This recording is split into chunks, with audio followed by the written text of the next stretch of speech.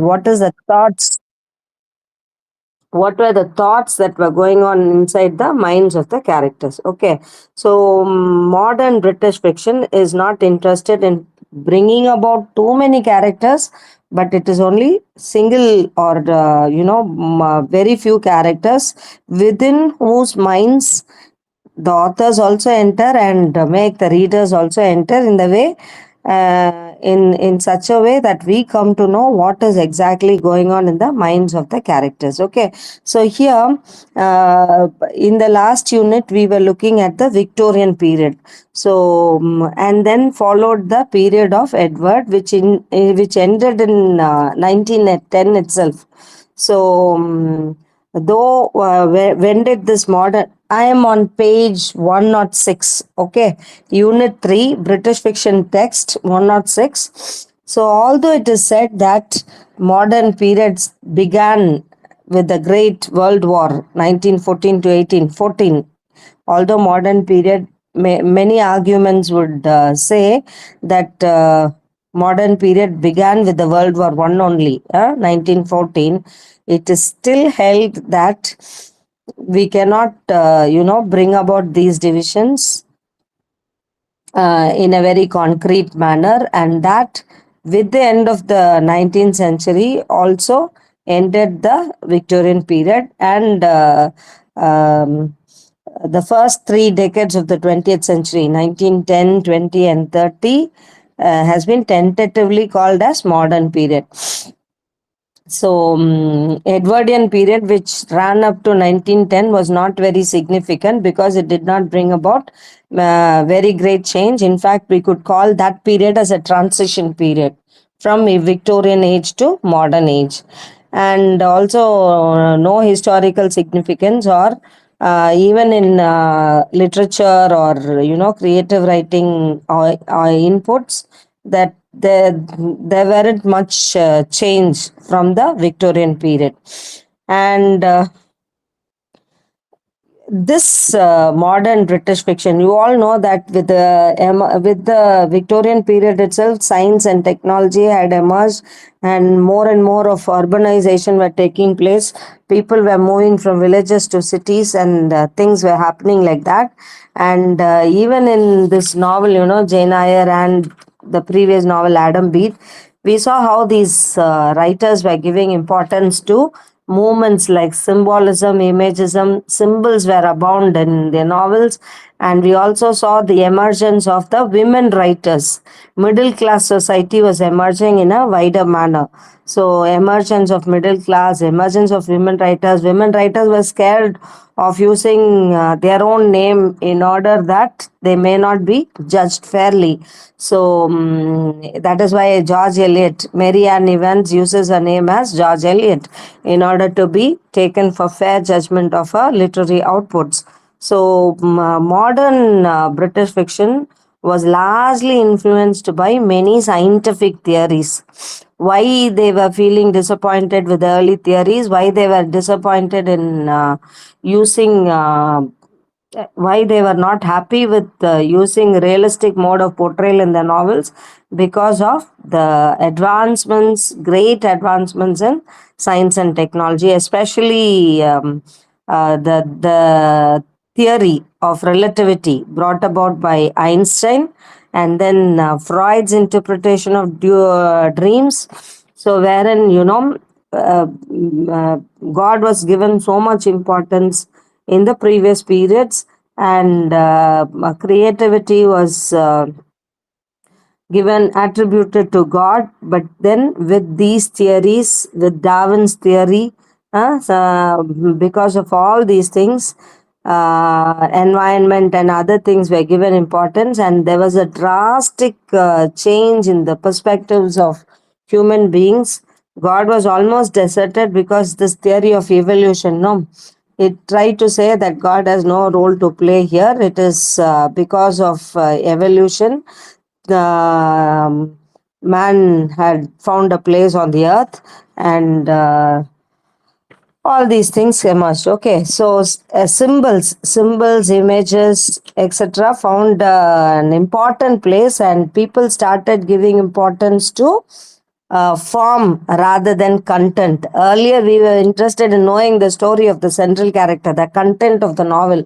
But now, no more form was given, content was given that much importance. But they were interested in form, the technique of the novel, etc. Okay, so the innovations, the proliferation of new ideas emerged, and all that was considered as holy, were thrown out. So, this modern period indicated a break from the past literature, and all the traditional forms of literature were found inadequate to suit the modern times. And you must have heard about absurd theory of absurd, with the world wars, 1914 to 18, and then 39 to 42, the Second World War, World War 1, 2, and all had a lot of influence on writing of these novels, and many theories had come up. Existentialism, you know what existentialism is? Existence, the very existence was found a burden, and with a lot of sorrows, sufferings, etc. People started questioning the very existence. We all are born in this world, undergo a lot of sufferings, and then die. There is no meaning in living life, the meaninglessness. This was taken as an important subject, and novelists were concentrating on that. So, that is existentialism, developed by Sartre. And then you have alienation, the characters, alienated feeling, exiled feeling, absurdity, all these things. Okay, so all these things were found a place in the novel, existential angst, etc. So, some of the important writers of the period were E.M. Foster, D.H. Lawrence, Joyce, Eliot, etc. Okay, now coming to the and also the compactness of the text itself was questioned with the discovery of the deconstruction technique, with the emergence of deconstruction technique. So, it was said that the text is not a unified whole.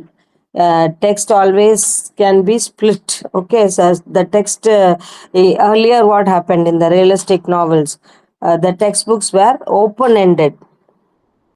The textbooks were all not open ended but closed ended, like this is the ending of the novel. That was for sure. But later on, what happened in the later novels and modern novels, the ending was open ended. We can conclude the novel with any ending is possible.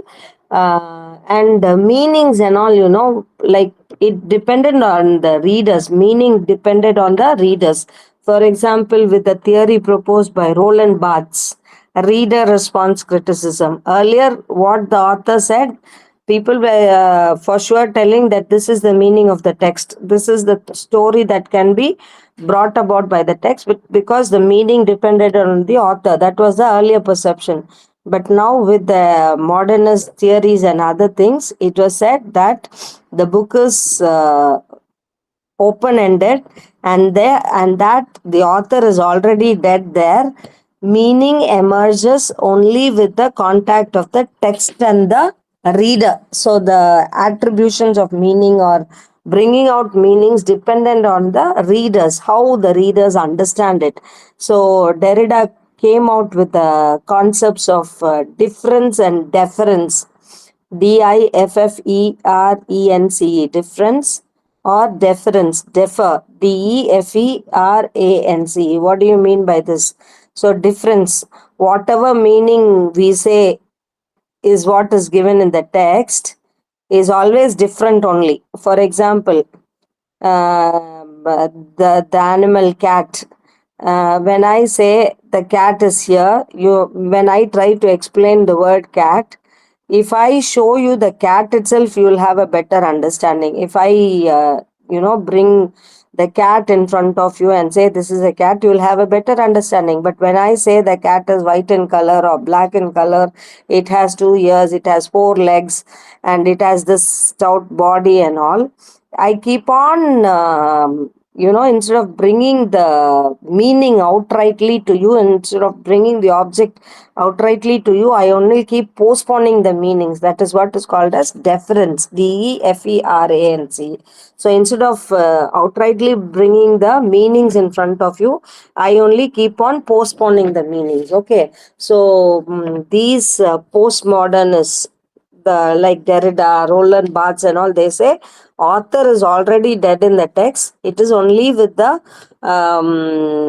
merging, or it is only with the readers that the text comes alive. Okay, so words and signs can never mean what they want to convey. So the word which represents an object does not actually convey, but it only keeps postponing. And if at all we feel that we have arrived at a meaning, it is only to the closest possible meaning that we have arrived at, and not at the exact meaning. Okay, so this is what happens. So earlier realistic novels, objective kind of portrayals of incidents happened. Objective kind. There was one supreme author.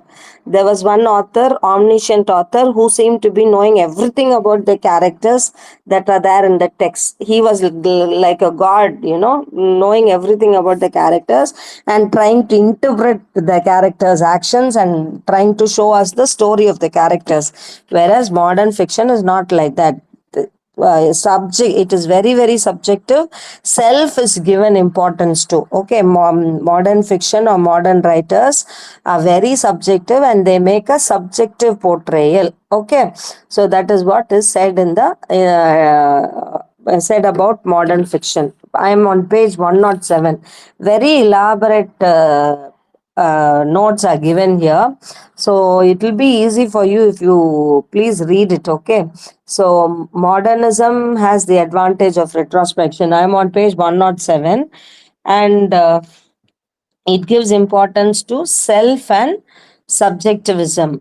Postmodernist writing foregrounds language as a medium devoid of a referential external reality. So, what is said is language is built upon certain external realities, references. Okay, if all these references are removed, everything will collapse. Okay, so post modern writers were interested in bringing in allusions. When you don't know the meanings of certain allusions, you will never understand the text itself. So what was why this kind of writings were given importance, and why people were interested in this kind of writing, is because of the theory of Darwin and other people, the symbolist movement, Darwin's Origin of Species, Flaubert's Madame Bovary, and then the symbolist movement in France, which also had its repercussions in Britain and USA. Okay, so the earlier realistic novels of Jane Austen, George Eliot, Charles Dickens, and all were given up, and especially Freud's discovery of the unconscious. This led to the exploration of the self. People were more interested in bringing about the thought processes. That is why we have the stream of consciousness technique and all. What is the stream of consciousness or dramatic monologue technique? Stream of consciousness. What Virginia Woolf says is, what the modern writers like James Joyce, Virginia Woolf, who are specialists in this kind of writing, they say is, our thought processes are not the same. You can be in the class, but your mind can wander elsewhere. It can be in another place, very remote place, far off places also. Okay, so when our thought processes does not stay in one place, and when it keeps on moving, it is absurd, it is meaningless to present a kind of episodic kind of presentation of incidents in the novels. Okay, so Virginia Woolf uh, her essay modern fiction, okay, her essay, they say it is the starting point of how modern fiction was defined by her. So they were opposed to presentation of physical incidents. They were opposed to materialism, and they were concentrating on spirit or the soul. So The omniscient narrator was abandoned. The bird's eye view of narration was abandoned, and subjective kind of narration was given importance to. Okay, so and then there are another two important concepts which I wanted to tell you: temporal and spatial. The concept of time and space. Earlier, if you see the examples of the novels, even you take the case of Jane Eyre or Dickens's novels, David Copperfield, or even Tom Jones. First, you are given the birth of the central character, so you find a chronological narrative, historical narrative, the time that the character was born, and then how he grows up, attains maturity, okay, and then his marriage and other things, how he inherits property, or how his hard work, his profession, etc., are all described. Here we don't have like that. Modern fiction is not like that. It is all spatial. So in those realistic novels, the concept that was developed was temporal. Here it is spatial, in the sense consciousness. The authors are interested in registering the consciousness of the characters, the what is going on in the mind. Okay, so going after by the clock and the calendar, the traditional historical sequence of action. I'm on page 108, last but first paragraph. Okay, somewhere in the middle. So the concepts of time and consciousness, it was developed by French philosopher Henry Bergson. So instead of going in an artificial manner based on the clock and calendar, a traditional historical sequence of actions, this chronological development was given up, and authors were not interested in portraying, bringing with telling stories in a continuous manner. Continuity was given up. So discontinuity was there in the novels, closely representing the movement of the human consciousness itself. So all the narrations were jumbled narrative sequences. Okay, jumbled narrative sequences close to the dynamic of consciousness. So, unreasonable sequence of human thought processes given. Sometimes when you read these novels, you will even be confused, like what is the time frame that the author is using, something like that. So, this is stream of consciousness technique. That is, the thought processes or the internal workings of the mind is given by the authors using one character or some two characters. Okay, so that so to just sum up, can we just sum up the features of modernism?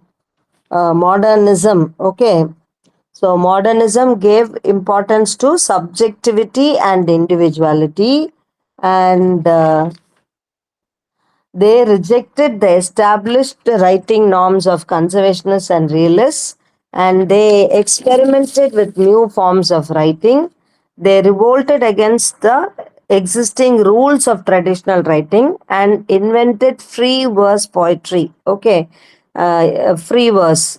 And they did not care about rhythms, rules, etc. They were nihilistic, in the sense they rejected all religious and moral principles. Earlier, during the reign of Queen Victoria, everything was based on moralistic principles. So we saw when Betty Sorrel fell into a relationship out of which she got a child also, she was punished.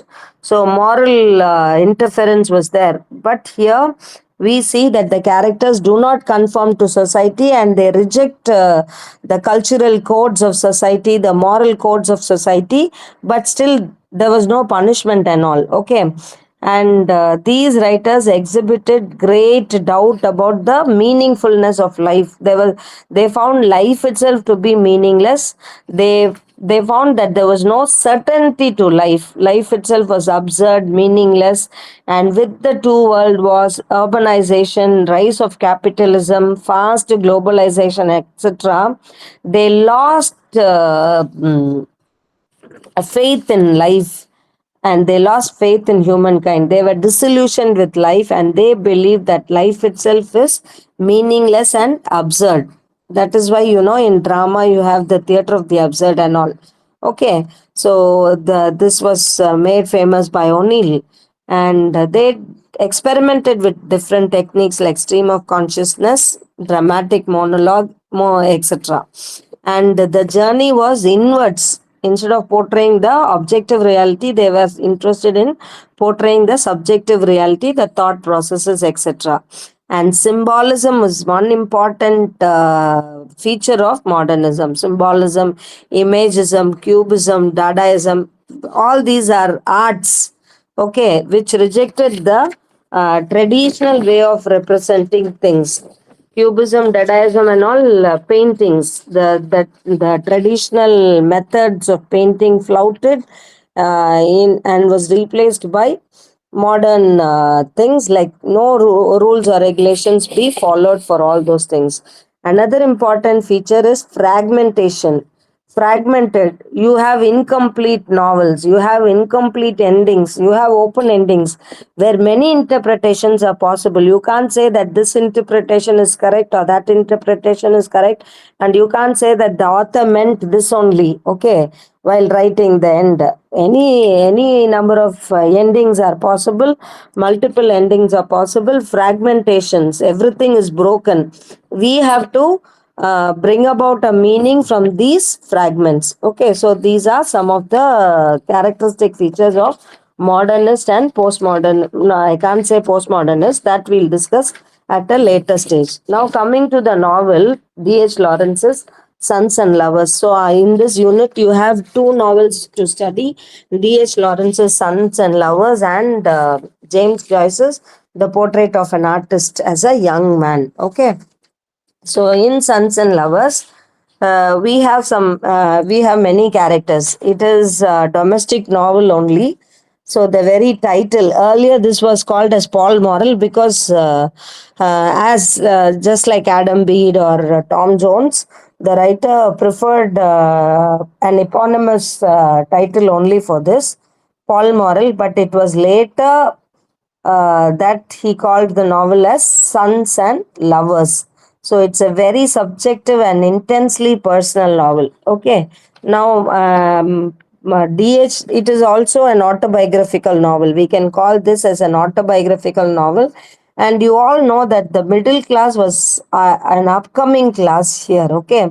So here, why this is called as Sons and Lovers is, I earlier when I was doing Jane Eyre, I said you can find the myth of Cinderella in Jane Eyre, okay, where an orphaned small girl is under the custody of her aunt, abandoned by the aunt. She grows up in a school and then she joins as a governess and then she marries a rich man.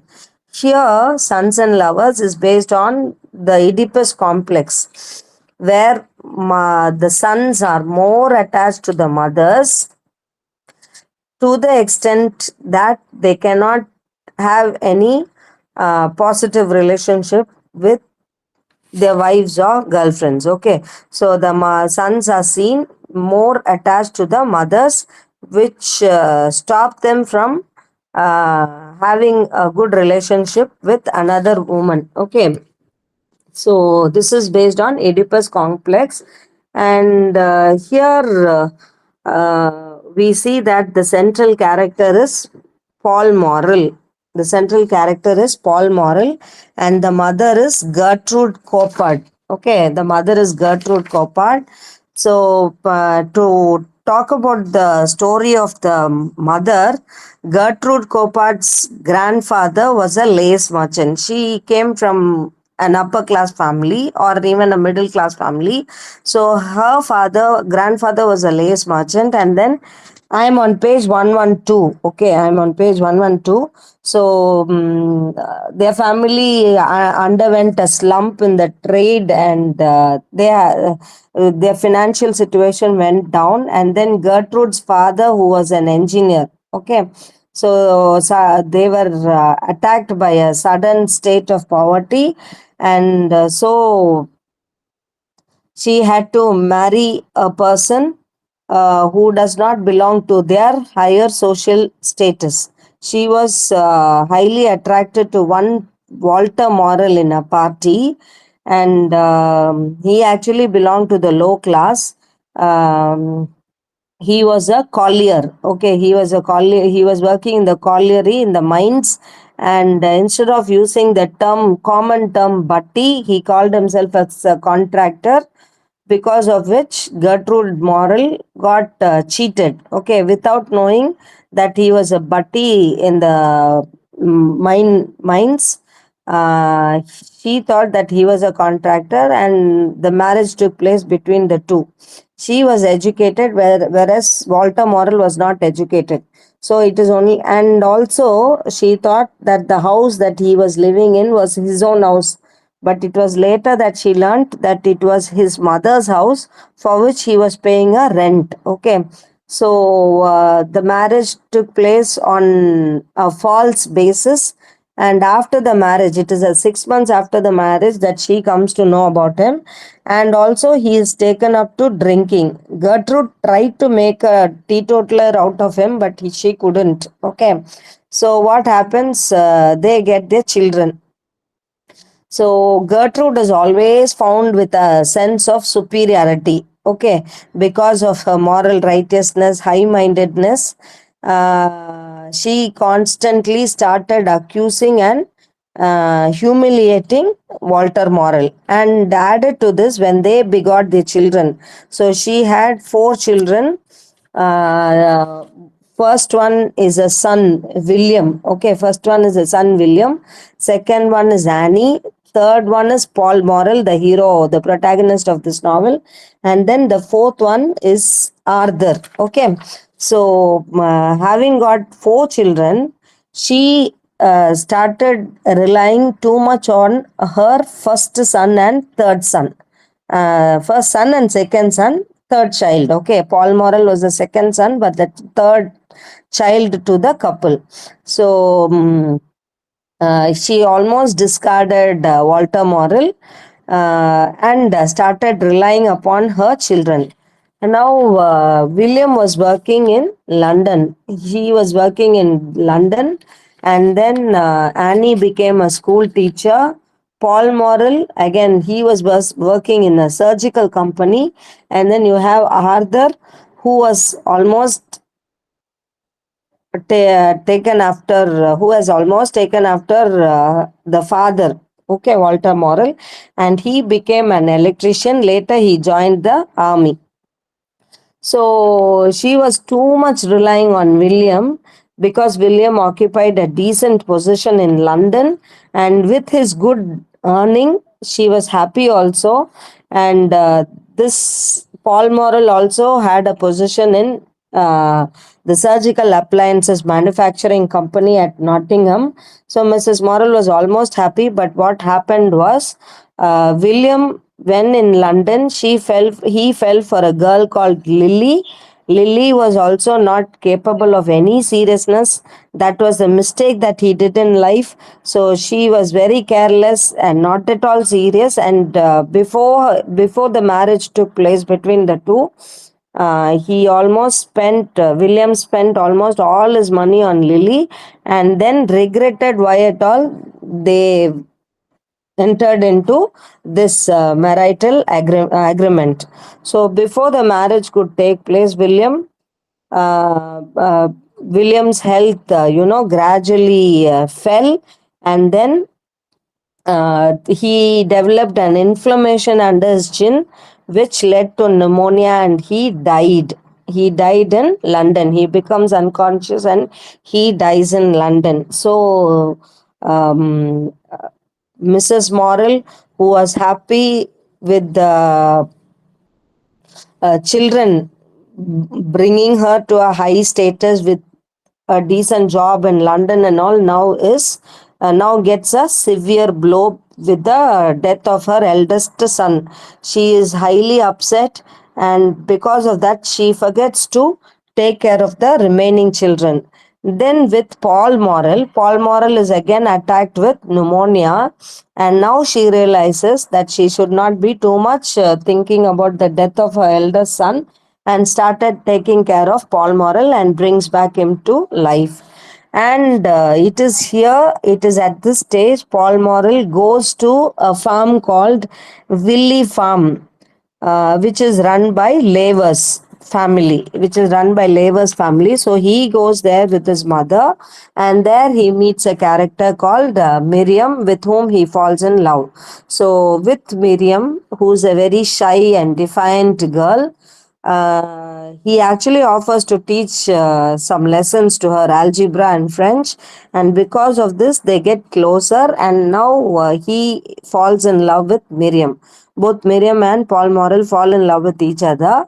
But what stops them from getting intimate is Paul Morrell's much more greater love for his mother. So his love for his mother stops him from getting complete fulfillment with Miriam, who is at the spiritual level. Okay, just like his mother, who has attracted him and holds him on a spiritual basis, Miriam also holds him on a spiritual basis. Okay, and in the meanwhile, what happens to Paul's younger brother Arthur is, I'm on page 114. Okay.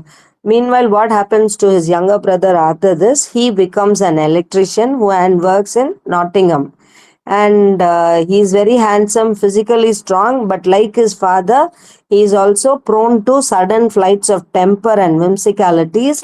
And because he picks up quarrel with anybody, he was ousted from being an electrician. And without the knowledge of the family, he joins army. So Mrs. Morrell worries about him and knows that the army will not suit him at all because of its strict and disciplinary life. So, with the help of the money that she was able to save from the income that Paul Morrell was getting as an artist, she takes him out of the army. She takes him out of the army and then, gets him settled elsewhere. And then Annie also marries a man called Leonard, and she leaves the household. Since Arthur was not a very responsible person, and also her husband was not a very responsible person, we find that Mrs. Morrell was feeling lonely and started to rely heavily upon Paul. So the bonding between Paul Morrell and Mrs. Morrell gets stronger and stronger day by day, and Mrs. Morrell, as she was aging, as she was getting old, she was also getting weak and old, and she was Paul Morrell is frustrated and sad, and because of this he goes to Miriam, but he is unable to give himself completely to her. So now he gets the friendship of one Clara Dawes. So with Miriam, he's not get able to get into a passionate relationship. Okay, they sacrifice their sexuality, and Miriam's spiritual purity is stopping him from getting into a relationship with Miriam. So, because he cannot approach her physically and sexually, he is attracted to Clara Dawes, a young, modern, and revolutionary woman. Her husband Baxter Dawes also works in that company where Paul Morrell works, and then Clara Dawes and Baxter Dawes, her husband, are not in good terms, and using this, Paul Morrell has an affair with Clara. But with Clara also, he is not able to give completely himself, because Clara feels that he only has a sexual relationship with her, whereas they are not united in a spiritual manner, which leaves both of them disillusioned in that relationship. So later on, what happens? Clara's husband has a fight with Paul Morrell in the company, and he is removed from the company.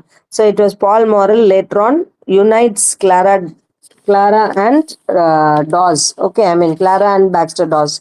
So they again get united, and Gertrude Morrell's health is getting deteriorated further and further, and at one point she dies also. she dies. Okay, so even after her death, Paul Morrell is not able to unite with Miriam, and the novel ends with Paul Morrell drifting away, Paul Morrell drifting towards death. Okay, the novel ends with Paul Morrell moving towards death. So he tells Miriam that he wants to go abroad and he moves away. Okay, so this is the novel. So, how will you come make an analysis of this novel? So, we can see that the novel is built around the Oedipus complex. So, if a man is attached to his mother and unable to enter into any other relationship, then we can call this as an Oedipal complex. And this is found in women also, which is called as Electra complex. If a woman is too much attached to the man, to the father, and is unable to live a life with any other man, then that could be called as Electra complex. So we see that this novel is built around this, and it is a very autobiographical one because D.S. Lawrence himself experienced this with his mother, and there were so many lovers whom all he couldn't marry also. Now come to page 117, 117.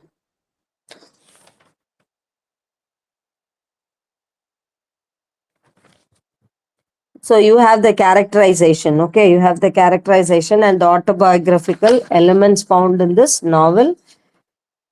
So how can you call this novel as a Bildungsroma? So page 120.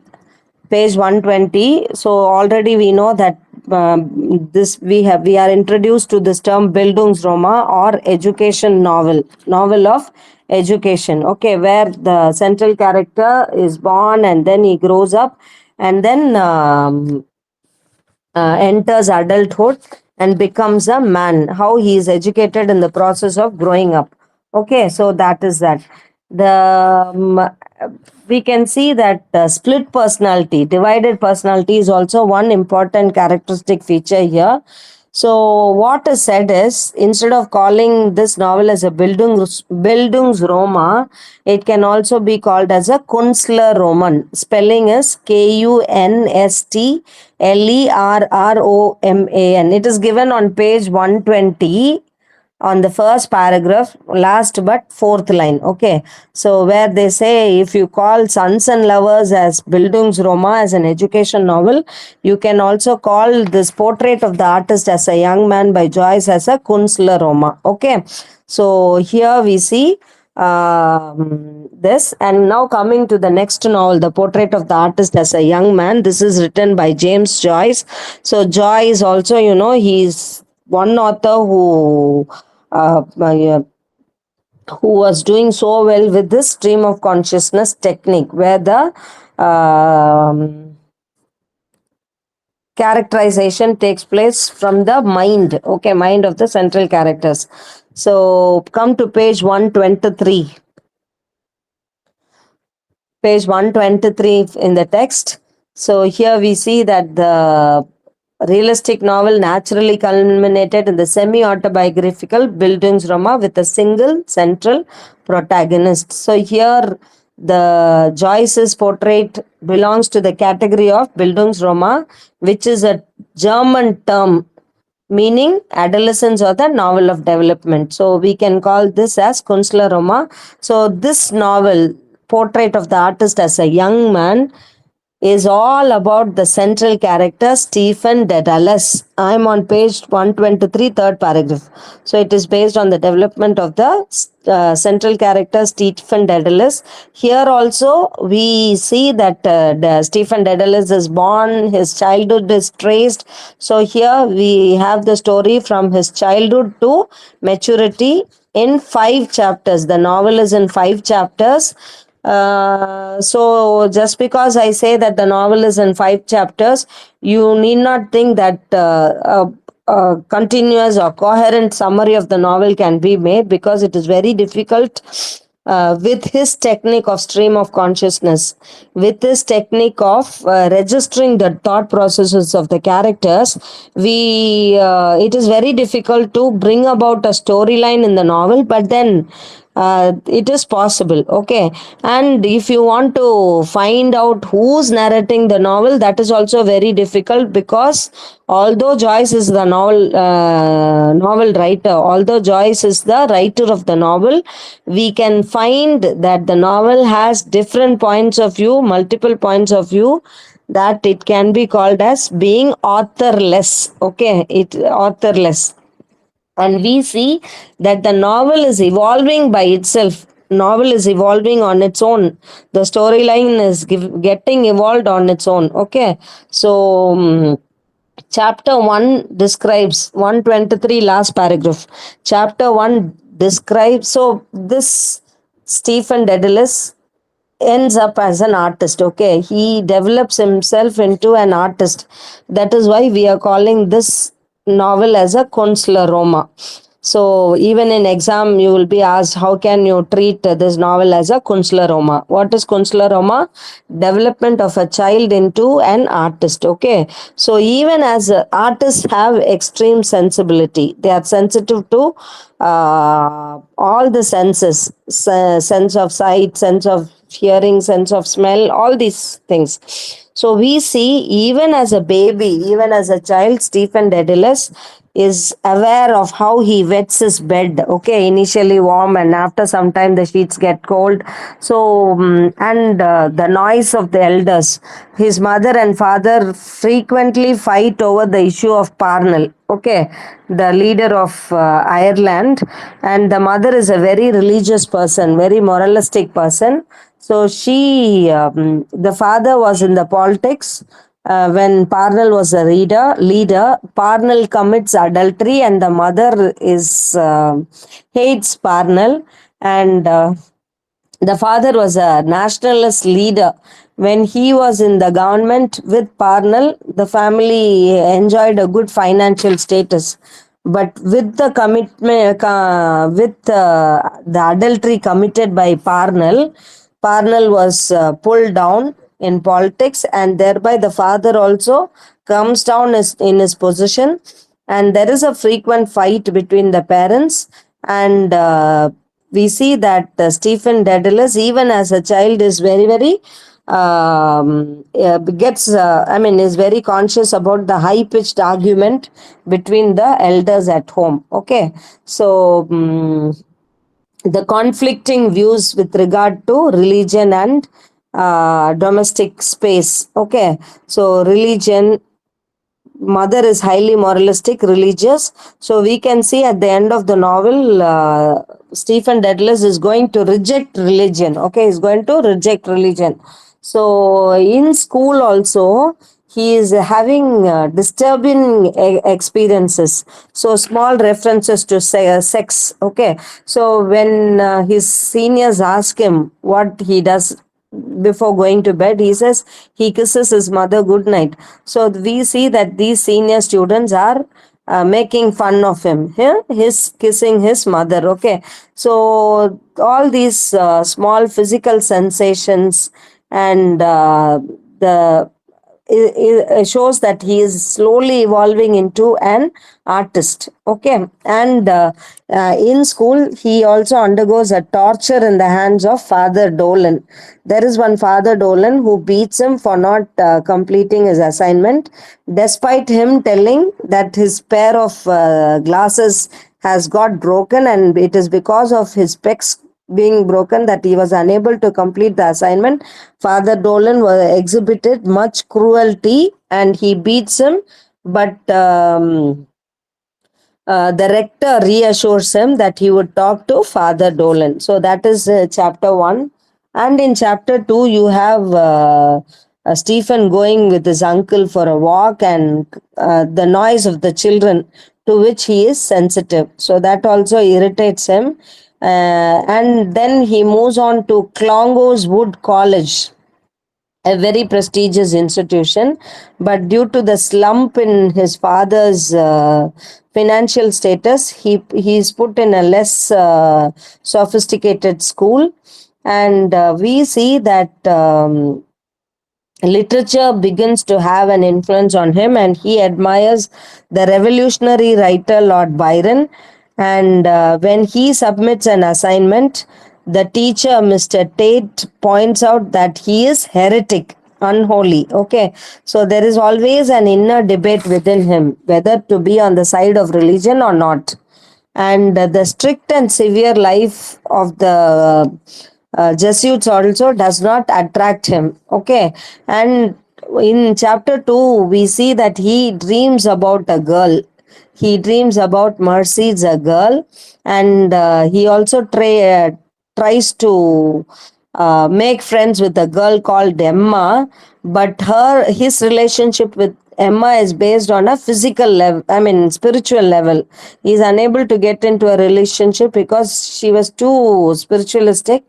And then at the age of 16, he goes to a prostitute, and this sin torments him like anything, which we will be seeing in chapter 3. So because of his sin with that prostitute, he feels tormented and hence retreats himself or takes refuge in religion. Okay, and these four aspects, death, judgment day, heaven and hell, makes him worried, and it makes him worried about his unrepentant sin, and hence he thinks he can enter into religion. Okay, so he feels highly remorseful and then makes confession about his shame and self consciousness. Chapter 4 begins with Stephen going through a devotional routine. Okay, so he wanted to control his senses. He thinks that by controlling his senses, he can enter heaven. So opts. He opts for a life of renunciation and strict discipline, and but then the severity, the joylessness, the mirthlessness of the priestly community makes him hate that job. The cold and ordered lifestyle of the religious brethren seems repulsive to him, and he negates that also. Okay, so in chapter 5, we see that the dean, an English convert, does not seem to know the word Tandish. So we see that he is extremely sensitive to words also. Stephen Dedalus is extremely sensitive to words. So instead of using the sophisticated term Tandish, the dean uses funnel. Okay, and because of that, a problem comes between the two. So he says, and the dean asks whether this term was used in Ireland. And I forgot to tell you, all this uh, James Joyce comes from Ireland, and Stephen Dedalus is also an Irish person. So, where it is not regarded in a good light. So, this dean asks whether Tandish is the name used in Ireland. He asks in a very condescending manner, to which Daedalus says that it comes from lower Drumcondra, where they speak the best English. Okay, so this kind of false politeness of the clergy, the intellectual arrogance, all these disillusion him, and so he rejects religion also, and he refuses to enter into the Jesuit order. So we see that first he rejects home, and then he rejects religion, and then becomes an artist himself. Because how does he become an artist? He writes his own theory on of aesthetics. Okay, and then we see finally rejecting family, nation, because he does not like the politics in Ireland, the Parnell politics. Okay, so first he rejects family, and then he rejects nation, and then finally he rejects religion also. So we see that he exiles himself. He moves away from his country.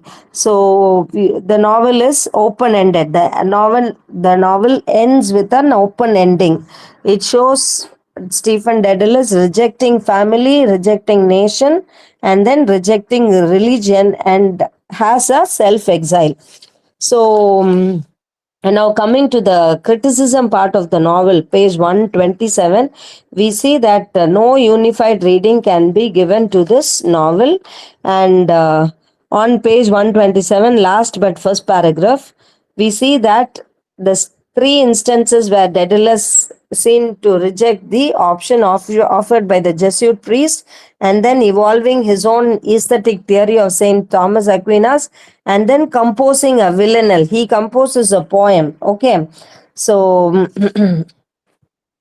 he composes a poem. So that thus we can conclude that he becomes a poet. He becomes an artist. That is the growth of this Stephen Dedalus into an artist. Okay, and come to page 128. There is a word mentioned here on 1 2. So the second paragraph on 128, second paragraph, some seventh line, epiphany. Okay, epiphany. So, what is this epiphany? Stephen Dedalus, as he is moving away from the Jesuits, after rejecting religion, he moves on and thinks that he should go on an exile, move away to a different country. Okay, so that was an epiphanous moment for him, a moment of revelation. He now has this revelation that he is not made up for an ordinary life. He rejects his family, he rejects his country, and he also rejects religion. And the revelation comes to him that he is a poet or he is an artist. Okay, so that moment is called as epiphanous moment.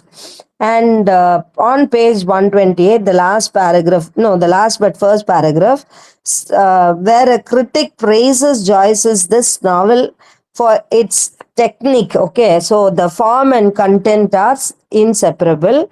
Although the form and content are inseparable, the technique is appreciated by this critic. Okay, so art lies in the objectification and evaluation of raw experience through technique. The technique in which the novel is written, what technique is used here in this novel? Stream of consciousness technique. Okay, so that technique is praised by many writers. So, if you analyze Sons and Lovers, that also shows us the thought processes of the character, and the portrait also uses this technique. Okay, so what is this epiphanous moment? It's a self-realization moment, a moment of sudden and great revelation, realization that he is not made up for small things. He is not made up for domesticity, but for a greater purpose in life. He is an artist. That is why we read this novel as a Kunstler Roma, which records the growth of a small boy into an adult, into an author, into a creative writer, into an artist. Okay, so the progressive alienation of Stephen Dedalus, brought out so objectively by Joyce using the stream of consciousness technique. So that's it. Any doubts?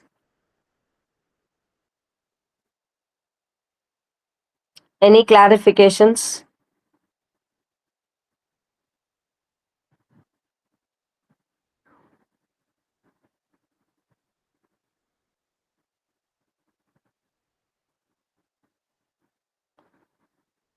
Nothing?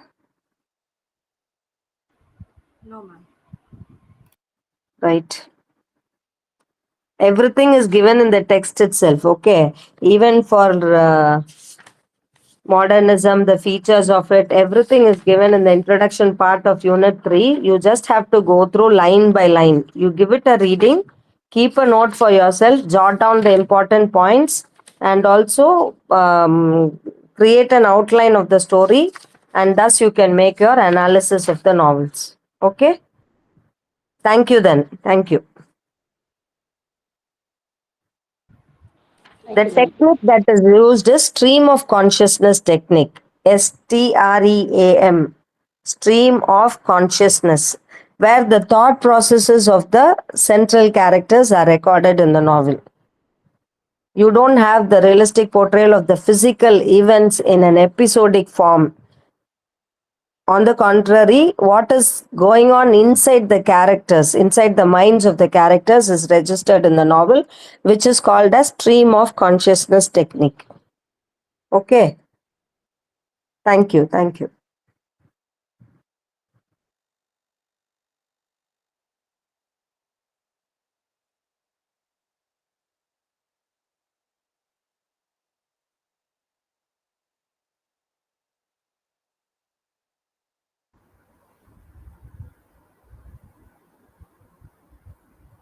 Good morning. Morning, ma'am. Good morning. Yes. So today I'll be meeting you for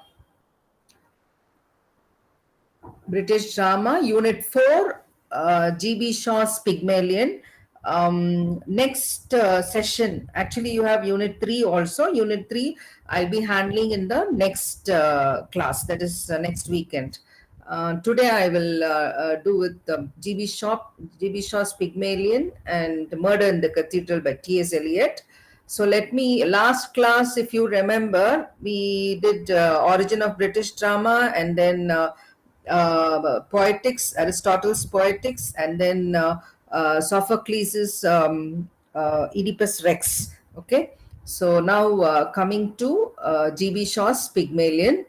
Now, George Bernard Shaw, born in the year 1856, and he died in 1950. He was born in Dublin to a civil servant, and then he later on moved to London as a young man in the year 1876.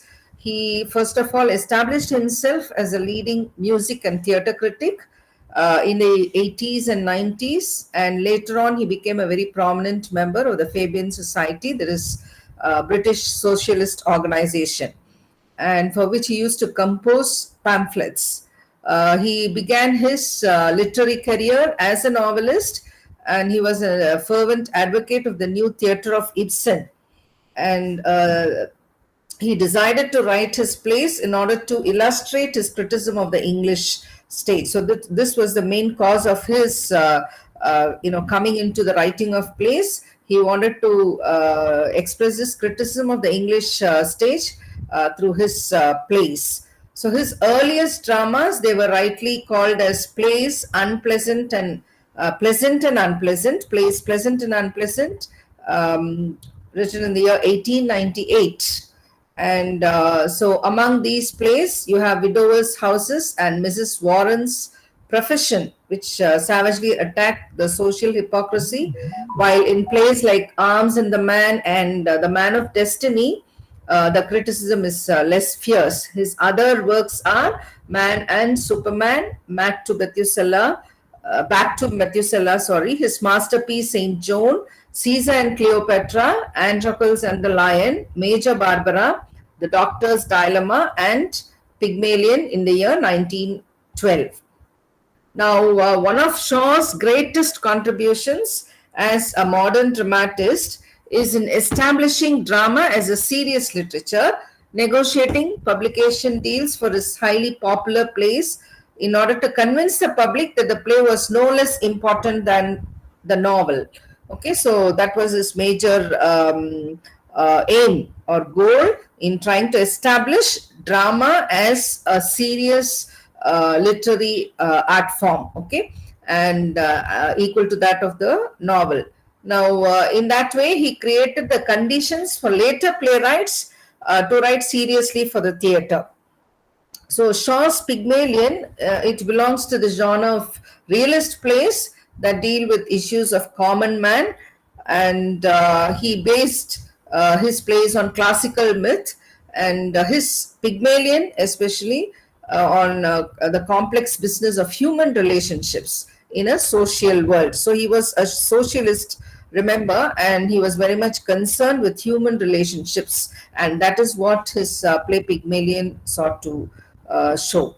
And the play Pygmalion was actually transformed into My Fair Lady, the film version, and which was a roaring success as well.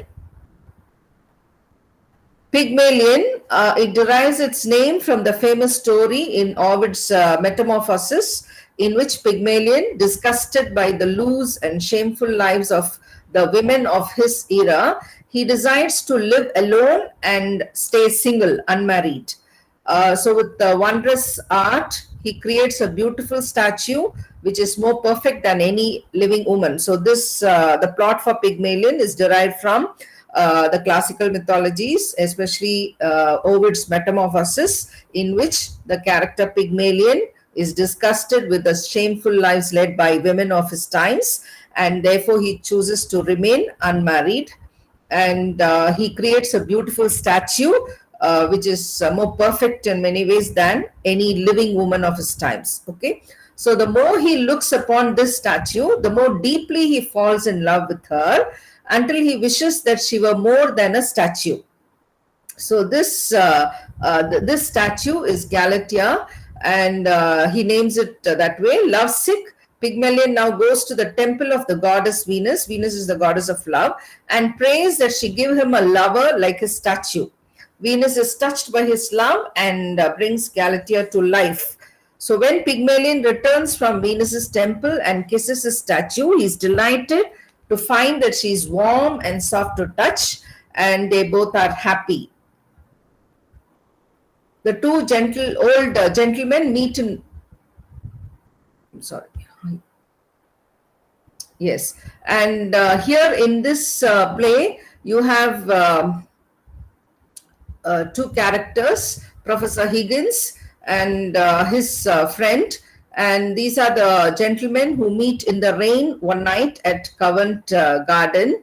And Professor Higgins is a scientist, he's a phonetician, and Colonel Pickering is a linguist of Indian dialects. The first, that is Professor Higgins, bets the other that he can, with this knowledge of phonetics, convince high London society that in a matter of months he will be able to transform the Cockney speaking. That is, Cockney is an East London dialect, okay, which is specific to that region.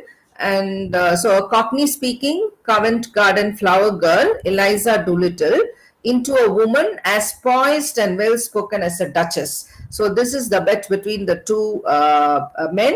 Professor Higgins bets that he will be able to make this girl Eliza Doolittle, a flower girl who speaks only the Cockney language, into a woman as poised and well spoken as a duchess. So the next morning, the girl appears at his laboratory on Wimpole Street in order to ask for speech lessons, offering to pay a shilling so that she may speak properly enough to work in a flower shop. So the girl arrives at his door, and she pays him a shilling in order to take the language lessons.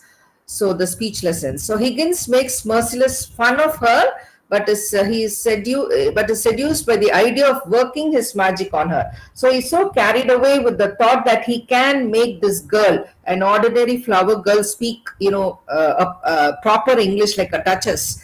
So that is what is in his mind, and therefore he keeps teasing this girl for her Cockney language. And Pickering, on the other hand, goads him on by agreeing to cover the cost of the experiment if Higgins can pass Eliza off as a duchess at an ambassador's garden party. So Pickering, his friend, he goads him on, and he is sure that this feat cannot be achieved by Professor Higgins. So he's very sure that a Cockney-speaking girl cannot be made to speak, proper English like a duchess. So therefore he takes it on, and the challenge is taken, and Higgins starts by having his housekeeper bathe Eliza and give her new clothes. Okay, she comes from the lower class, right? She is only a flower girl, and therefore look at the class consciousness of these people. And before he can take in this girl Eliza as a student, he wants her to be clean, and and therefore she's given a bath, and then she's given new clothes to wear.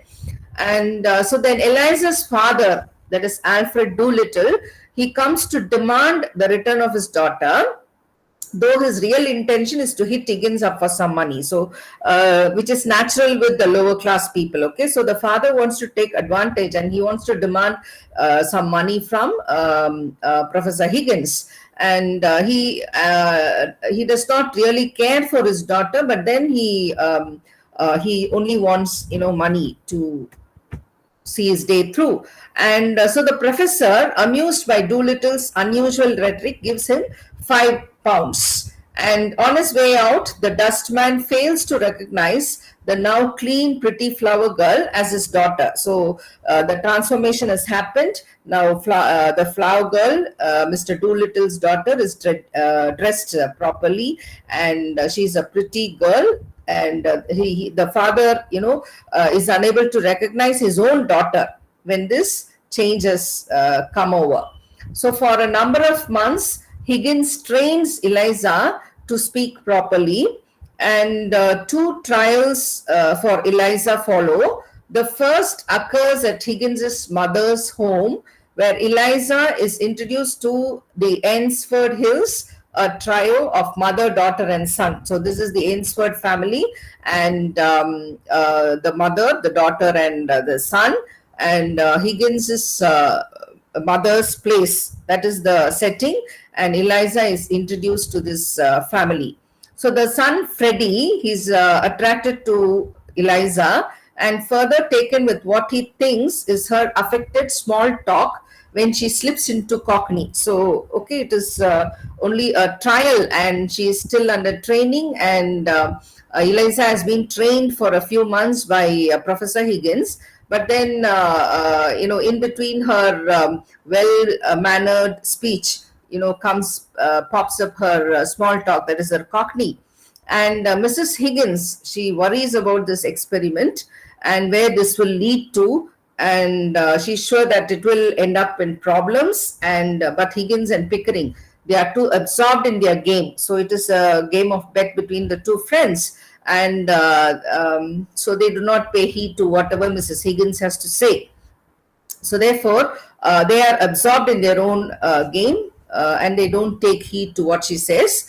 A second trial, which takes place months later at an ambassador's party, and which is not actually staged, is a resounding success. Okay, the first one was actually staged, and the second one is not, and it seems to be a great success. Now, as far as the language goes, Eliza, appears very confident in speaking the language, and the Cockney doesn't pop in.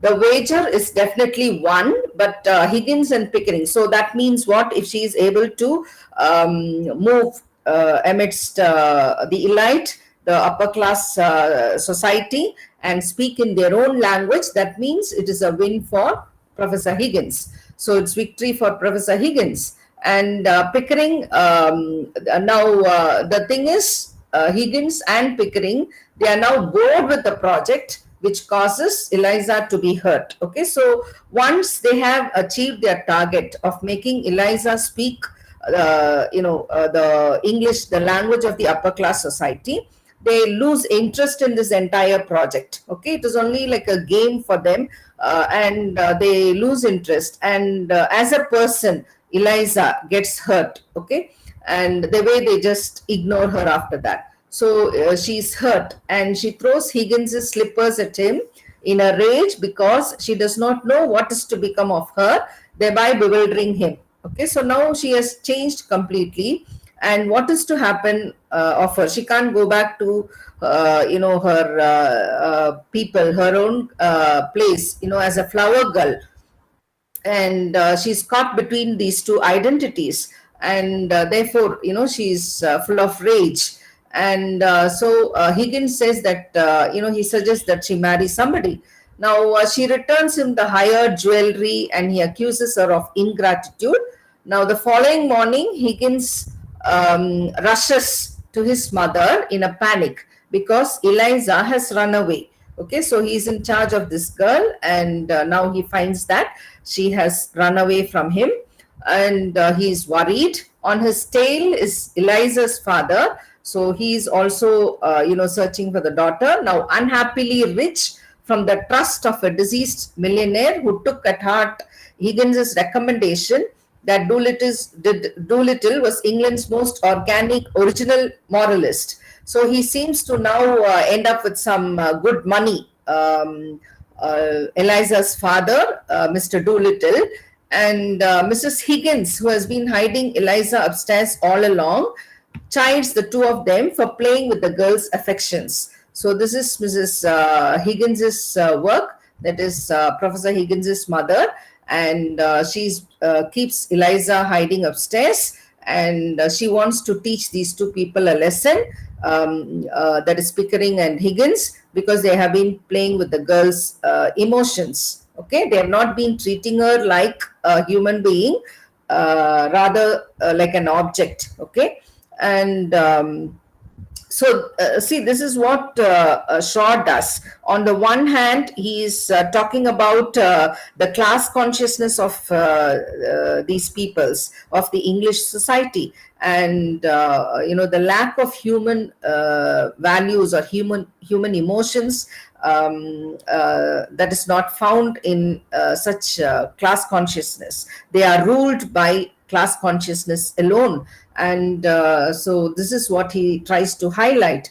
And so when she enters, Eliza thanks Pickering for always treating her like a lady, but threatens Higgins that she will go away with this rival phonetician Nepomuk.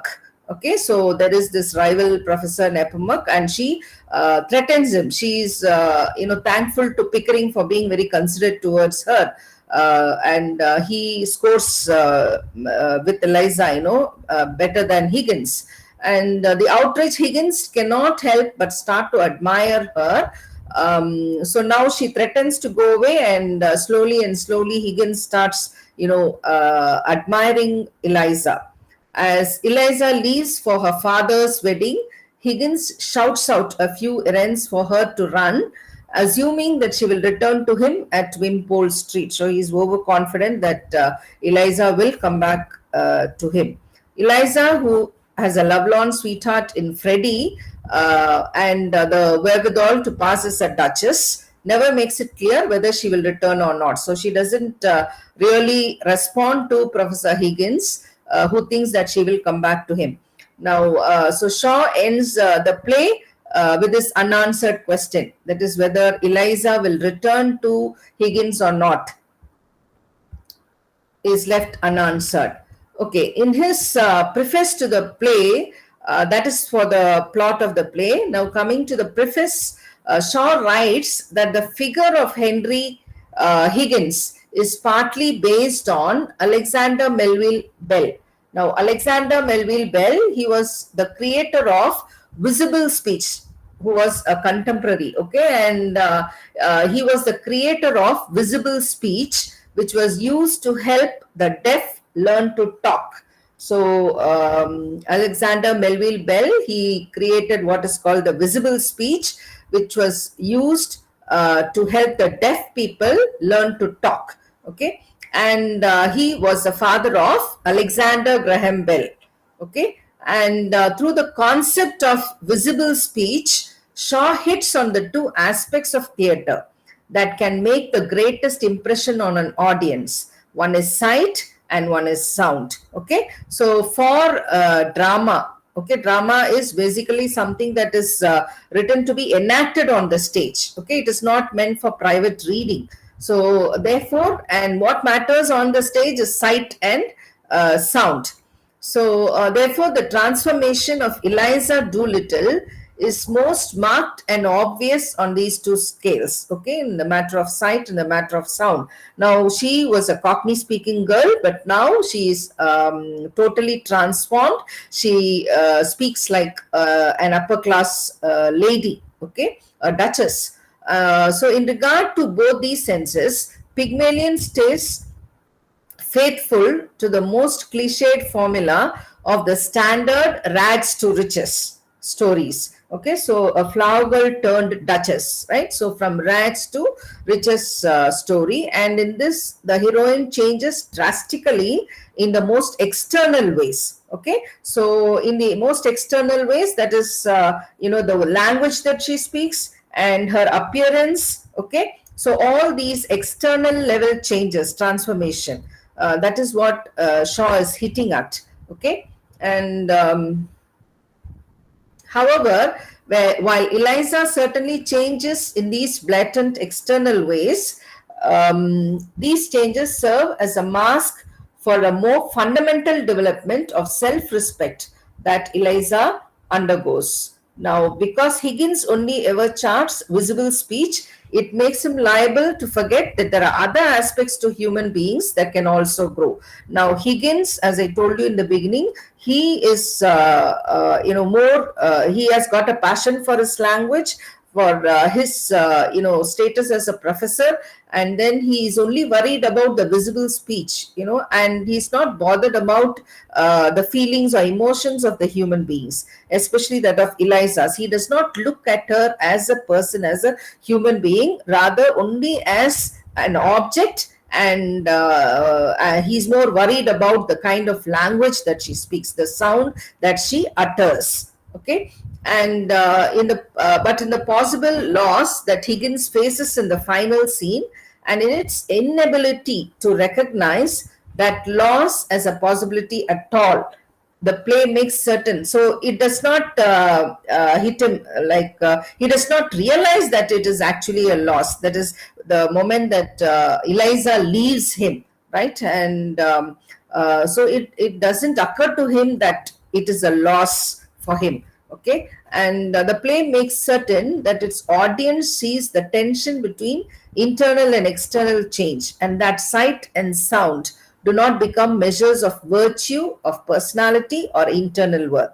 So the internal worth of a person, okay, the person and his or her human values, okay, so that do not matter to Higgins, and he is too blind to even see through, okay, the emotions, the feelings of Eliza, to look at Eliza as a as a human being, as a blood and flesh person.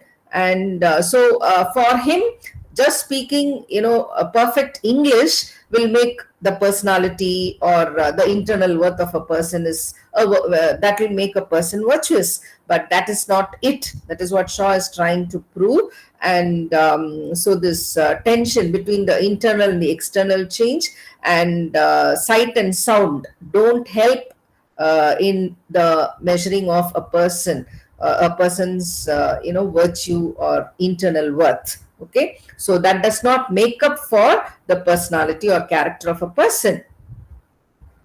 So the role of language and speech. Now, Shaw's play, it explores aspects of language in a variety of ways, and Higgins and Pickering, they study linguistics and phonetics, taking note of how people from different backgrounds speak differently. Now, then you have appearance and identity. Now, Pygmalion explores how social identity is formed not only through patterns of speech. Okay, so it is a highly class conscious society, the English society, and the mode of language that they speak, the expressions that they make, all these, the patterns of speech itself, it that will give the identity of a person, the social identity of a person. So Cockney is then related to the flower girl. Okay, she belongs to the lower strata of society, and that language is entirely different from the kind of language that Mrs. Higgins or Professor Higgins or his friends speak. So language establishes the social identity of a person. Okay, and much like speech, one's physical appearance signals social class. So, as a flower girl, the way Eliza Doolittle is dressed, okay, and when the transformation occurs, when she starts, acting like a duchess, moving in the upper class society as a duchess. So, what kind of physical appearance, she has, right? So, again, the appearance, that also physical appearance counts for it shows the person's social class. Okay, so just like language, even physical appearance shows the class of a person, the identity to which class, whichever class they belong, the upper class or the lower class. So this is the kind of English society that Shaw is mocking at.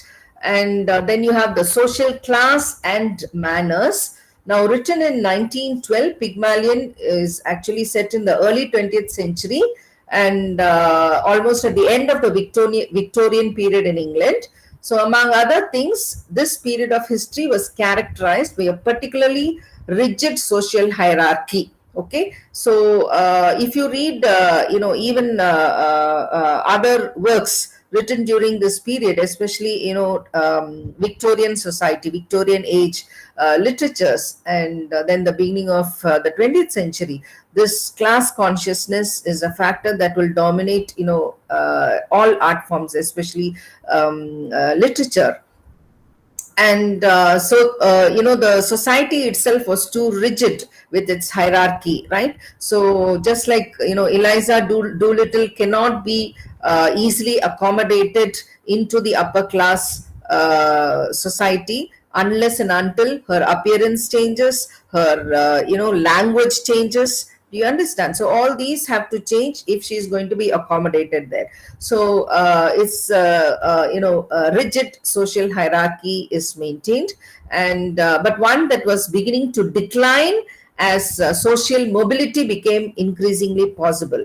So what is this social mobility? Now, social mobility is mobility from the lower class to the upper class. Okay, so for instance, if somebody from the lower class is educated, happens to be educated, finds good employment, okay, so gradually that person's transformation takes place in society economically, therefore. Okay, so economically there is growth, there is development. So what happens? A person from the lower strata of society can change, can upgrade to, can transform, can move towards, okay, the upper class, right? So so then there is social mobility, right? And so during the beginning of the 20th century, with industrialization, okay, industrial revolution, people found good employment, and their economic status started growing. So then what happened? There was social mobility. People were they could afford to move from a very poor economic class to the middle class. Okay, and so there was social mobility, and this sort of changed this rigid hierarchy, social hierarchy. Now, the wealthy, high class characters of the play are thus especially concerned with maintaining class distinction. So, people like Professor Higgins, okay, they were very particular about maintaining their class distinctions. They were not ready for mingling. They were not ready for allowing people from the lower strata to move forward to the upper strata. Okay, they wanted to, draw this line. So this means more than a mere distinction between rich and poor. So not just a distinction between rich and poor, much more than that. Okay, so that is why Professor Higgins fails to look at Eliza as a human being, a person with emotions. Okay, she is only, he only looks at her as, as an object in the laboratory, right? So he does not look beyond that. He fails to look beyond that. So because of this class consciousness, okay. And then you have education and intelligence. Now, two of the play's main characters, Professor Higgins and Pickering, they are academicians, they are intellectuals.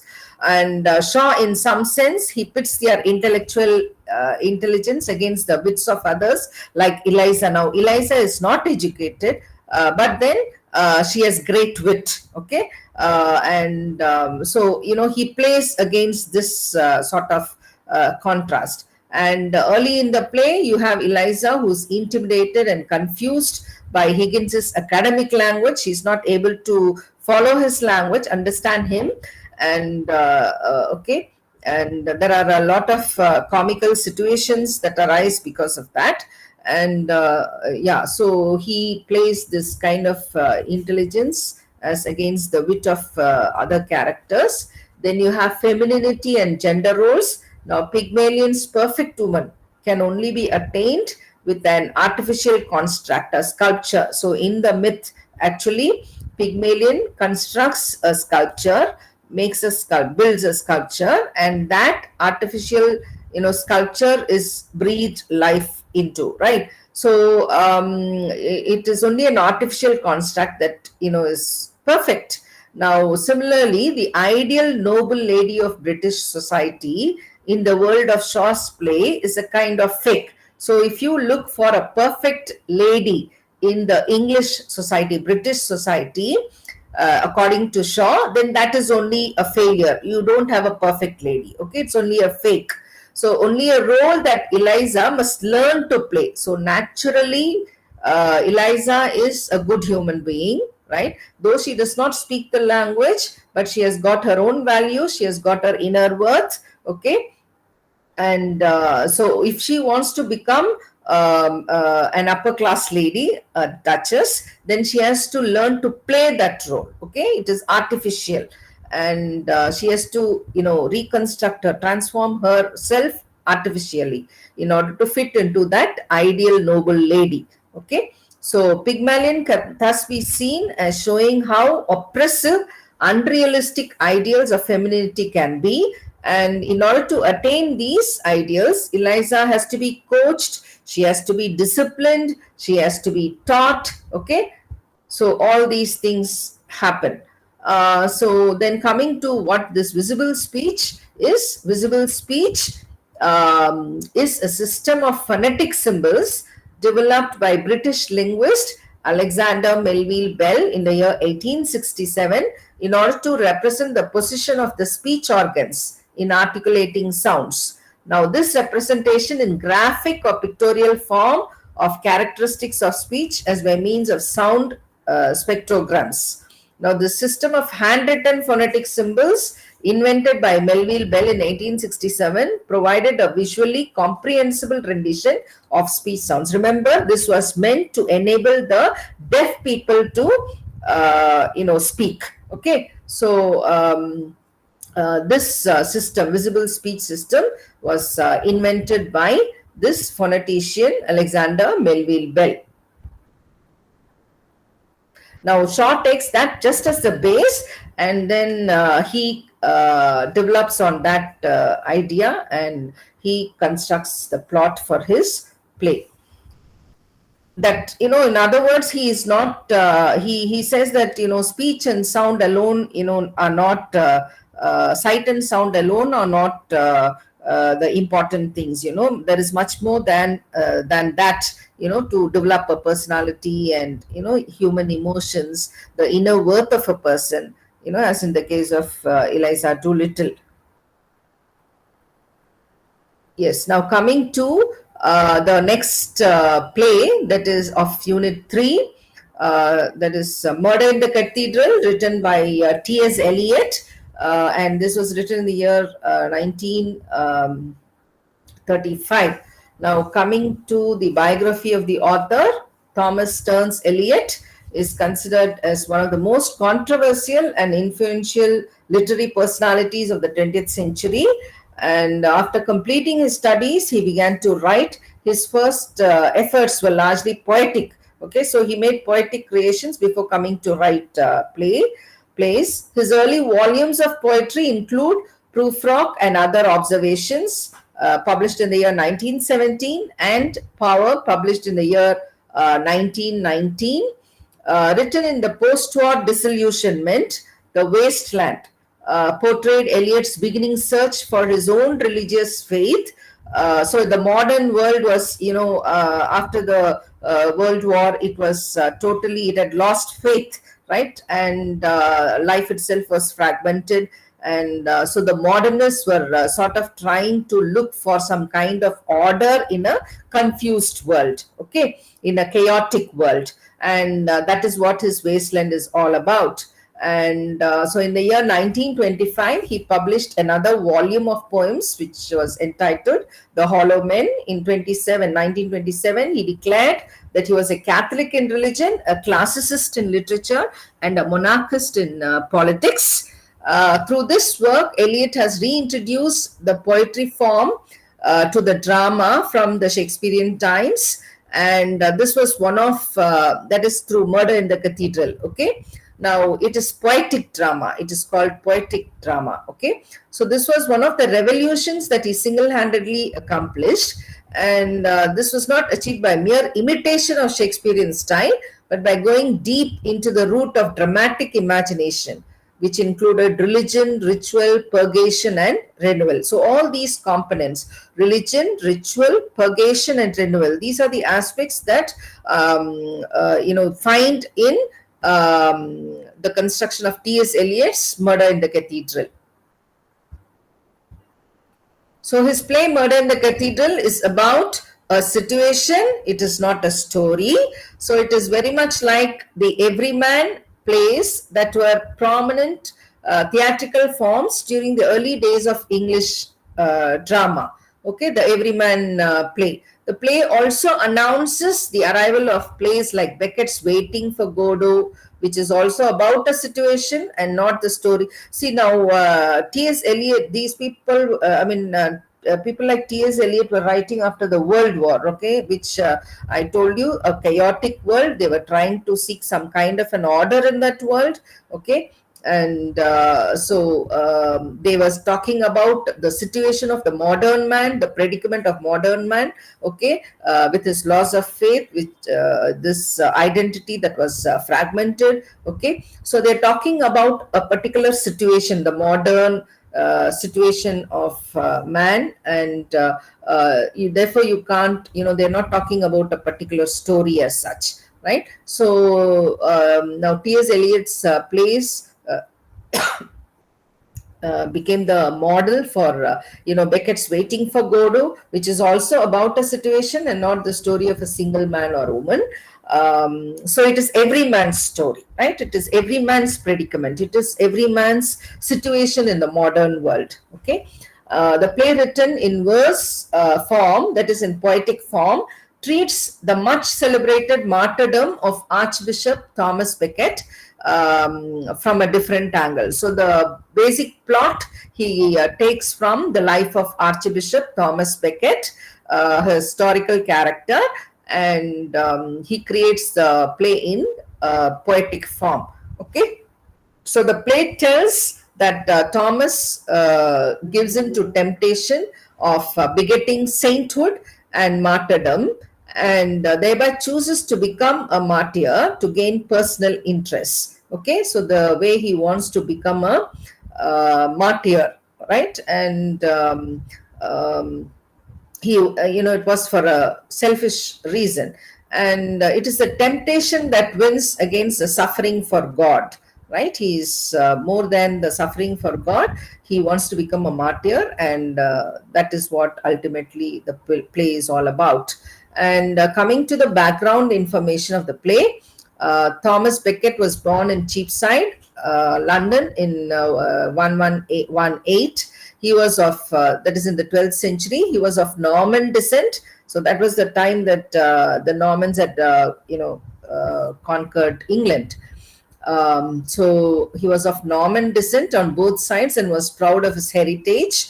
He was educated at Mortar Priory, various other schools, and finally in the School of Theology at Paris. Okay, the Normans were from France, okay, Normandy, right. Okay, he also learned law and practiced the use of sword and lance, traditional knightly exercises. So apart from being educated in theology, he was also well versed in the use of the sword and the lance, okay, and a typical knightly exercise, right? So he was just like a knight. He knew to use the sword and the lance. His study of law also helped him in his quarrels with the king. So the way he has his arguments with the king, that is a result of his study of law. His expertise in the use of the sword and the lance helped him in the campaign of the 1159 to 1160, when he defeated a French knight in a single combat. So he proved to be a very good knight with the use of the sword. So in 1141, Theobald, the Archbishop of Canterbury, took Becket into his household. From then on, his rise was rapid. In 1154, he was ordained and appointed the Archdeacon of Canterbury. Now, if you look at the English history, on the one hand, you have monarchy, the king or the queen ruling over England, and then you have on the other the state religious head, and that is the Archbishop of Canterbury. Okay, so you have a spiritual leader on the one hand, and you have a political leader on the other. So the state versus the religious leader, right? So he his rise was rapid, and in 1154 he's made the Archdeacon of Canterbury. Now Henry II gained the throne in the same year, making Becket's future even brighter. Now Becket became Henry's favorite religious leader. So Henry would often entertain Becket as well as seek his advice. So as a religious leader, he would seek his advice. At the same time, he also often used to entertain Becket. The king also increased Becket's importance. He first appointed Becket to the position of chancellor, and when Theobald, the Archbishop of Canterbury, died in 1162. Henry II appointed Becket, the Archbishop of Canterbury. So after the death of Theobald, Thomas Becket is made the Archbishop of Canterbury by Henry II. Right. And after 1162, the relationship between Henry and Thomas Becket, both proud and men of strong character. So you have the king, Henry II, a very proud and strong character. Becket also a similar type of man. Their relationship becomes very bitter. Okay. Ego comes into play, their relationship becomes bitter, and Henry wanted to reduce the power of the clergy, and Becket fought fiercely against it. Okay, so this conflict between the state and the church. Okay, so who is the head of the state? Okay, whether it is the king who is all powerful, or whether it is the church, the spiritual leader, that is the Archbishop of Canterbury, who is to be powerful. Okay, so this conflict between powers comes between the two, and Henry wanted criminal priests to be tried in the civil. So what happens now? Henry becomes very severe in his attitude towards priests. If they committed crimes, then they should be tried in the civil courts, while Becket wanted them to be tried in the ecclesiastical, that is the church court. Okay, and this is what happened. The quarrel went on, and in 1164, Henry, in the Constitution of Clarendon, tried to define the relationship between the church and the state. So, somewhere they have to draw the line, and this is what Henry tried to do. He tried to define the relationship between the church and the state. So church represented by the Archbishop of Canterbury, and the state represented by the monarch, that is Henry. Becket quarreled, and he made promises he did not intend to keep, and sacrificed his principles in order to retain his power. So look at the way that Becket starts behaving. He wants to hold on to his power as Archbishop, and therefore he quarrels and he quibbles and he makes false promises. And in order to protect himself, he fled to France, forfeiting his worldly goods to the crown. Now, Becket returned from his exile after 7 years. Okay, both the king. So, in order to save himself, save his head, Becket runs away to France.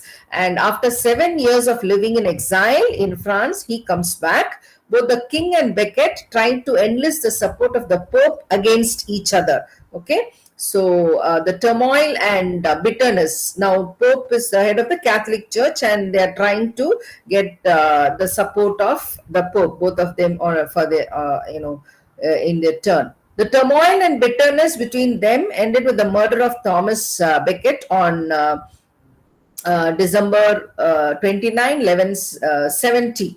Okay, and this conflict that goes on between the king and Becket, that ends on December 29 in the year 1170 with the murder of Thomas Becket. So after his death, Becket was canonized. He was, given sainthood in 1184. Now, Chaucer, in his prologue to the Canterbury Tales, immortalized St. Thomas Becket in literature for the first time.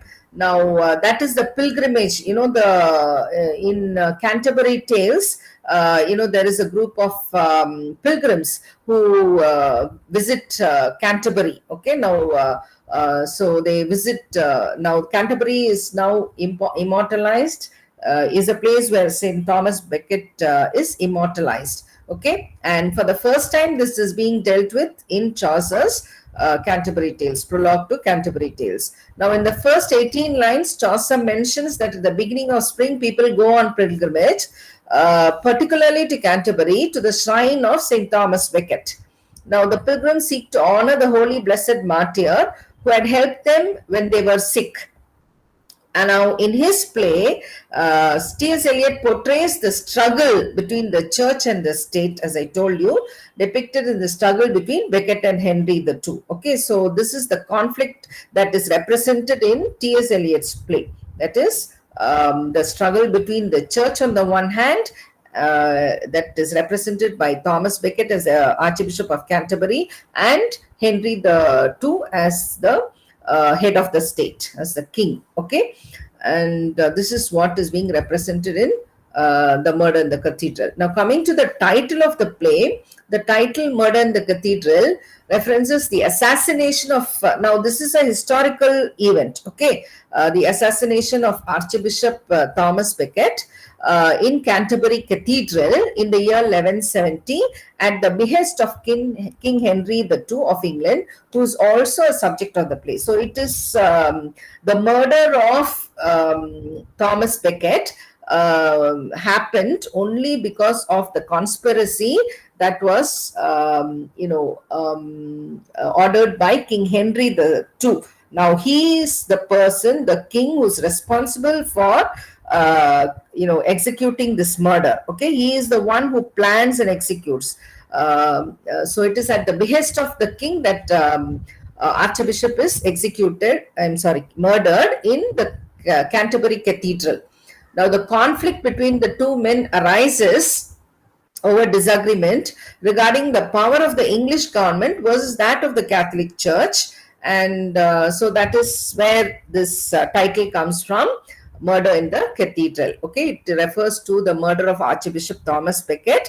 Now, that happens at the behest of King Henry II of England, and the conflict is because of disagreement between these two people regarding the power of the English government versus that of the church. Okay, who is powerful, whether it is the church or the state.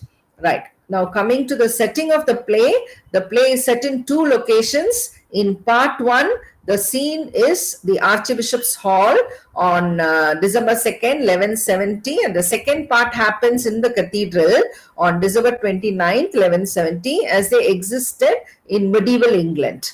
Now, there is an interlude in between these two parts, which is a sermon by the Archbishop in the cathedral on the Christmas morning. So, on Christmas morning, he delivers a sermon, the Archbishop, before his death.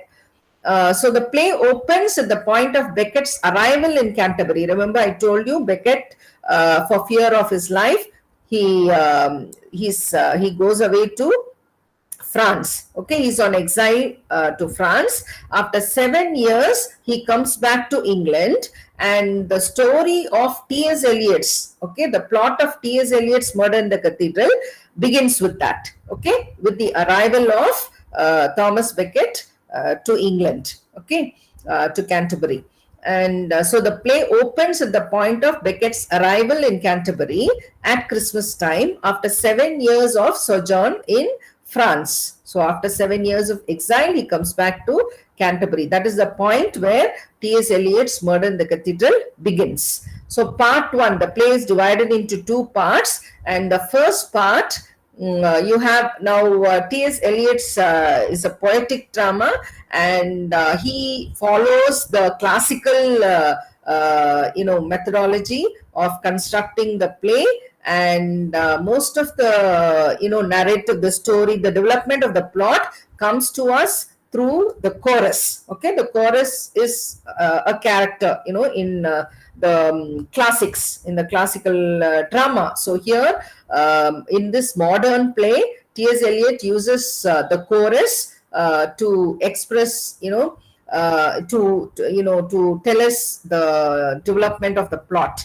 Okay, so in part one, the chorus express their fear. This is how the play begins. The chorus expresses their fear, misery, and unease. Okay, and Archbishop of Canterbury Thomas Becket has been in exile 7 years, and they feel a sense of doom in the air because he is coming back. Anything might happen to him. Okay, they don't. They are wondering what Henry will do with. He might even plan to kill him. So it is a kind of the impending death of Thomas Becket that the chorus expresses. So three priests further discuss the situation, wondering if Becket has made peace with the king. So a messenger, so they do not know the reason why he is here, right? Whether he has made peace with the king, and that's why he is here. So a messenger arrives and tells him that Becket has returned to England and will be back shortly, and Becket follows shortly after the messenger. While the priests prepare, the chorus urges Becket to flee to France, where he will be safe. So the chorus actually express fear in his comeback, and they want him to go back to France if he wants to be safe. Now, Becket arrives and tells the priest to be kind to the chorus, who know better than they understand. Okay, so they actually know more than they understand the situation as such. That is why they are advising or suggesting to Becket to go back to France, right? They know that there is some impending danger. So the first tempter arrives and says Becket could have a comfortable, sensuous life again as the king's friend, but Becket rejects him, saying he is offering this temptation 20 years too late. Now he's too old for that, right? So whatever temptations comes his way, he cannot accept it, right? And so the second tempter tells Becket if he would submit to the king, he could have earthly political power. So instead of hanging on to his church, the ego of the church, he can just give up and give in to the king, and he can enjoy political power that would allow him to do much more good in the world than his ecclesiastical offices. So rather than holding positions in the church, he can hold positions in the civil court. Okay, and so Becket rejects this claim and saying the exercise of earthly power without spiritual authority is a delay of evil at best, and at worst a creeping sickness. So he rejects both these tempters, the first tempter as well as the second tempter, and then he says it is like creeping sickness. Okay, and so the third tempter now comes, and he tries to convince Becket to side with the bishops against the king and increase the power and glory of Rome by overthrowing the monarch. And Becket is, so the first two tempters want him to align with the king in order to save himself, his position. But the third tempter says you join with the bishops, other bishops, and then you overthrow the king. Okay, and so Becket is offended by this offer, and the fourth tempter is a surprise to Becket, who had expected only three.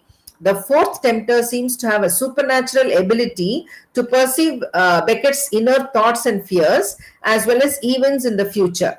Now, he offers Becket his desire, the glory and power of sainthood. So this is what the fourth tempter has to offer him. So he says, you can become, a saint. With all glory and power, and he addresses Becket's fear that even that will not last.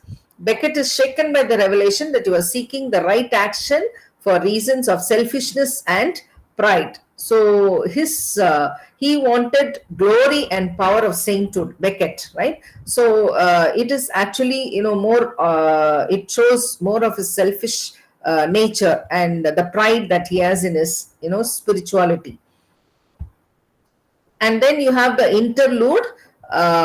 resigned to accept God's plan and will, Becket preaches a farewell sermon to his congregation in which he addresses the duality of salvation and suffering and says no martyr is made a saint except by God's design. So this is the acceptance that he reveals, that even if you want to become a saint, it is only with the design of God, with the plan of God.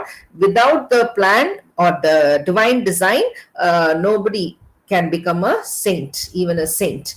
So unlike most of the rest of the play, this section is delivered in prose. Okay, so the entire play is written in verse form. VRSE. It's poetic drama, as I told you, but this interlude alone comes in a prose form.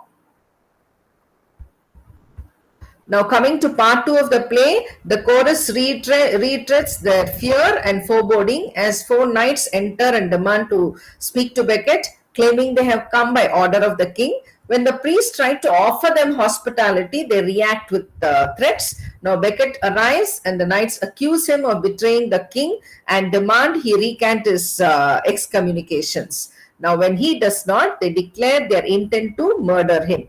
Now the priests attempt to drag Becket to safety, but he pauses to reassure the chorus as well as to declare that he is ready to accept whatever comes as is right for a servant of God and a genuine believer in Christ's sacrifice. So he refuses to move from that place. The priests warn him and he refuses to go away from there. Okay, and he says that if it is right for a servant of God and a genuine believer in Christ's sacrifice. So now he is all mentally prepared to give up his life, okay, to undergo the sacrifice. He opens the door for the knights and they close in on him. As he is being murdered, the chorus takes over, wailing that a curtain of blood has defiled the world. In a second prose section, the knights address the audience directly and make excuses for their actions, saying in turn that they abhor the necessary violence of their act, but that no one can say they got anything out of it. So it is not for any selfish gain that they have murdered, Becket. And they try to justify their actions and they try to make excuses for that, and so they maintain they were disinterested parties loyal to the king and acting in the interest of a strong state. Remember in Shakespeare's Julius Caesar, the way that Brutus tries to justify that he killed Caesar only to save the country, okay, because Caesar was becoming too ambitious. So that is a kind of thing here. The knights, they try to justify and they say that they killed they don't have any personal vested interests. Rather, they killed this person for the sake of the king in order to protect the interest of a strong state, and which they know the audience also agree with. In the end, remarks the fourth knight, they were provoked and Becket's death is rightly viewed as a suicide. So they were being very considerate towards him. But then because Becket is very adamant, they were forced to kill him. So it is almost like a suicide only.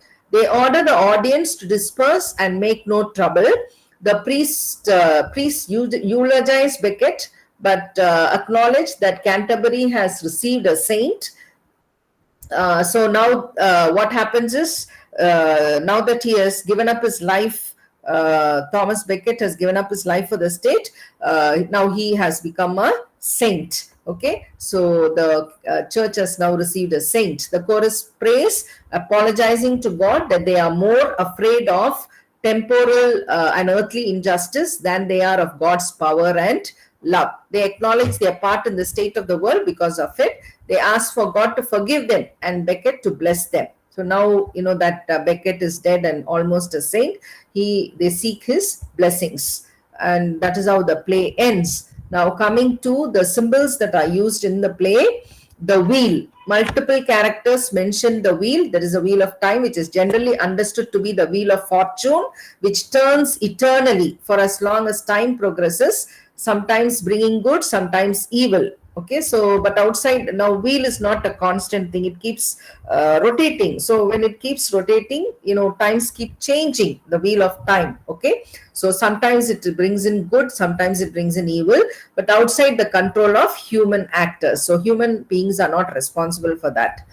It is not under their control. In medieval depictions, God sits at the center of the wheel and understands its rotations, while humans can only see the portion to which they are affixed. The wheel symbolizes inevitability, change, and fate, and its turning may bring things that seem good or evil but are ultimately God's divine. So ultimately, it is under the control of God. It is God's design that brings either good times or bad times for a person. Then Eliot also uses the symbol of seasons. Now, related to the symbol of the wheel, the chorus, several times they speak about life in terms of seasons and the march of time.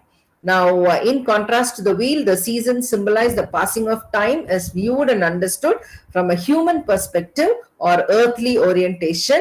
They remark on the cold dead of winter and the barren heat of summer. Okay, they name months and holidays consistently throughout the play and talk in terms of what crops will be harvested and what fields plowed. So all these are, human activities based upon the seasons and their understanding or perception of the environment. So the chorus's imagery is always concrete and specific in the manner of modernist poetry, and the affectations of specific seasons, crops, holidays, weather, and activities ground them deeply in a very earthly mindset and understanding of time, the human perception of time and their understanding of earthly, the world.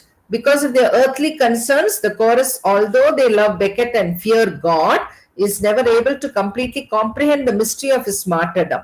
So that is the act of martyrdom is beyond them.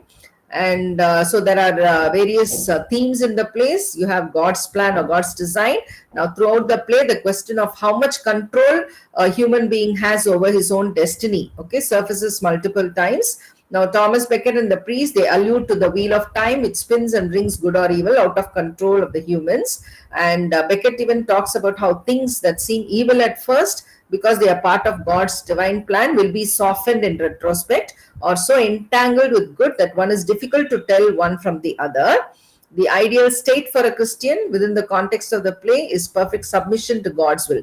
Now, that is what happens only in the end, but Thomas Becket takes a much longer time to, before he submits to the will of God.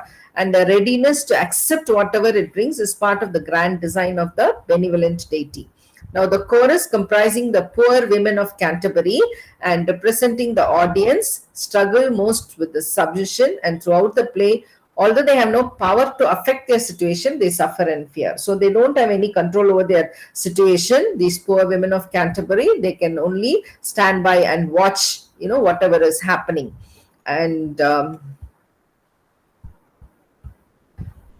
pride is yet another element. Now, Beckett's pride is a major source of conflict within the play. His first introduction is the report given by a priest who says, I fear for the archbishop. His pride always feeding upon his own virtues, pride drawing sustenance from impartiality. So the pride goes before a fall, right? So it is his pride that has brought him to this sort of a conflict with the king. Now, the context of the quote is in relation to his time as chancellor, but this early characterization sets up the temptations that will cause him to question his path as well as the accusations against him.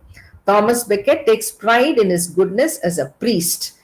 So the fourth tempter urges him on his current course of action and asks nothing from him he was not already prepared to do. However, the fourth tempter, he frames his martyrdom in such a way that he's unable to deny he wants it for his own purposes and not for God's glory. So this is the mistake on his part, the shortcoming in his character, that Becket wanted martyrdom, for his own selfish gains. He does not, mean it for the sake of God's glory. So right. And the tempter also addresses Beckett's fear that in time, all the spiritual aspects of his struggle will be forgotten and he will be regarded as nothing more than a historical figure. So in the end, Beckett accepts the correction and assents humbly to whatever is the will of God. So that is when the murder occurs. He finally surrenders his will to the will of God. And then you have earthly versus spiritual orientation, that is martyrdom. Beckett is the first in the first act has a mostly spiritual orientation, but he maintains a level of earthly pride that makes him imperfect for the purpose of martyrdom. Because he wants martyrdom for his own glory, he is not qualified to be a martyr. Okay, so it is only after he renounces his spiritual ambitions as well as his earthly ones that he can be at one with God's plan. And so the role of chorus, you have made up of the common women of Canterbury, and they represent the ordinary small folk of the town who look entirely to the church for spiritual guidance in their lives. Now they begin the play by expressing regret over Beckett's return, believing that it will lead to his death, which would bring them great spiritual despair. So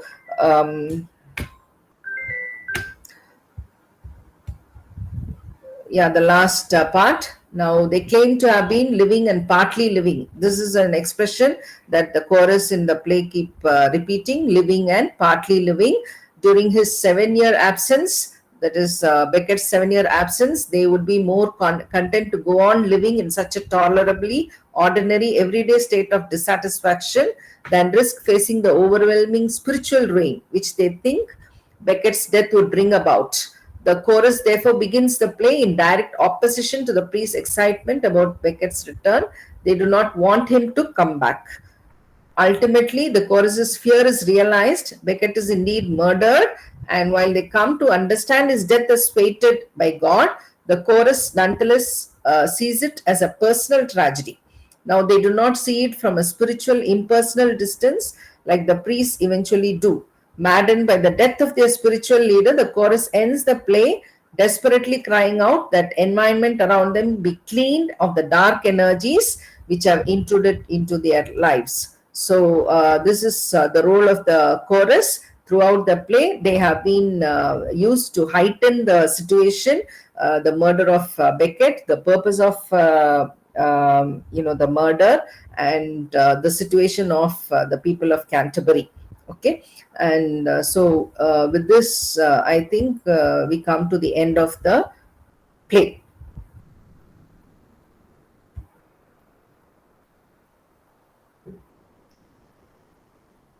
It's 11:06. Okay. If you have any, I have taken all these points from, the slides. If you want, I can share later. You can ask me if you have any doubts in the next class. Okay. Thank you.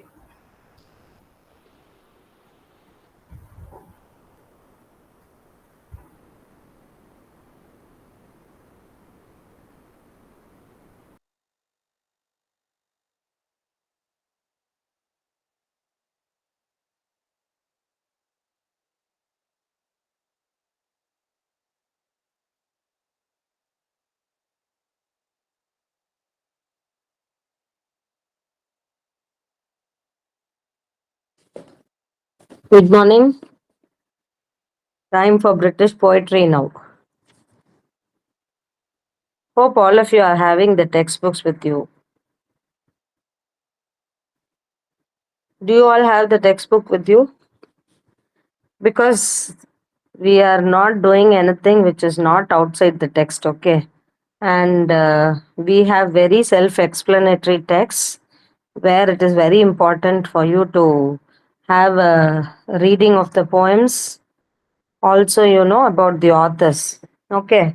So, these textbooks have given elaborate details about the authors, which may not be very important for the exam, but then it is important for you to know about the sensibility of the period during which the poets were writing. Okay, the information on the authors, the writers of the period is very important in the sense it will give you an idea in which background the writer is writing, during which period it is being written, and the sensibilities of the period and what effect it has on their works. Okay, so that is why the information on the writers are very important.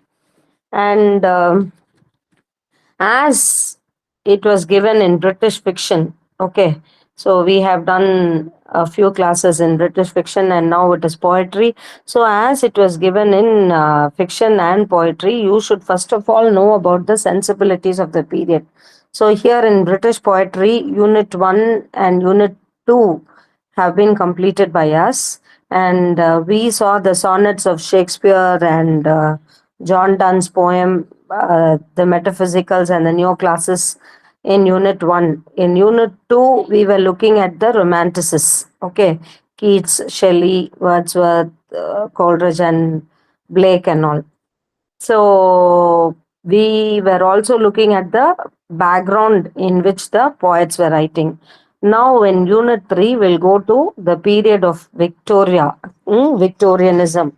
So a general introduction in the textbook is given on the background and the sensibilities of the period. Okay, so come to page 75, wherein Unit 3 is all about introducing the period of Victorianism to you. So it is not new to you, because even while doing British fiction, we were looking at what was the spirit that was dominating the period. So Victorianism, 1837 to 1901, we saw that it was a period which was doing so well in the heightened spirit of science and technology, and how the various inventions, scientific inventions, the theories, all influenced the period, and even there was a rejection of God. Okay, so that was what we were discussing. So here on page 75, you have been briefed on what this period was, who was ruling it. Queen Victoria was ruling it, and a little bit of King George also preceded the period. So you have the rule of Georges 1 to 4, and then the other information are given in the form of bullets, which is easy for comprehension. Now coming to page 76. Okay, 76. It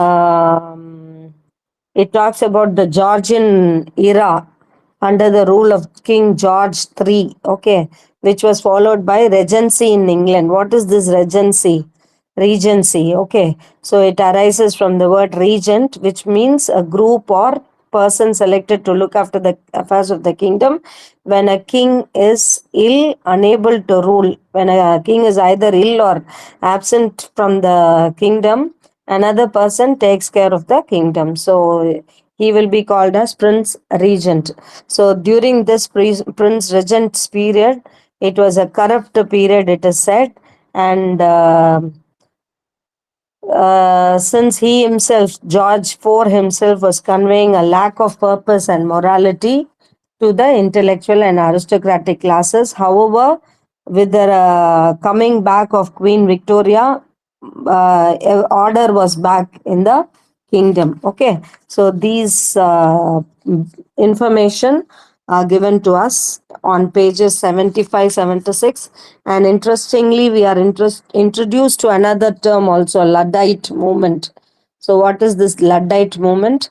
So when industrial revolution started coming up, the growth of mechanical weaving frames, the machines. So with the invent of machines, under the leadership of one Thomas Ludd, a movement called the Luddite movement was started, wherein people were smashing the weaving frames in order to retain their jobs. Okay, so with the invent of industries all around Britain, people were losing jobs, unemployment was there, people were suffering from poverty, and hence they did not want machines coming up. Okay, so there was a large scale movement from rural areas to urban centers. So opposing this kind of industrial revolution, they started this movement, and this only later on became industrial revolution. Okay, so that information is given on page 76 and 77. So again, what all you know about Victorianism? It is a spirit of science and technology. It grew to great heights. Religious faith also was reviewed during this period of the reign of Queen Victoria. And there was a combination of romantic emphasis also on self, emotions, imagination, and many new thoughts were coming up. And it is during this period, although psychology and other things, for the isms, the feminism, Marxism, and other isms found a wider growth during the modern period, that is from 1910 onwards. It is during this Victorian period that the seeds of those things were sowed. Okay, so psychology, evolution theory, feminism, Marxism, etc. came up during this period, and we see that this period was also an age of opposition where everything was, put to doubt. Questioning spirit was there, a spirit of interrogation. Okay, so it was a period of paradox and power, and people were revolting also against government policies. But in spite of all that, Queen Victoria's period ran in a peaceful manner also. And mainly, you should know that it was not only a period of interrogation, but also a period of scientific spirit and innovations and technology. Okay, so Victorians emphasized on refinement, proprietary restraint, and sexual prudishness. So Queen Victoria, something about Queen Victoria you should be knowing, because it is said that she was widowed very early and she never remarried, and her behavior, dressing, and demeanor and all had an influence on literature also. Morality, a puritanical lifestyle was also emphasized upon, especially in women. Okay, so Victorian culture elevated women, and domestic sphere was idealized.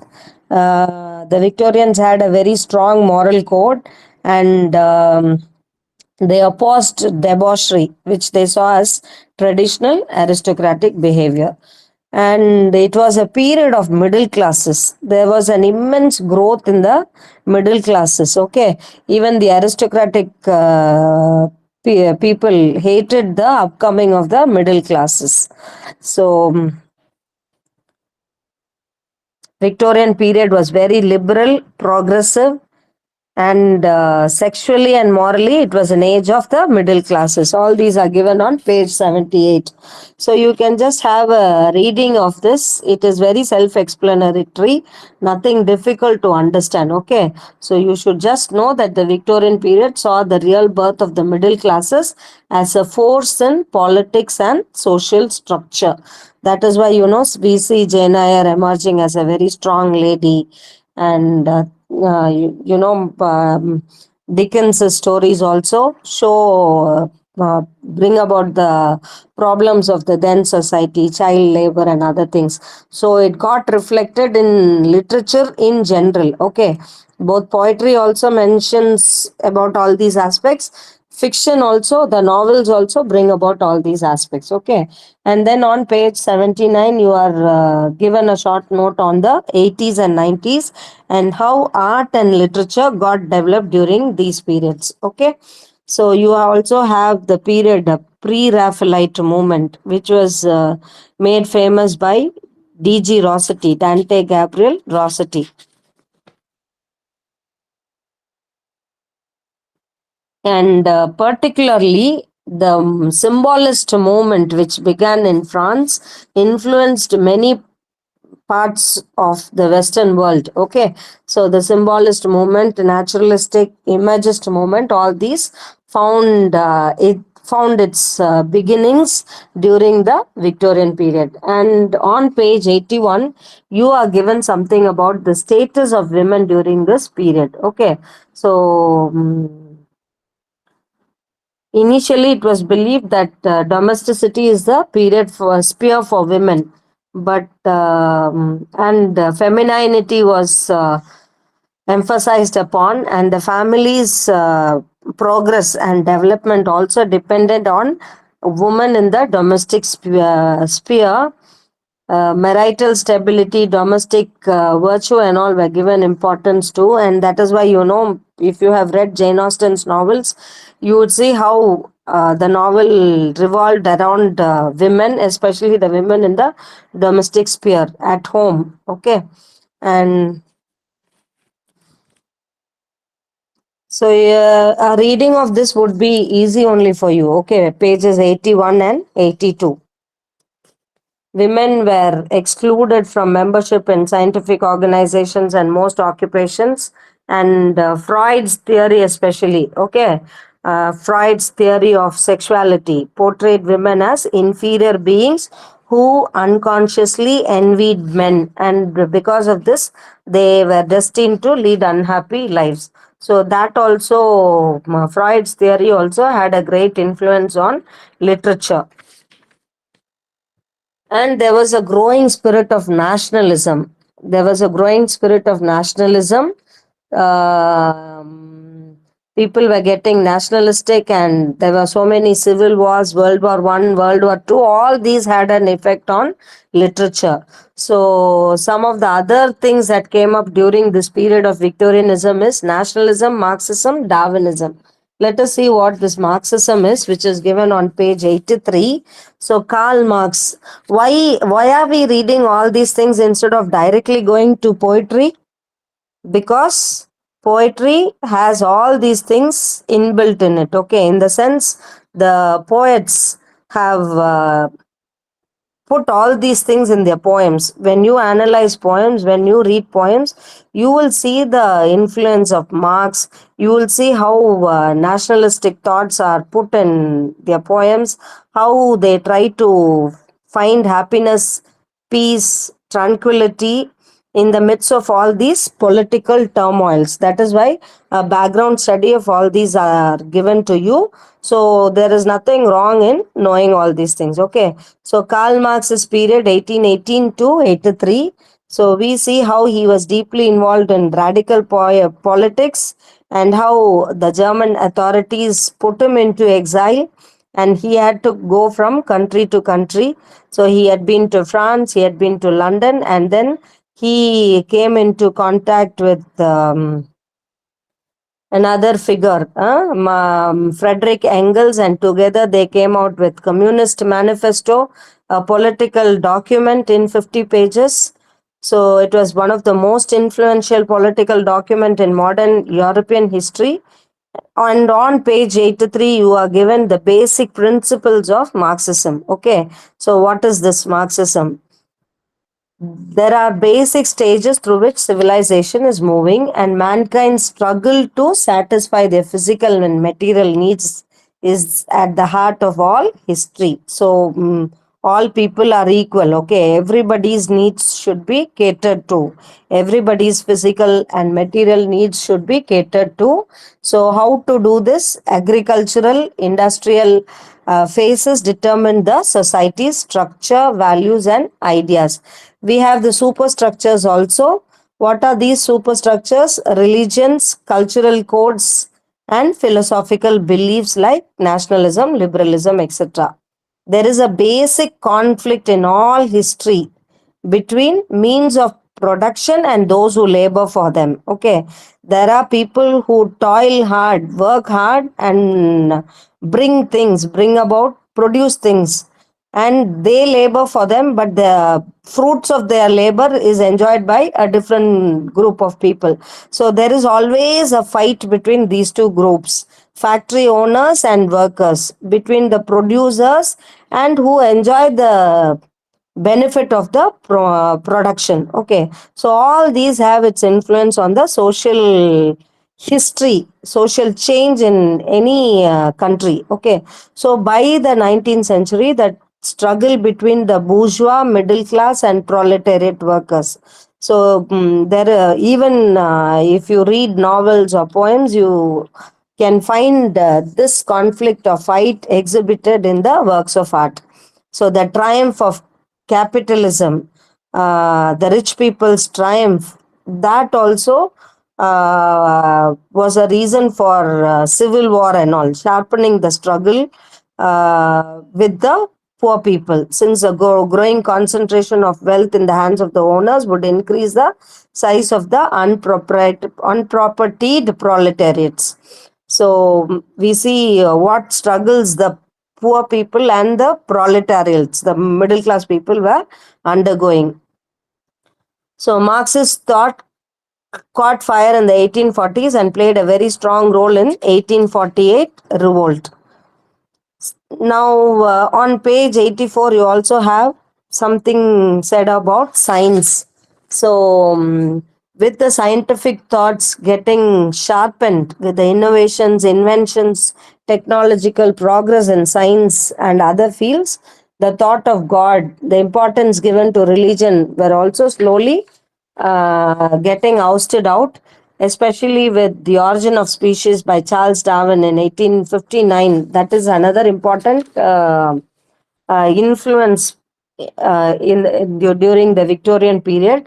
So Darwin's thoughts, his theory on natural selection, survival of the fittest, that also plays a very important role in literature. And then the findings of Freud and spread of missionaries. So that is what led to the conquering of the world by the Westerners, the Britishers, colonial movements. They went and established their rule in many countries. They made many countries as their slaves. So that was another important incident that shook the world. Okay, so these are some of the important things of the Victorian period. Now coming to page 87, Alfred Lord Tennyson and Robert Browning, important poets of the Victorian period. So you must have heard about the famous line, "It is better to have loved and lost than never to have loved at all." So this line is by Tennyson only, appears in his poem In Memoriam. Okay. Uh, we are given the biographical information of Lord Tennyson, how from a poor family he came up to the position of Lord Tennyson. You can just have a reading of it. Now, coming to the poem, The Lotus Eaters. Okay, the name of the spelling of lotus is usually Lotus, but here in the poem, you find the spelling as Lotos. Okay, so this Lotus Eaters is taken from the Greek mythology. Okay, so it is taken from Iliad, which is a Greek myth which describes the Trojan War, and Odyssey, the second book, is a tale about the journey undertaken by the war hero under the leadership of Odysseus. So this poem is based on this myth only. Odysseus, who with a team of soldiers, with a team of war soldiers, has undertaken an arduous journey exploring the world. Okay, so Odysseus during his travel meets many people and has many adventures. In one of his journeys, he lands in an island of lotus eaters. Okay, so Odysseus and his sailors and his mariners eat the lotus fruit and flowers offered by the people of that island, and they feel very languid and weary. So the story is Odysseus with his mariners land in an island which has the lotus fruit and flower. Okay, which has the lotus fruit and flowers. What is the effect of eating this lotus fruit? If you eat this lotus fruit, you will be you will become languid, as if you have taken some drug, and all the time you will be sleeping only. Okay, you will be tired, weary, you will not have any other thought but to sleep always. Okay. And because the mariners have eaten this fruit offered by the inhabitants of the island, they get into long sleeping. Okay, so that is what is the poem. So you have the paraphrase on pages 90, 91, and 92. So let us look at that. So in this poem, we see that Odysseus tells his mariners to have courage, assuring them that they will soon reach the shore. So one afternoon, what happens is they land in an island where the atmosphere is always languid and peaceful. So it appears to the mariners as if that land is a land of streams. Okay, so when they land in that land, they are greeted by the locals. They are greeted by the local islanders who are, with mild-eyed melancholy. Okay, so they also eat this lotus, and they're always, dreamy-eyed, looking tired and not active at all. So the same fate occurs to the mariners of Odysseus also. So some of his mariners eat the lotus fruit offered by the local people, and all the time they find themselves falling into deep slumber. Okay, all the time they find themselves being in deep sleep. So their initial see, they participated in war. After that, they undertook this journey. The journey was for 10 years. Now they are longing to return to home, to see their parents, to see their wives, children, etc. 10 years is too big a period. But in spite of all that, their initial intention was when they will reach home, they wanted to go back home. But now, coming to this land of lotus eaters and having eaten the lotus fruit and flowers, they also go into a kind of slumber. They also get into a kind of slumber, and now the feeling that they have is they don't want to go back to their motherland. Okay, they don't want to go back to their motherland. The mariners praise the sweet and soporific music of the land. They are attracted to this land to a great deal that they are now fed up of hard work. Okay, they what did life give them? They have been fighting for their land, leaving away their family behind. Okay, so it has been 10 years that since they have seen their family, children, wife, etc. But and they have been toiling hard only, but what has life given back to them? Only sorrows, miseries. See, we saw that the modern writers emphasize on the sad side of life, sorrowful side of life. So these mariners seems to ponder that life is full of sorrows and labor only, and but they keep on working and working, and what life gives them back? Nothing but tiredness only. So they are very happy in having come to this land where it is always peace for them. Okay, they are able to forget their homes, they are able to forget all other sufferings that they have undergone, and now they need not fight. Okay, so while fighting the wars and while navigating the seas, they only lived a death-like kind of existence. See, in modern literature, you will frequently come across the terms life in death and death in life. Okay, so what is this life in death and death in life? Death in life, for example, you are living only, you are very much alive only, but the kind of sorrows and sufferings that dominate your lives, you are living a meaningless existence. You are living an absurd life. You are facing death in life. You are not living a life happily. Okay, that is what is meant by death like existence. So, that is the exact feeling that the mariners are right now undergoing. They are experiencing death in life. Okay, so they don't want to go back. They feel that their families would have forgotten them by now. 10 years, their families would have forgotten them, their children would have grown up, they would now be living a different kind of life, they would have become accustomed to that kind of life. So, what is the point in going back and causing a disturbance in their routine life? That is their idea now. So, They feel that now they can live a carefree existence. They need not worry about gods. They need not worry about famines, plagues, earthquakes, and they're very much happy in this land of lotus eaters. Okay.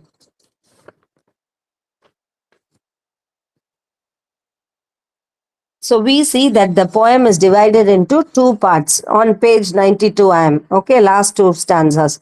The poem is divided into two parts, and the first part is a descriptive narrative, and the second one is a song of 8 numbered stanzas of different length. Okay, so the if you it's a very long poem, that is why only a paraphrase of it is given. If you want to read the poem, you can just browse on the internet for lotus eaters and take the poem and can have a careful reading of it. The paraphrase only is given to you for better understanding. So come to this critical thinking on page 93. So it is many scholars have pointed out that this story is being taken from Odysseus manner, Marinus. Okay, so how a storm that blows the great heroes Marinus, of course, make them get disturbed on their way back to Ithaca, their homeland. Okay, so it is almost like biblical Garden of Eden, it is said.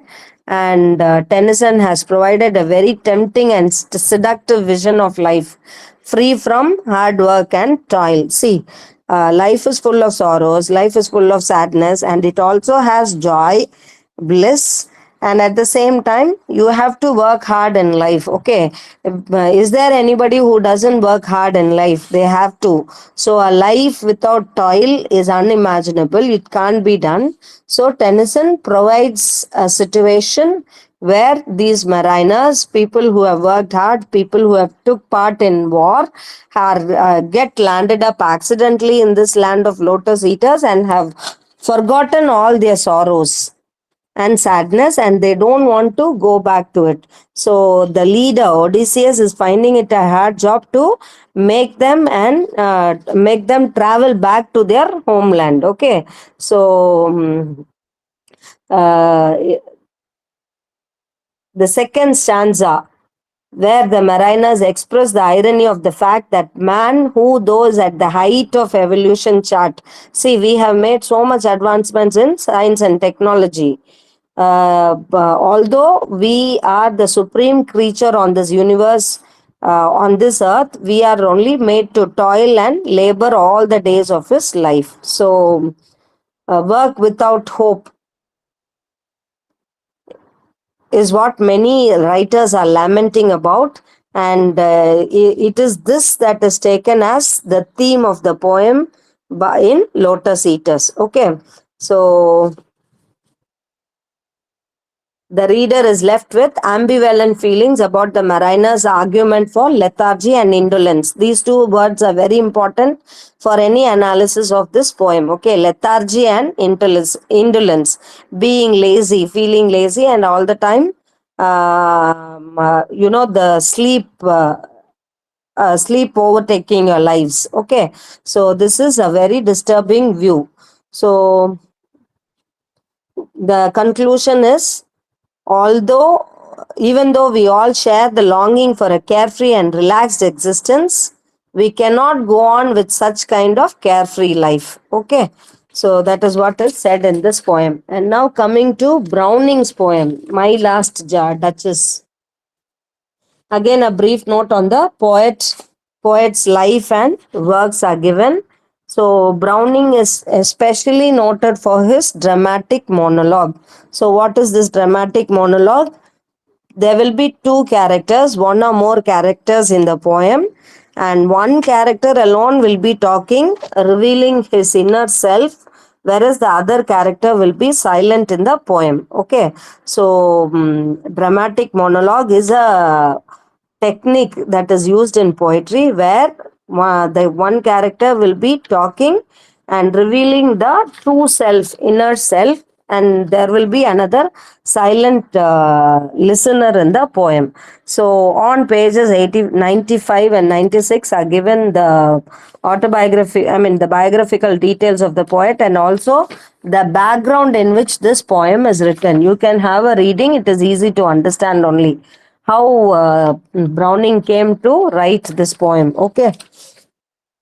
So the characters in this poem are the speaker, who's the Duke of Ferrara, and then the poem reveals the Duke to be a very proud, domineering, selfish man and a lover of arts. Okay, so we also understand in the course of his speech, he is a person who would have poisoned his wife also, and who is a person who's now looking for another bride. Okay, so he is a person who regarded his wife as a mere object, an object, not as a woman, not as his wife, but as a mere object who is there only to do his bidding, who is there only to obey him and to please him. So now she is no more. We understand from the speech of the narrator, speech of the speaker, that his wife is no more, and that he is showing her portrait to somebody else who has come with the news of a new bride and how much dowry he can get out of his new marriage. Okay, so this Duke simply likes the portrait of his wife only, who is now dead, who is now lifeless. It simply reveals her beauty only, which makes us understand that he is a lover of arts, who loves the painting of somebody. Okay, so he shows the portrait of his wife to his visitors. So then you have the Duchess, who is the dead wife of the Duke. So we understand from the speaker that the speaker is envious of her. He doesn't like her mingling with other men. He tells the listener in the poem that his wife used to like the company of other men, and that he was trying to imply that she was unfaithful to him. Okay, the Duke was suspicious of the Duchess, and it is also believed that it is the Duke only who would have killed her. Okay, and the emissary is the silent listener, the messenger who has come there.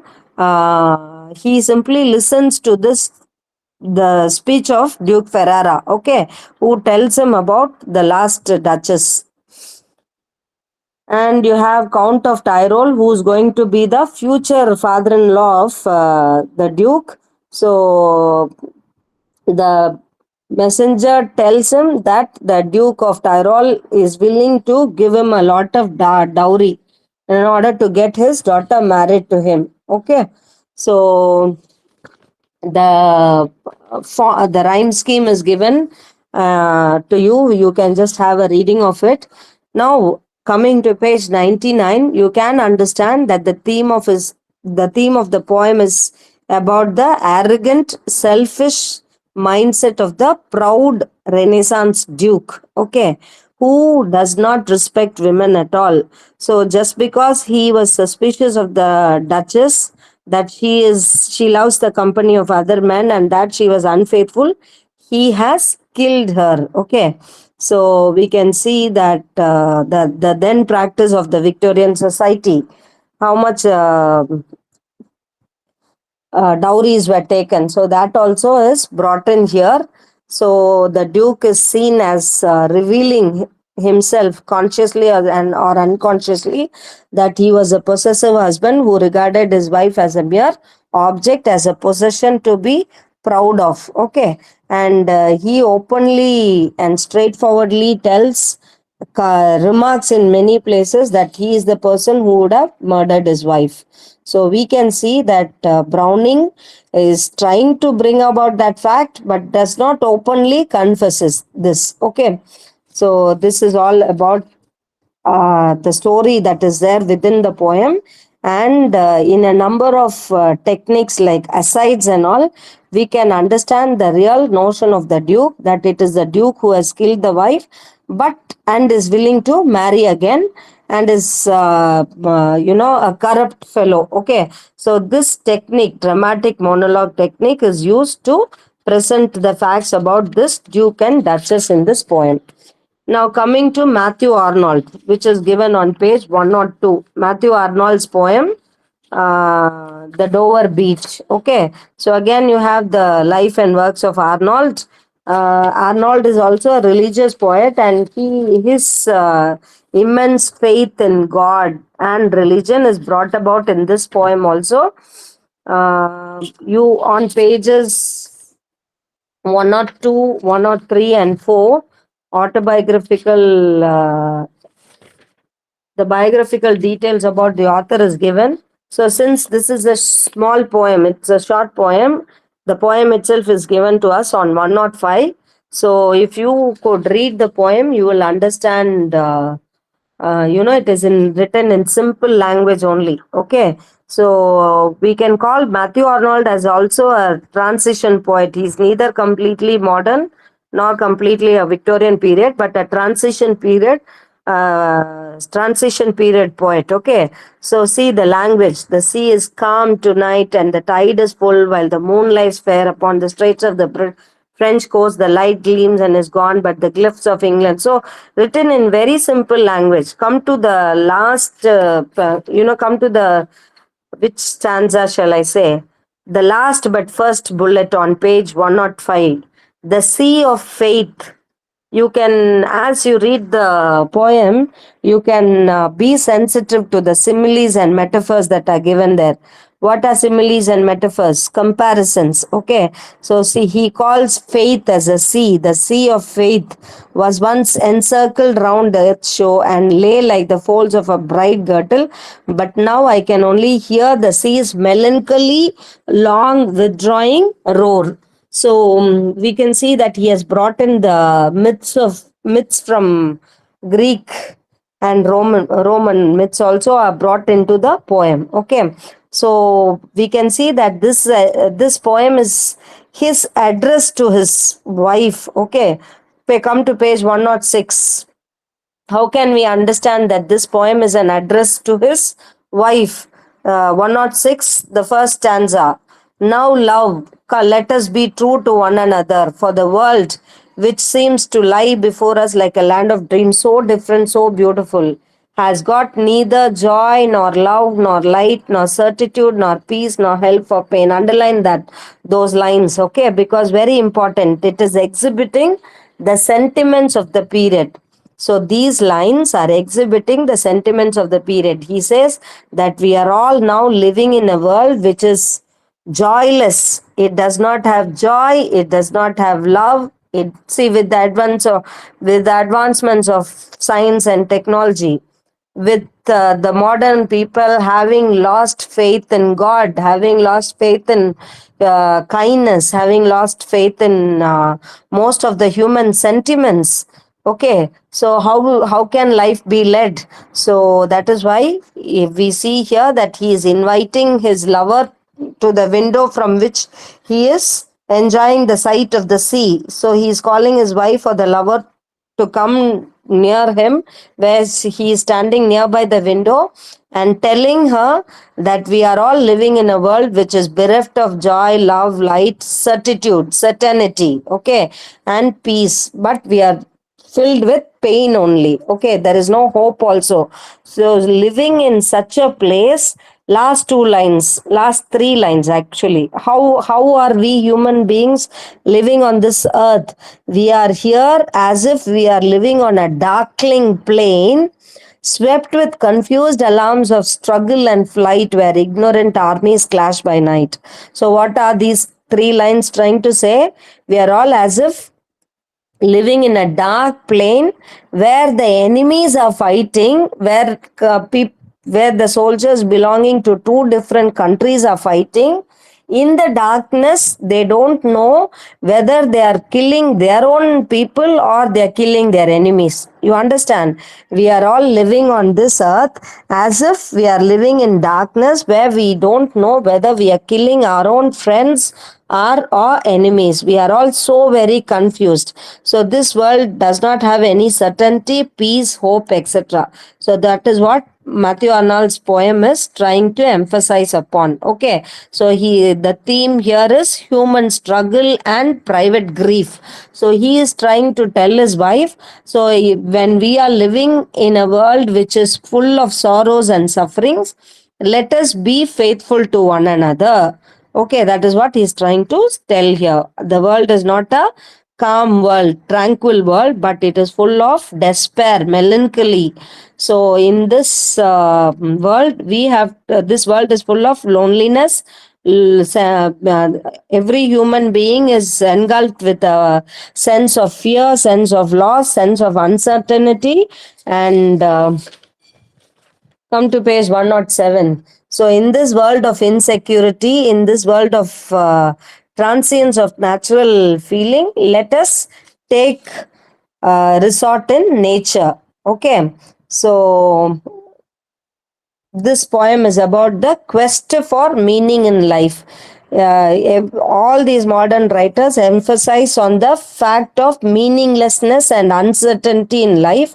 So here, in the midst of uncertainty, in the midst of meaninglessness, and sorrows and sufferings, the poet is trying to search for meaningfulness, search for meaning, search for certainty. So that is why he is calling his lover to be faithful to one another. Okay. So, in the description of which the poet has used a lot of analogies, allusions, etc. Now, coming to the poetry of Gerard Manley Hopkins. Hopkins again belonged to the late Victorian period, like Arnold, but his thoughts are all very modern only. He can also extensively be called as a modern writer belonging to the modern period. I am on page 109 now. Okay, so in his poetry, he has used a lot of innovations and experimentations, which is going to serve as an example to the later poets coming in the modern period. So, Hopkins is widely known for his religiosity. Okay, he is known for his belief in God.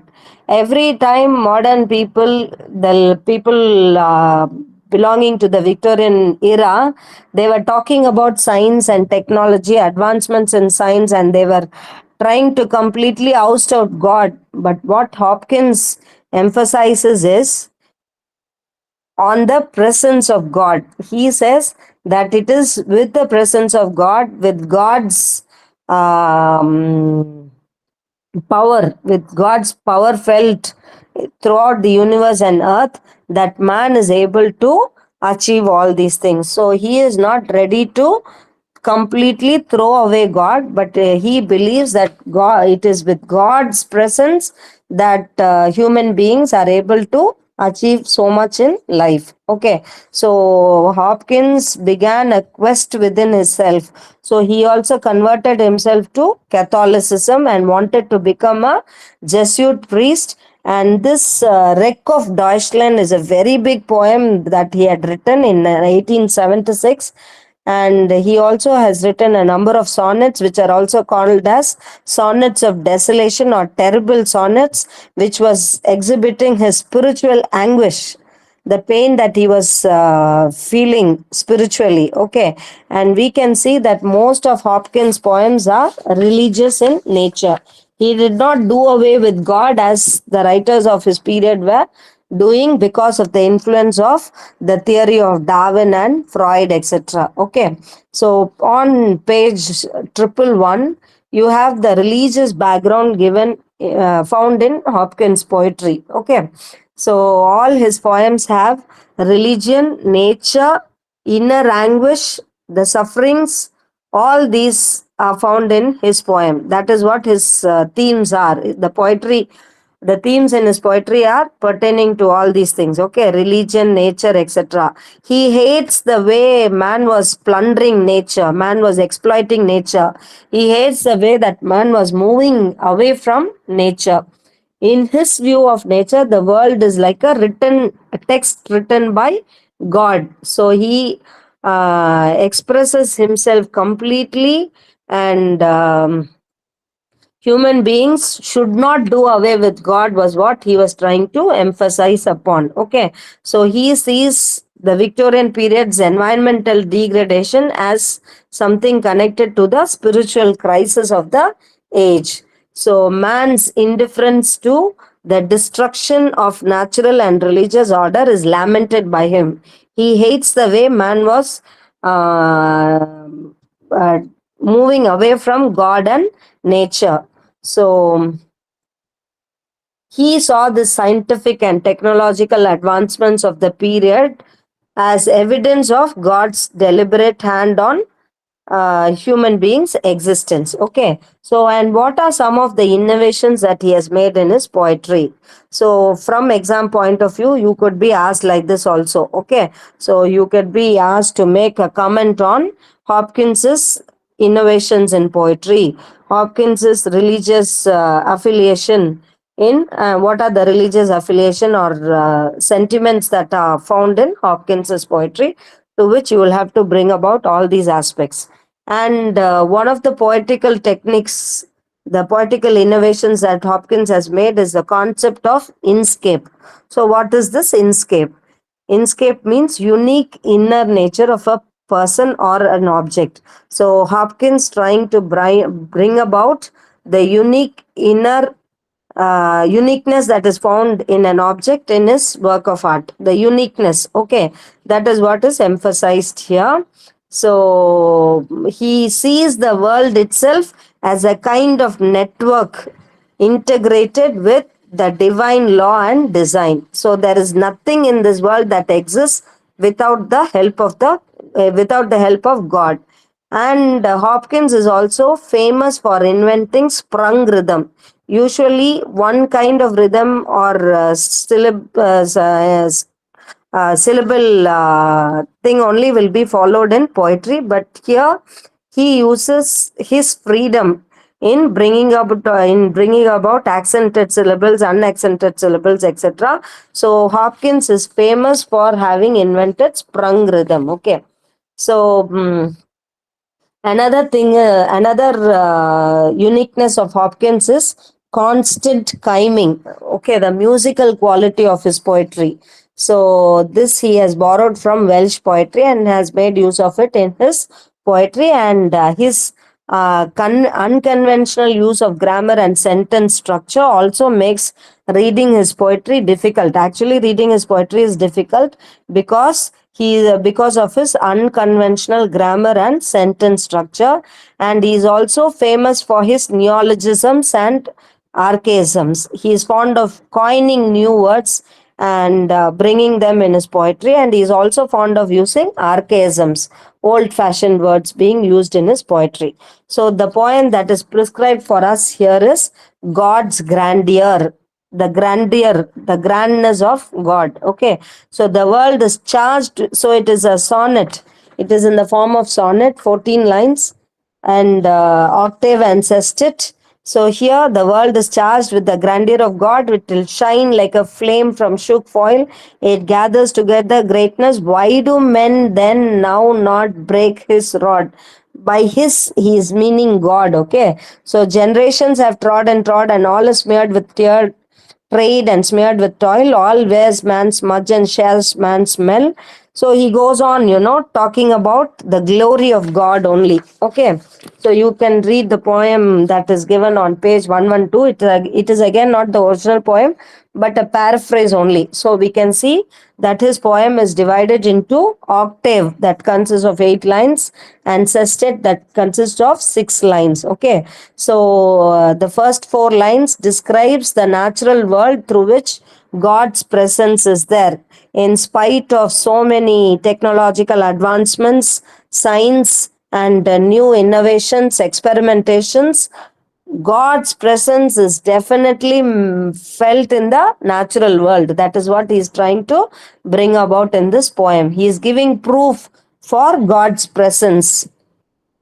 So he is repeating how man has to toil and man has to labor. See, even Arnold was emphasizing that point, and here even Hopkins is emphasizing that man's life is full of sorrows, labor, hard work, etc. Okay, so the growth of industry and the economic boom have transformed the landscape. People have destroyed nature, and human beings have become insensitive to the beauties of nature. People are now disconnected from nature. You would feel that even now, especially in the cities, we don't have to admire nature at all. There is no nature at all surrounding in our surrounding area, and we also feel this kind of spiritual anguish. You all would have felt that. You all would have felt that you have been alienated from nature. Okay, so that is what Hopkins is talking about here also on page 113. The ever increasing spiritual alienation from nature. This only shows the decay of modern life. Okay, decay of modern life. So if you want freshness around you, it will be got, it can be renewed. The freshness of nature can be renewed only with faith of God. That is what is said here. And he says God is the guarding light. God only is guarding the potential of the world and containing within himself the power and promise of rebirth. The images and symbols of rebirth is brought here, and Hopkins is trying to emphasize on the beauty of God's grace. Okay, so on page 114, you are given a commentary on the poem. The metaphor of God's grandeur as an electric force. Okay, he is trying to bring about symbols and images. Hopkins is careful in bringing about symbols and images that will be believed by the modern readers. Okay, so he's bringing the image of lightning. Okay, so what will happen if the lightning is too sharp and it has the capacity to burn the entire earth also? It is very brilliant and dangerous. So that metaphor is being used here, and Hopkins is takes enough care in choosing his images which will have a link with the secular scientific spirit of the day. So mystery, divinity, religious tradition are all combined with a kind of scientific. It has a link with science and technology of the day. Okay, so he says God is very much there. You cannot do away with God. You have to realize God in your modern innovations also. So that is where God is grand. That is where the grandiority of God lies in. So that is what he says in this poem. With this we finish that, but then in the introduction part, in the index page, you are given wrongly. Okay, so 5 units are there, but in unit 3, you are in the index page, you are also given writers like Yeats and Eliot, but inside the text, Yeats and Eliot have been moved to unit 4. Do you understand what I'm telling? Come to page 3. On page 3, on the index page, you have William Butler Yeats and Eliot given in unit 3 itself, but inside the text, these two poets find a place in unit 4, which we'll be looking at in the next class. Okay, with this, I conclude my session. Any doubts? No, Thank you then. all clear. Thank you. Thank you.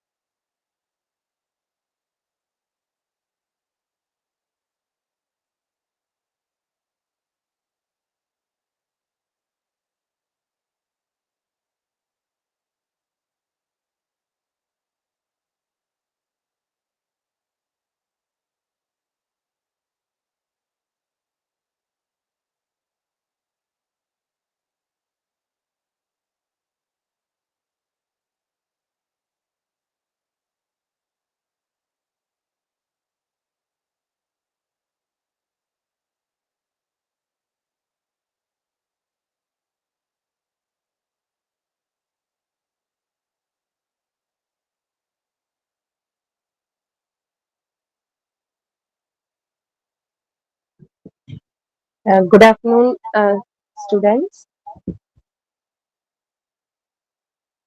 In today's class, we are going to discuss the fourth chapter, drama, in the genre Indian Writing in English. There are a few dramas we are going to discuss today. The first one is written by Girish Karnad's Hayavadana. Girish Karnad, you must have watched him in movies also. He has acted in movies, but he is known for direction and then writing plays. He is a very revolutionary thinker. In his writings, you could understand he is a very broad-minded, revolutionary thinker through his writings. He's not a conservative. That's very quite common in many of his writings. And one of the examples, good examples, is his Hayavadana. Uh, this Hayavadana is actually taken from a story written by Thomas Mann. Thomas Mann named the transposed hex. So based on that story, he had got some ideas and he had written this play Hayavadana. Hayavadana means the horseman, maybe the body of the man with the head of a horse. That is what Hayavadana means. So here the story is set in story within story. So we are going to read the drama, and while reading the drama, you understand. In the drama, we are going to read another story. So we are introduced as some characters, and their story is narrated in the story. So story within story is set in this drama.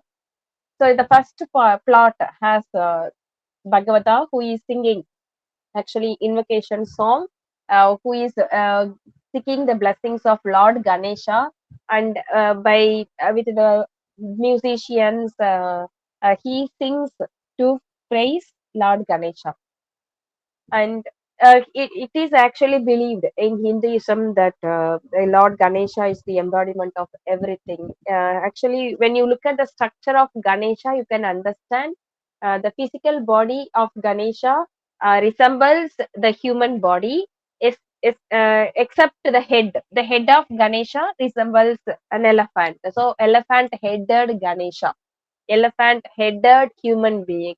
That is what Ganesha stands for, which again shows kind of imperfection or incompleteness. So he is using, Bhagavata is deliberately using, Bhagavata is a character who is singing a song seeking the blessings of Lord Ganesha. Okay.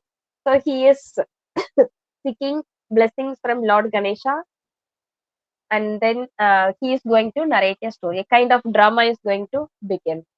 So in this story, we understand when the drama goes on, there is some character enters into, peep into, and it is watching the drama of Bhagavata. So the enactment is going on.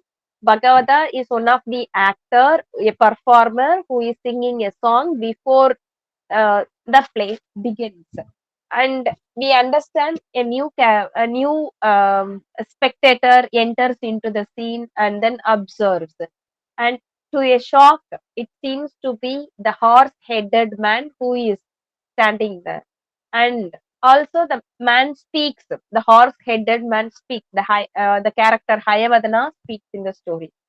So when story proceeds like that, the narrator is trying to tell another story to this Hayavadana, the character Hayavadana. So the main story is unfolded here. The main story has three major characters. I'll show here. The first one is Kapila. The second one is Devadatta. These are two thick friends. Kapila and Devadatta are thick friends. Okay, so the thing is, they are thick in the sense they are born and brought up together, though they belong to different sects of society. For example, one belongs to highly Brahminical society who gives priority for education, discipline, and all that knowledge, wisdom. So, knowledge gaining is very important according to Devadatta. For Kapila, it is different. For Kapila, it's like he has to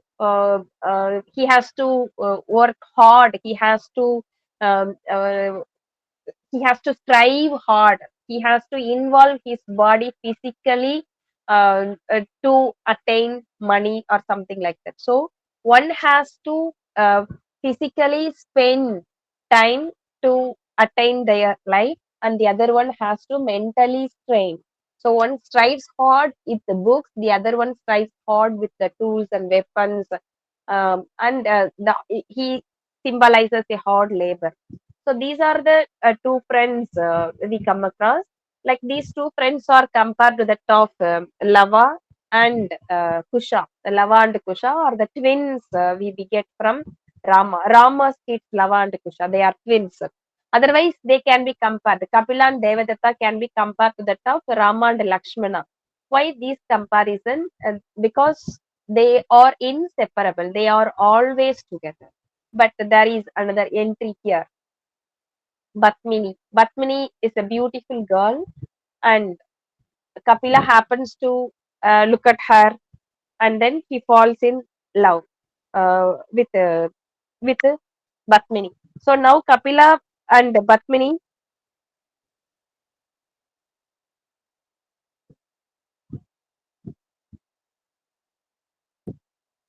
Kapila and Batmini, they have to get married.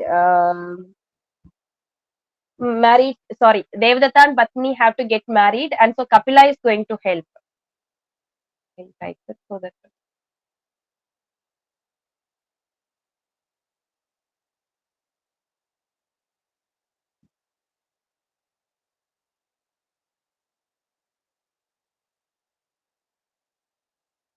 So Devadatta and Padmini, they fall for each other, and Kapila helps them. So Kapila actually goes as a messenger to Padmini's house.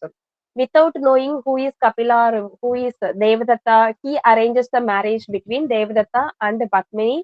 And finally, after some months, after they spend some wonderful months together as a married couple, Kapila disturbs the couple, saying that he has to take them to a temple, Kali temple, because he has prayed that if a Kali is offered the head, after falling in love with Padmini, Devadatta has made a vow that once he begets Padmini, he will lose his head.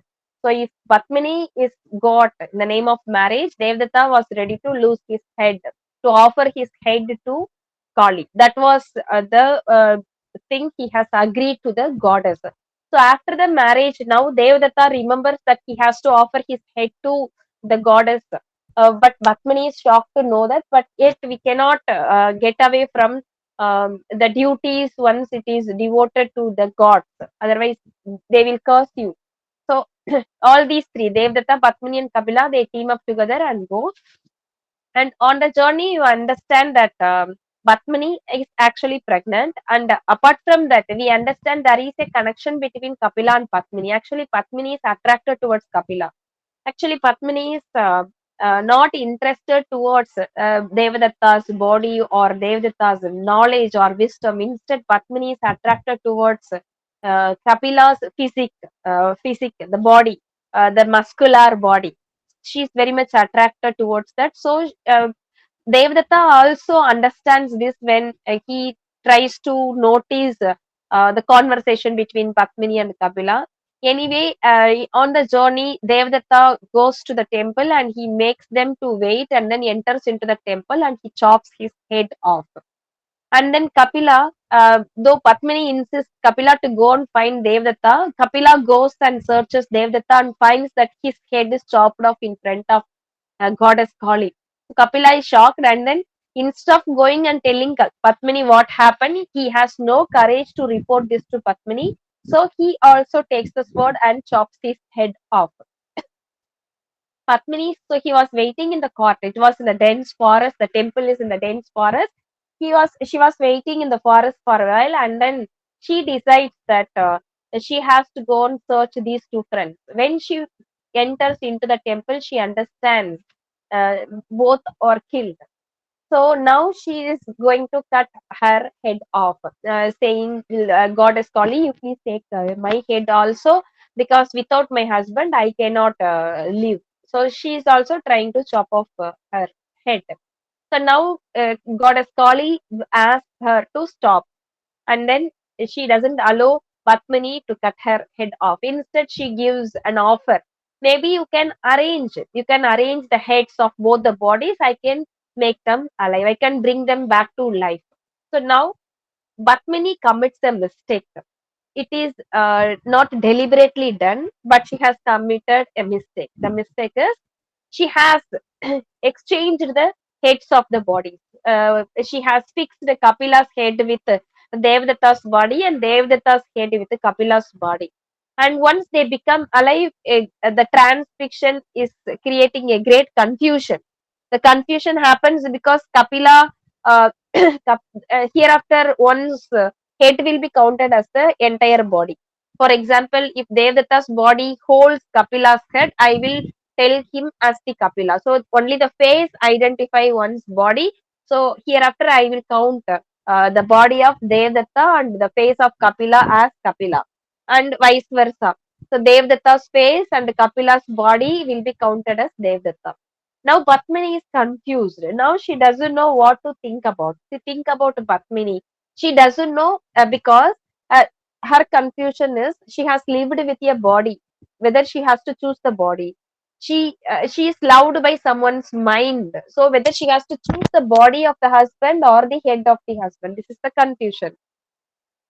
Finally, she has decided to choose the body of Kapila with Devadatta's head, because, as you know, she is very much interested on Kapila's body even earlier. So now she is happy to choose that. And so Kapila goes home, and then Devadatta leaves the place. Finally, after some months, after some 5 6 months, as you know, the mind changes your body actually. So Kapila, with Kapila's head, he actually uh, works again. Again he makes his physique very strong and active, whereas Devdatta, he again goes to his book, and you can understand, though his face matches him and the body also gets matched along with it, so he loses Kapila's body and gets his own body gradually. So now Batmini is not interested in Devdatta because he has no physique of Kapila's body, and so now she is going in search of Kapila.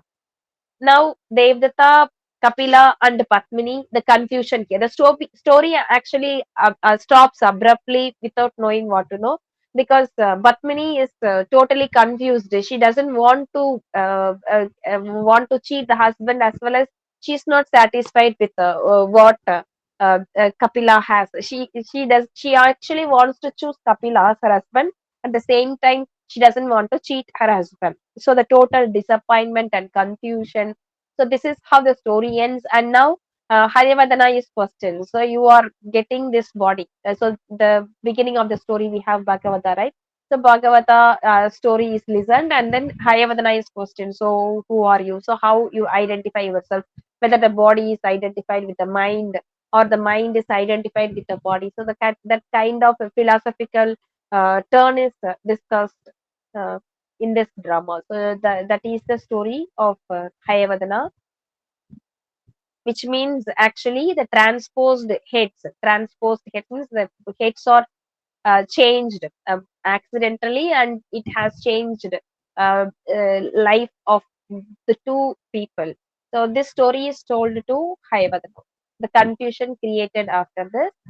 Actually, this story is found in the Sanskrit Vaitala Panjavimshati. This is also found in that. So, based on this, Karnat has used this story and written this drama. And the second one is Nizim Ezekiel's Don't Call It Suicide. Don't Call It Suicide is a drama which narrates two different suicides at two different periods in the same family. The son and the father, they commit suicide one after the other, after a span of time. Maybe after some decades, the suicide happens, but it happens in the same family. So before going into that, let's discuss who are the characters. So Mr. Nanda is the father of the family. Mr. Nanda is uh, very much obsessed with the suicide of his son, his eldest son. He was very smart, he's very good in his studies, but he couldn't fulfill. For example, he couldn't get into a perfect job, he couldn't satisfy the needs of the family with the job which he has got, so all that, so because of this pressure, actually he was good, perfect, everything he tried, but finally he couldn't achieve his goal in the sense he couldn't satisfy the demands of the society. So he was very much oppressed, and then he committed suicide. Okay, he hanged himself. But the problem is the trauma is carried over to the wife of this man. The wife of the first son is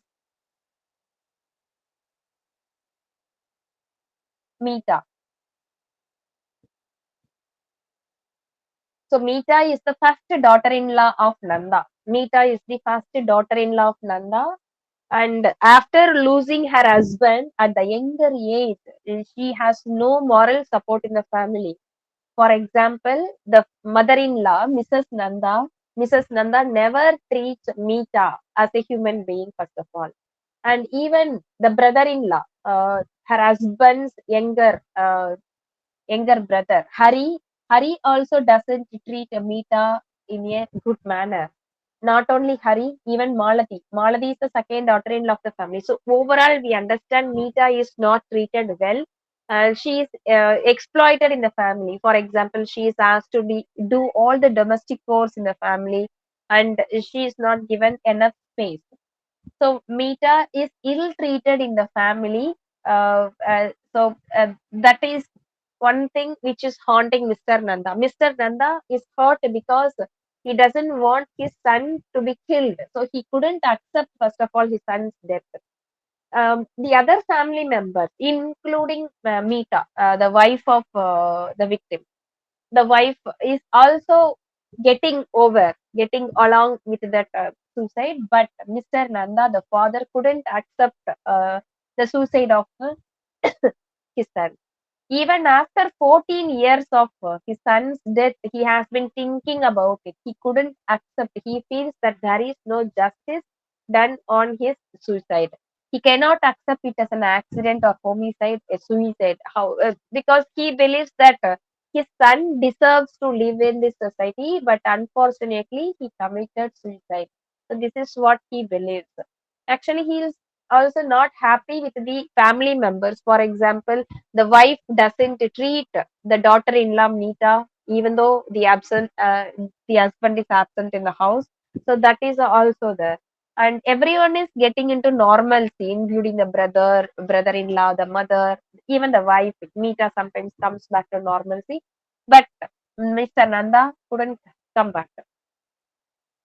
And Mrs. Nanda, Hari, Manda's second son Hari, he is a very dominating person like his mother, and he has no sentimentalities. He ill treats his wife also. It's not only he was ill treating his sister-in-law Meeta, but his own wife Malati is also ill treated in the house. He behaves very rudely to his wife, and Malati in turn again ill treats Meeta. So here we understand a kind of selfish family is shown in this story, and the main character is Mr. Nanda, who couldn't get away from the thing that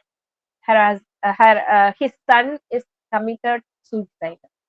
So after 14 years, you know what happens out of depression? Like he's trying to come out of it, but he couldn't come out of it.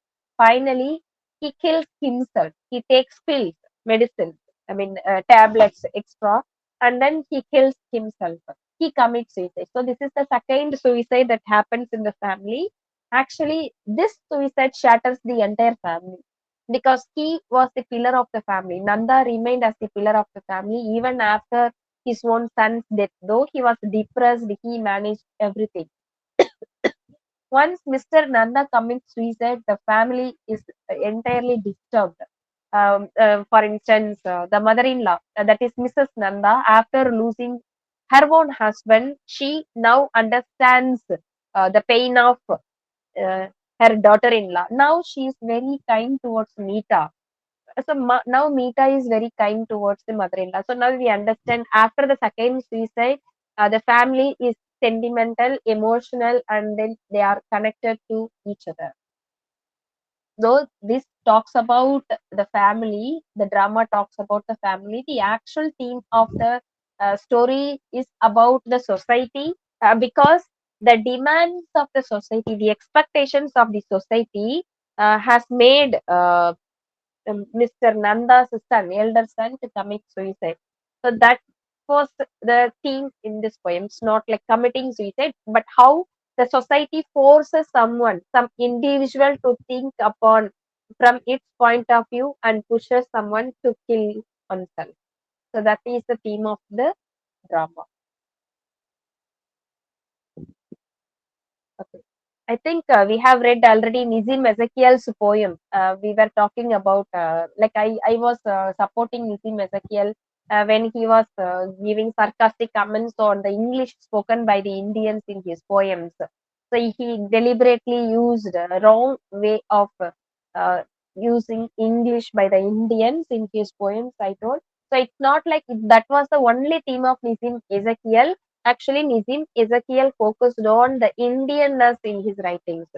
Maybe if you read Nizim Ezekiel's work, you can understand the Indian touch in his works are very familiar. So he depicts an Indian family, an Indian society. He is very much connected to the Indianness. That is the major theme. So in some of the poems he has written, how the Indians speak English doesn't mean he's going to pass a very bad comment on the Indians that they speak very bad English, but it was in a funny way he has used that. That is why in the previous class I was commenting on that the critics are finding fault with Nizim Ezekiel for finding fault with the bad English or the wrong usage of English by the Indians, but that was not Nizim Ezekiel's intention. He is very much connected to the Indians, and that is why he portrays the Indian life in his work.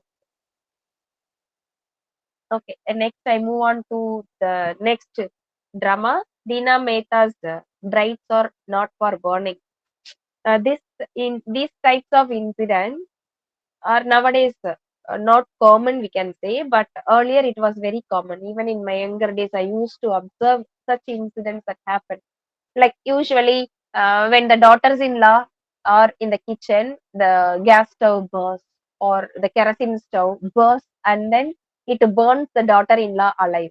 And there was the question also raised earlier: why the stove uh, doesn't burst when the mother-in-law stays in the kitchen? So that was the question, which means for various reasons, the daughters-in-law were killed by the mothers-in-law as well as by the husbands in those days. What may be the reasons?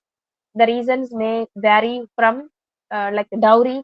Maybe if the mother-in-law or the husband, if they are not happy with the dowry paid during the marriage, they will kill the brides. Brides means newly married women. Or else, if the women doesn't if the women doesn't beget a child within 1 or 2 years, they will burn the bride so that they may be ready for next marriage. So these are the common reasons. Usually they burn the brides. Okay, so based on these real life incidents, many incidents happened in India.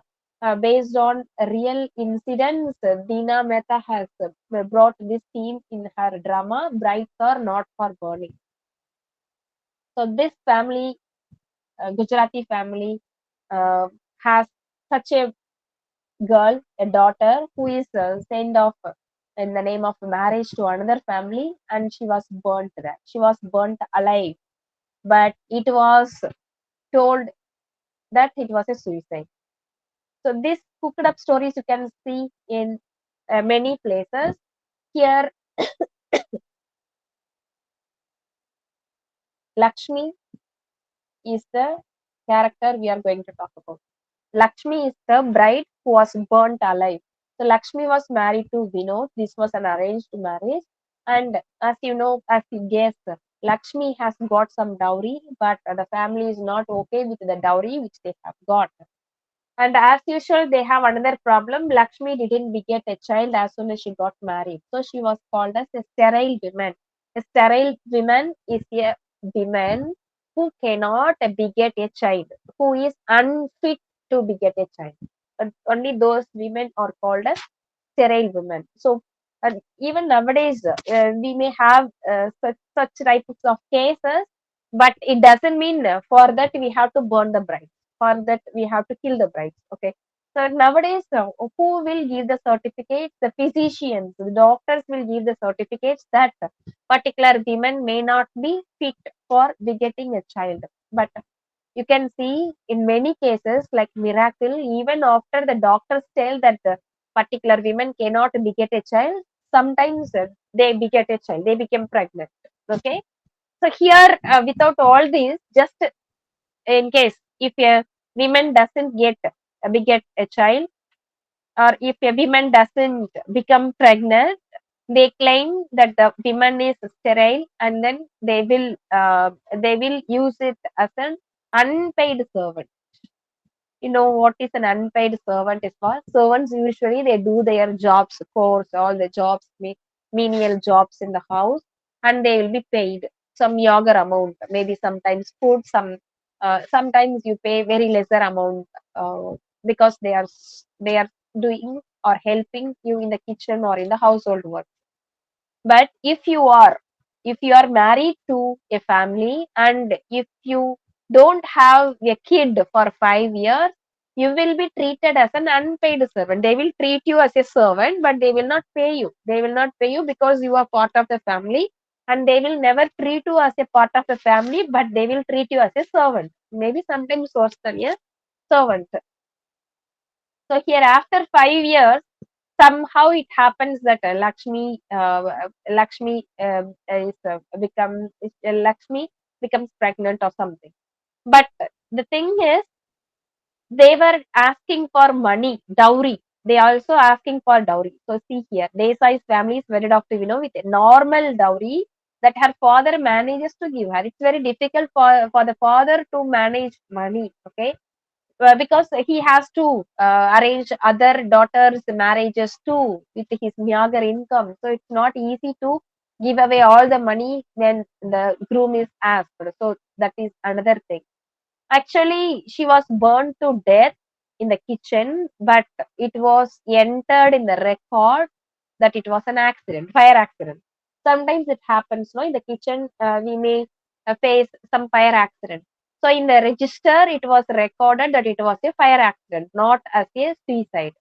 What is the difference? If she has committed suicide, if she has committed suicide, in the sense, you have to face the case, because there must be reason behind her suicide. All of a sudden, a girl cannot go and commit suicide. There must be some reason behind it. So you will be trapped.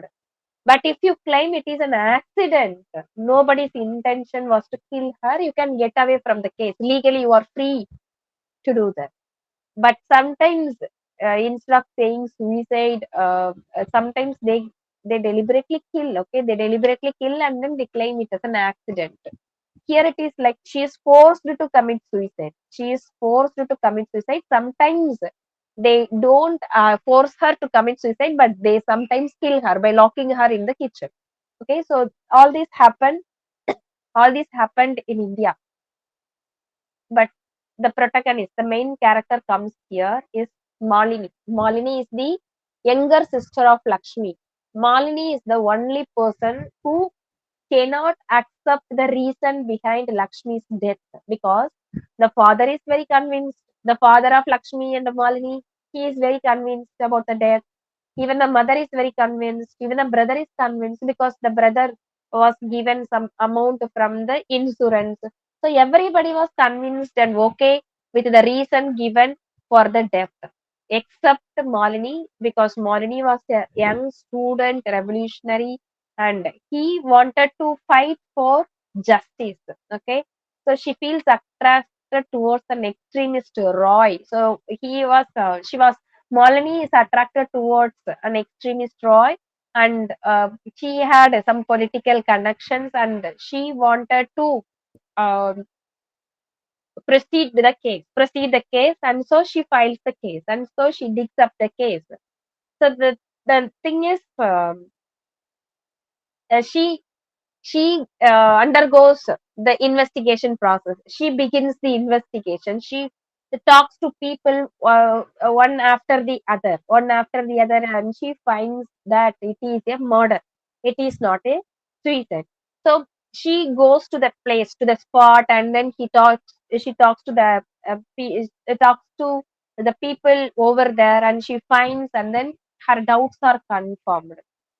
So we understand she meets the in-laws also, in-laws of Lakshmi, and she is very suspicious about the mother-in-law, and then she confirms that mother-in-law is the reason behind Lakshmi's death, and she blames the mother-in-law for committing such a cold-blooded murder. Cold-blooded murder means you never bother about someone's feelings. You take it very cool and chill of someone's death, and you kill them very easily, okay, effortlessly. So Malini decides to fight against them, to file a case against them, and then demand justice for her sister Lakshmi's death. So that is how the drama ends. This has a feministic touch because the women is asking for justice. Malini is asking for justice of someone's death, a woman's suicide, which was created as an accident. So this drama can be counted as a feminist drama. Okay. And the next story is Manjula Padmanabhan's Harvest. She's from Tamil Nadu. This is actually satire on post-satellite society. This this drama was written in 1997, before internet. Nowadays, you see, we are meeting online. I don't look at your face and you don't look at my face, but we are talking to each other. Maybe I don't know where you are from. Maybe you are far away from me. Maybe you are 300 kilometers away from me. Maybe you are 1000 kilometers away from me. Okay, but we are able to talk to each other. We are able to look at each other. Suppose if I come on a video call, if I switch on my video, we can look at each other and we can talk to each other. But this happened very recently, in the sense, the latest 15-20 years. But think about, in 1997 there was no such device. uh, there was no such device. There was not internet available, or there was no video call available. But in 1997, Manjula Padmanabhan has written a drama based on this video call, internet call. That is why it is called as a science fiction. Science fiction means using science and technology, using the terms or logic of science and technology, we create our own imagination. I can give you another example of science fiction. From Ramayana, I can give you in Ramayana, Ravana abducts Sita uh, on a plane, actually. In on a plane, in the sense, it was called as Mail Puri Vaganam, they called uh, in Tamil, which means Ravana has taken Sita on a flight. So there we can call it as a science fiction. Science fictional elements in Ramayana we can call. So before we inventing a flight or aeroplane or rocket, Kambar or Vyasar has used uh, a device or an transportation method over the sky. So that is what we call as science fiction. So before the emergence. So nowadays we have Skype, we have Insta, we have Gmeet calls, all that we have. Even Facebook live chat we have. Sometimes YouTube live videos we have to telecast things from one corner to all over the world. But in those days, in 1997, that facility was not at all available. But Manjula Padmanabhan had a thought of such a device used. That is why this is science fiction. Suppose if someone is writing today, it cannot be called as science fiction because it exists right now. So if you are writing about an equipment or a device which doesn't exist in that period, then it can be called as using science fiction elements in the novel or drama. So here we have to know about since she said she's from Tamil Nadu, she wants to focus something which she faced about organ donation. In the name of, I think you must be familiar about organ donation because you are not in 1997, you are in 2024. So you are very familiar about organ donation and you have watched movies related to organ donation and the scam related to organ donation. Here in 1997, people sold their organs just to kill away their poverty. For example, if I don't have food to eat and to support my family, I will sell one of my kidneys voluntarily, and a rich man may be ready to buy it for some huge amount of money. That huge amount of money may be a meager amount for him, but it will be a huge amount for me. But think about it. With that huge amount of money, can I replace my kidney? It's not possible. So that is the worst scenario existed in the 1990s, which she has observed. So she has actually focused in Tamil Nadu particular districts. So for example, in Thoothukudi, she had focused on where she had found that people were selling organs. So harvest means usually when we cultivate crops and when it is done, we go for a harvest and we sell the crops. That is what we call as harvest. But here, harvest means organ harvest. So you have organs and you are selling it for food. Okay, like you are selling away grains, selling away your vegetables. So you are selling away your organs just to get food or to support your family. So this is what sarcastically told us Harvest by Manjula Padmanabhan. So this is science fiction because she infuses the scientific technology to explain the story to you. Let me explain how she is using that. So here the donors. Donors means the organ donors. They are going to sell the organs. The donors are Om Prakash, Jaya, Ma, and Jeetu. Okay, Jeetu Prakash actually.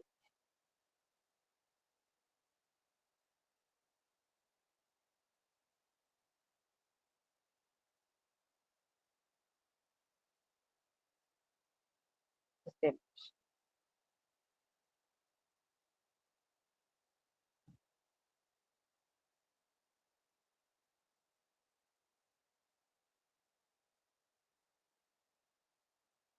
Okay.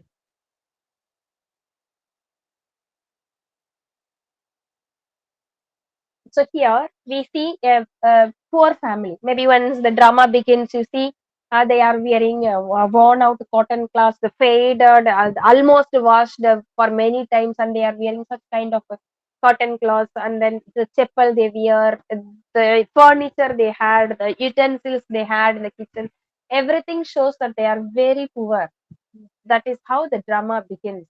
So this is the family. Donors belongs to the same family. Donors belong to the same family.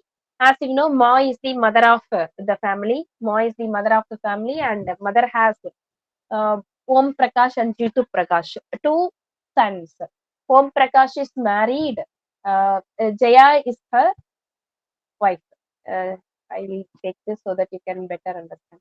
So Jaya is the wife of Om Prakash, and Jitu Prakash is unmarried and turned into a prostitute.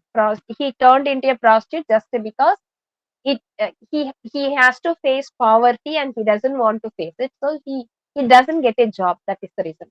So the Indians, they had many problems, and those problems were portrayed in the drama. For example, unemployment problem.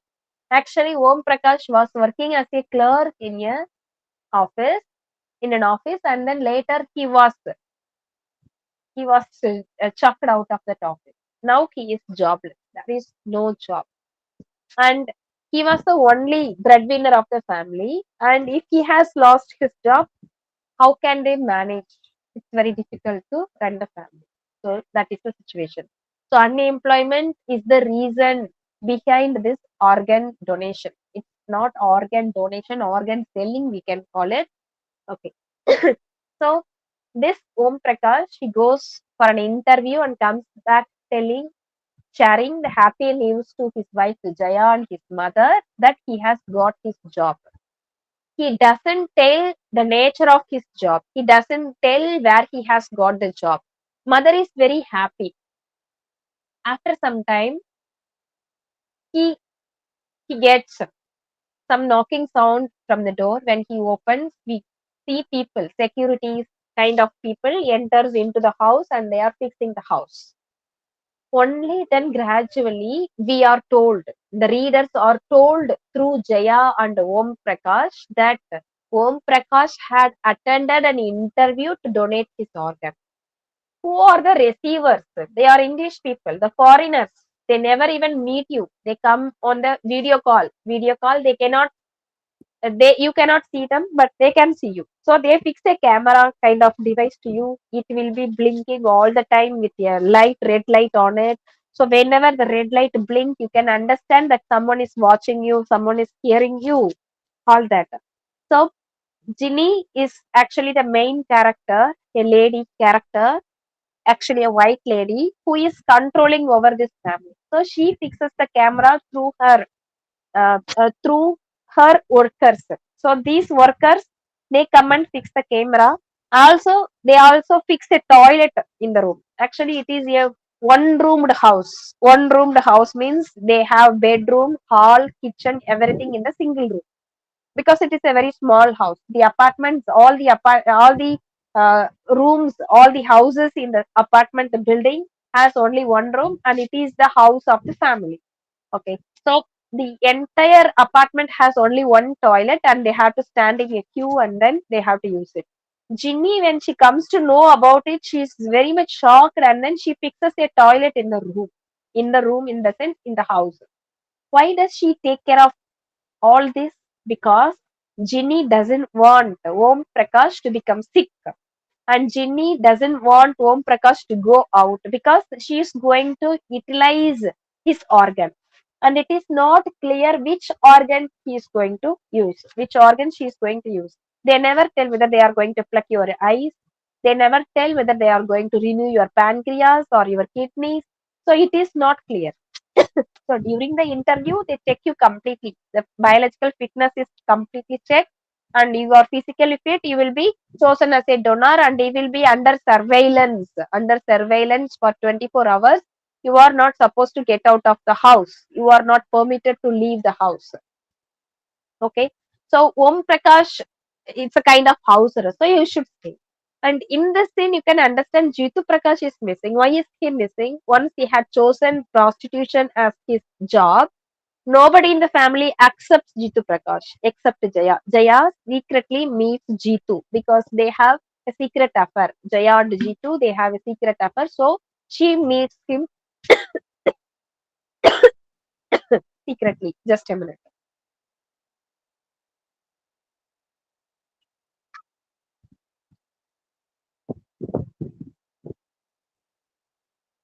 Actually, when Ginny fixes everything in the house, for example, toilet is fixed, even the food, the kitchen is broken, completely broken, the stove is removed. They were given only the pellets, kind of pills, tablets for the food. So Jaya has to take only the pellets, tablets for the food. So there is no food cooked in the house because Ginny is very careful about the organ which she is going to install in her body. So she is very careful about what they eat and where they go, what they talk about. In a video call, when Om Prakash was coughing, she was shocked. Ginny was shocked. Why are you coughing? So she was very much worried. It's not like about she is caring Om Prakash. She is caring about the organ. She doesn't want his organ to get infected. Okay, that is the reason. So this is actually a kind of sarcasm shown by Manjula Padmanabhan, how the organs are used. Organs are our own organs. So if I have a kidney of my own. It is my organ. I have to take care of it, but somebody else takes care of it because they are going to use it. I am going to sell it because I don't have money. So this is the situation. But Ma is also happy with it because Ma is given a kind of TV, so she is happy watching it, and so everybody is happy. But day after day, Om Prakash is not okay. Om Prakash is not settled with this plan. He is not okay to donate his organ. And after some time, we understand Jitu Prakash enters into the house, whereas Om Prakash and Ma never allows him inside the house, but Jaya allows him. Jaya is treating him. When the receivers send the securities, when the receivers send the security guards to go and bring the organ donor, actually they have to go and take Om Prakash away. Instead, Om Prakash is going and hiding in the toilet. Instead of Om Prakash, Jitu Prakash is taken away to donate his organ. Jaya was crying, saying that is not justice because Om Prakash voluntarily signed the agreement. He has agreed to sell his organ, but not Jitu Prakash. How can they give away Jitu? That was her worry. After a few days, Jitu Prakash was thrown into the house where his head was tied with a heavy bandage, and later we understand his eyes were removed. So the organs used from Jitu Prakash were his eyes. And Om Prakash realizes that he is of no importance in the house. Again, he goes back to the same office for the interview to donate his organ. So now Jaya is alone in the house because Jitu Prakash is almost blind and he wants his body also to be taken away to donate. He is easily mesmerized by Jenny. After the organ donation, Jitu Prakash is completely attracted by Jenny, and so he is walking away, saying that he is going to Jenny. Again, the gods take away Jitu Prakash away. Om Prakash voluntarily goes away in search of the office to donate his organs again. Ma is locked in the box where the television is kept. So it was a box where inside the box you need not use restroom, you need not take food, but you can watch the television all the time. So she is kept inside the box. Jaya was all alone in the family, and the twist of the story comes here. Actually, Virgil is the receiver, a man who wants Jaya to be pregnant. So Virgil is asking Jaya's permission to make her pregnant. Nowadays, we are very common with the terms like IVF, surrogatory mother, and all that, where we are allowing our kids to be beget by another women if we are not fit to beget a child. Okay, so surrogacy is nowadays common, but in 1997 it was not common. As well as if you are willing to be a surrogate mother, it is okay, but Jaya is not willing. So Virgil, the man over the video conference, he is talking to Jaya, saying that he is very much interested in Jaya's body and he is seeking permission from Jaya to beget his children, to make Jaya pregnant without his presence. So the security guards again will come and help Jaya to become pregnant. So that was the agreement. But Jaya becomes very strong. This shows the strength of Jaya towards the end of the drama, where she takes all the pills and then she's keeping a knife with her, and she says, if you are going to break the door and enter into my house, I will cut my nerves myself, I will kill myself. If I kill myself, you cannot fulfill your dream, so you cannot do that. So she is going to watch movie all the time and she is not going to allow him to enter into the house. So that is how the drama ends, where we see Jaya is very strong, mentally strong, to refuse to become a victim as an organ donor. So this is the story of Harvest by Manjula Padmanabhan. Okay. Absurd play. This is the last play we are going to read today. Absurd play is written by J.P. Das. Absurd play, actually absurd dramas. Absurd dramas itself means that there is no complete meaning, that in that you cannot get a particular sequence in the drama. when people are frustrated, when they don't get meaning in life. So these are the major themes used in absurd dramas. This drama itself is named as absurd play, written by J.P. Das in Oriya, and it is translated into English. So it has play into another play. There are three main characters in this play. The first one is the middle-aged man, Clocksetter, and then American Robo. So these are the three characters. Actually, he usually in the absurd dramas, very less number of characters are used. And when you observe the dialogues, the conversations, they are not at all sensible. Maybe if you are asking a question to a character, the other character will give you a reply which is insane. You may not get a relevant reply from that. So absurdity shows here how meaningless our life is. Our human beings lead a life which is meaningless. This is the main motive of writing absurd dramas. So I have highlighted the themes: the instability, absurdity, and the unpredictability of human life. So these are the concepts the absurd dramatists have in their writing and they write about it. For example, I remember Waiting for Godot. Someone is waiting for a person named Godot, but the person never turns up in the drama. So the conversation talks about Godot and all those things. So all these happen, but but the person never comes. So all these conversation, they engage themselves busy just to meet the person, but the person is never met. So that is one of the concept of absurd drama. So it is about the instability. So nothing is confidently going to be done. So um, the human life is unrealistic, it is absurd, useless, meaningless, it is unpredictable. So these are the common themes that are used in that. Some of the writers you should know about are Samuel Beckett, Edward Albee. So these are the major dramatists who write about absurd drama. So the world is full of frustration and pain. That is another reason for such kind of drama. And the world is believed to be corrupted and it is materialistic, selfish. The world turns out to be very selfish and they don't have moral values. They don't have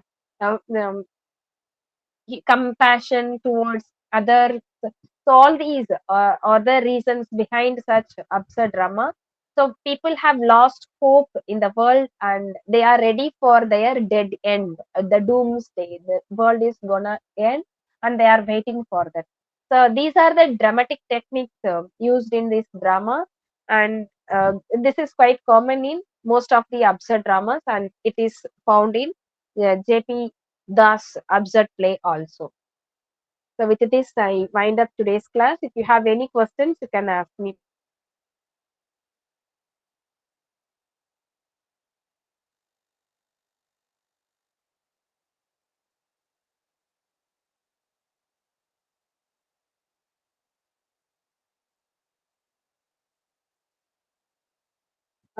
Sorry, I missed which play you are talking about. I missed the chat session in the messages. Which drama you are talking about, Jyoti Bhatt?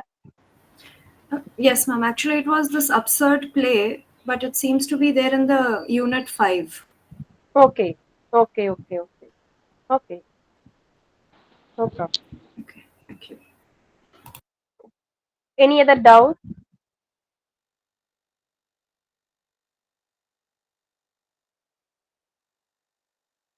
Okay then. Uh, okay, then we'll meet at the next class if you don't have any other doubt. Regarding your exams, they will intimate you. Don't worry. If you have anything else to be asked from my class, you can ask me. Otherwise, we will meet at the next class. I just had a question, ma'am. Yeah. Is it possible for you to share these PDFs with us at some point? Actually, yesterday's I have sent to your coordinator. Even today, I cannot send it through Gmeet. Okay. So I can send this also to your coordinator. You can ask her to share. I have asked her to share. Maybe she is very busy, and that is why. Again, this also I will. Yesterday's I have already shared. This also I will share it to her. Maybe whenever she is free, she may send it to you. Maybe you can remind her later. Okay, thank you. Yeah.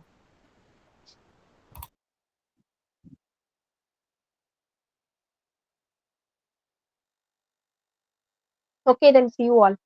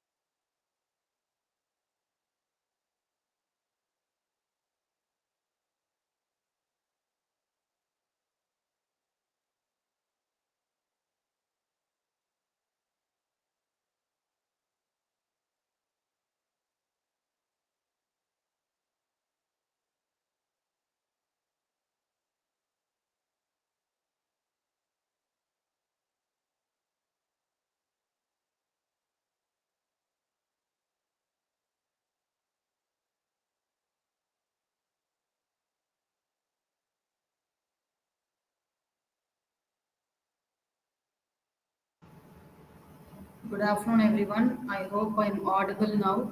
I'll start the class in just a couple of minutes. I believe the previous teacher has completed just now. The American literature class will start shortly.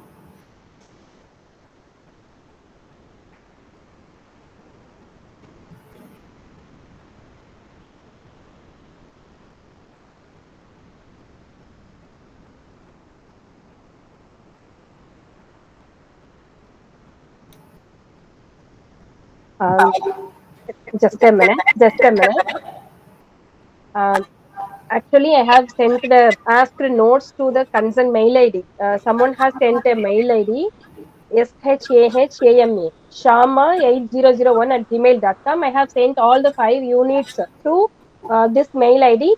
So the other students can connect to this mail ID and get the notes from them. Okay, that's all from my side. Thank you.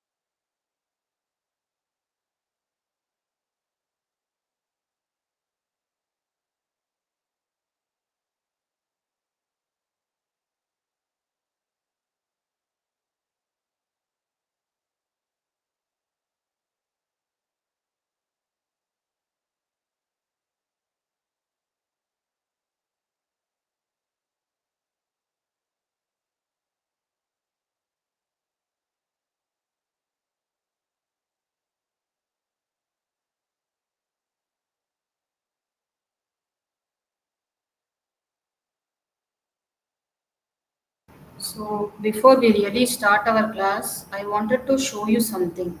I don't know whether you have seen this in YouTube. I believe the screen is visible now. There's a famous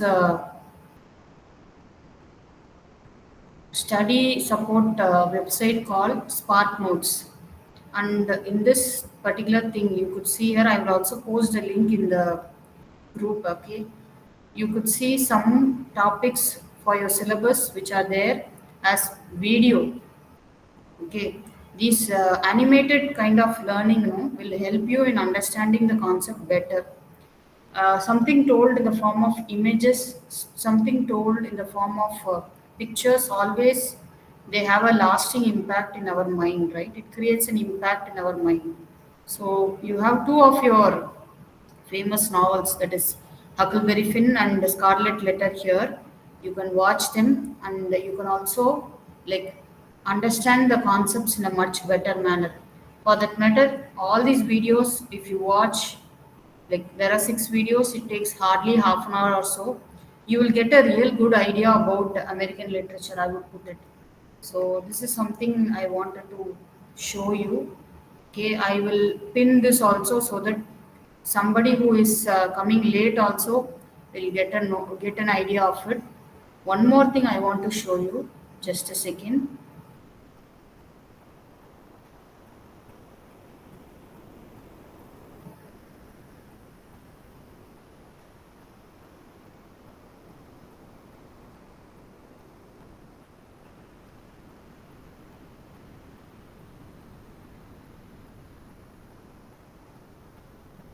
There are so many videos, I tell you, so many videos, especially if you go to the channel of Vidya Mitra or Edu Mitra.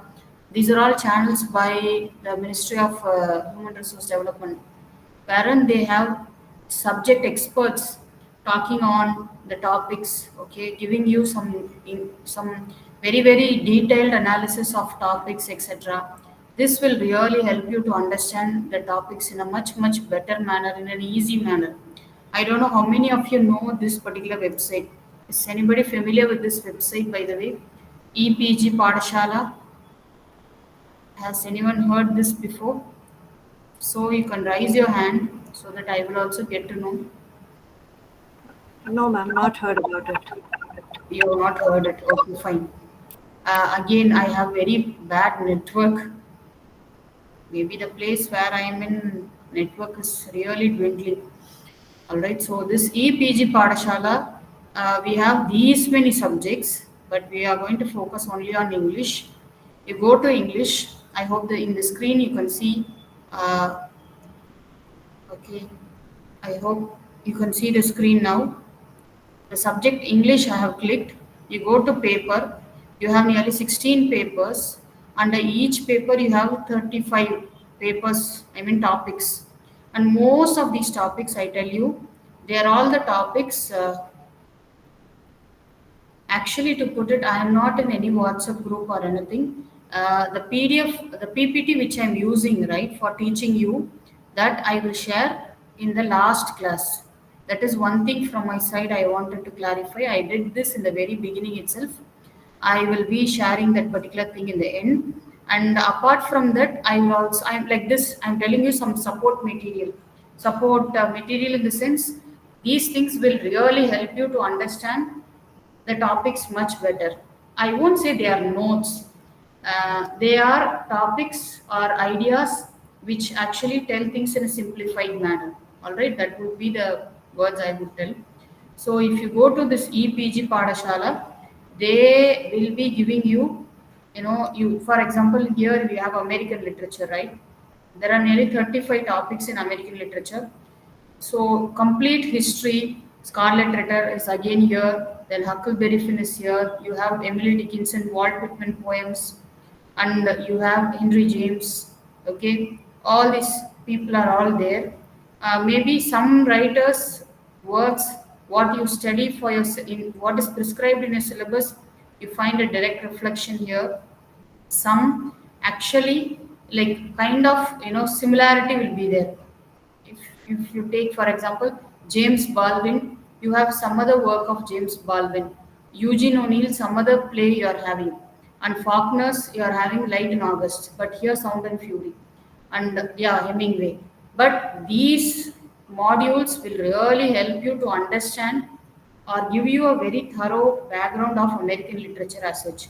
Not only American literature, there are also other papers also, for example, theory and criticism.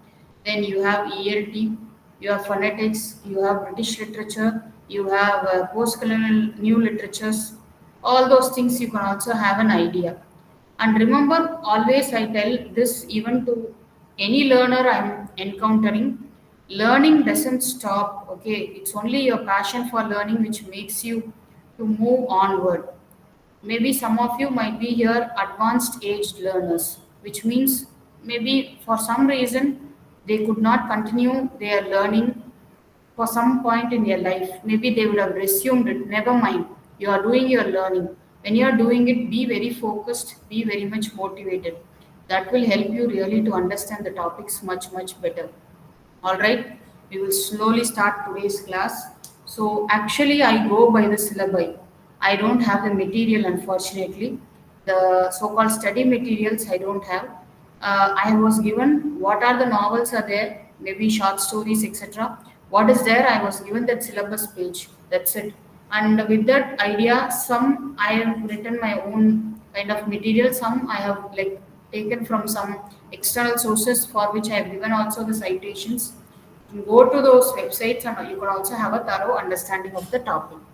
Okay, so today's three fiction we are going to see is, all right. We are going to see, already we happen to see previous classes we finished non-fiction, then drama, and in fiction we happen to finish the bottom five. Today we are going to see the top four. All right, and if we have time, maybe I can give you a very very brief bird's eye view of American poetry. Okay, so in the last class, I can tell very quickly and very, very concisely about each of the poets, the poems prescribed, and how can you write answers for poetry. That much ideas I can share with you. All right. So today's lesson starts with John Steinbeck's Grapes of Wrath. So, John Steinbeck is one such writer who is remembered in American history, especially during the Great Depression. The Great Depression did havoc in American society. And whenever we say the Great Depression, you must never forget certain things. Actually, to put it, I told you, no, American literature, especially fiction, they all bore witness or testament to what is happening in the American society as such. The fiction drama, of course, was directly exposing the shams of the society in place. In fiction, you find the authors bringing out what really went wrong or what was encountered by the people of America, what kind of hardships they faced. Those were the things which were brought out by the writers. And all these writers, I tell you, basically, when you look at the American terrain as such, it's geographically very, very diverse, and many people they came to America with the hope that it is their promised land, it is their land of opportunities. So those were the notions they had, and they came for survival and sustenance. One such novel by John Steinberg, it takes place during the Great Depression, and we all know the historical background of Great Depression. Great Depression is something what we refer is the stock market crash in America. Okay, 1 October in 1939. Okay, the stock market crashed in America. That is what happened here, and it tells the story of the Jode family, and through Jode family we get to know what exactly the American people underwent, that kind of emotional, psychological torture they underwent during the Great Depression. We can see how life has become suddenly in the diminishing side, how suddenly things get dwindled. When we say America, it is the land of excess, they say, but how it suddenly became the land of scarcity. That is what we will be seeing here. And if you trace the American socio-cultural political background, beginning of the 20th century, what happened was that American people they started, making money by hook or crook. That is what we say American dream. A very good novel, which if you want to know the real essence of American dream, is The Great Gatsby by F. Scott Fitzgerald. Okay, I repeat the name, The Great Gatsby. Of course, it has come as a movie also, starring Leonardo DiCaprio. All right, don't get confused with Wolf of the Wall Street. Okay, that's another one pictured by DiCaprio.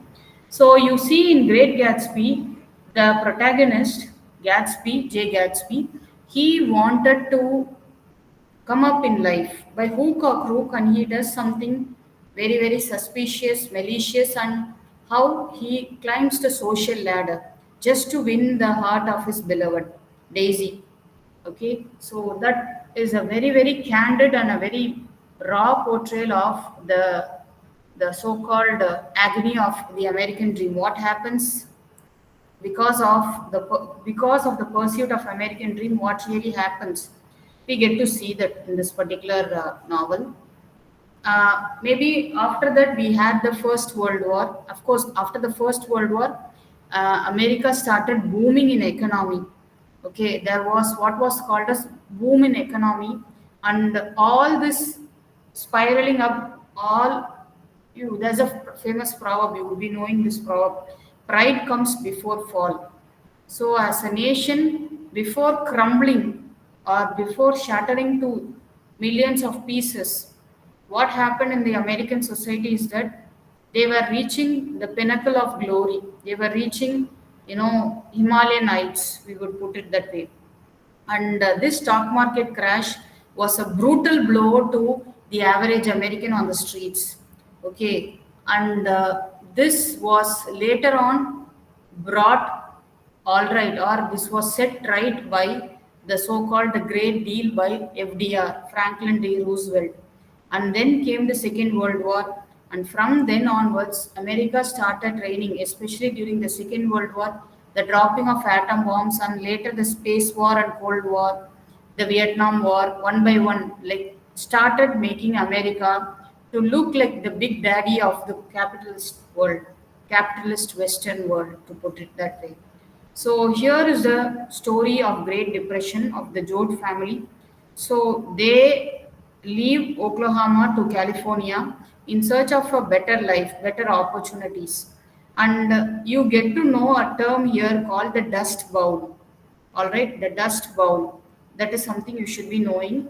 And this particular novel talks in a very, very raw manner the hardships, the discrimination they encounter in the names of economic exploitation, social injustice. In fact, this book was banned for its very, very candid portrayal of social injustice.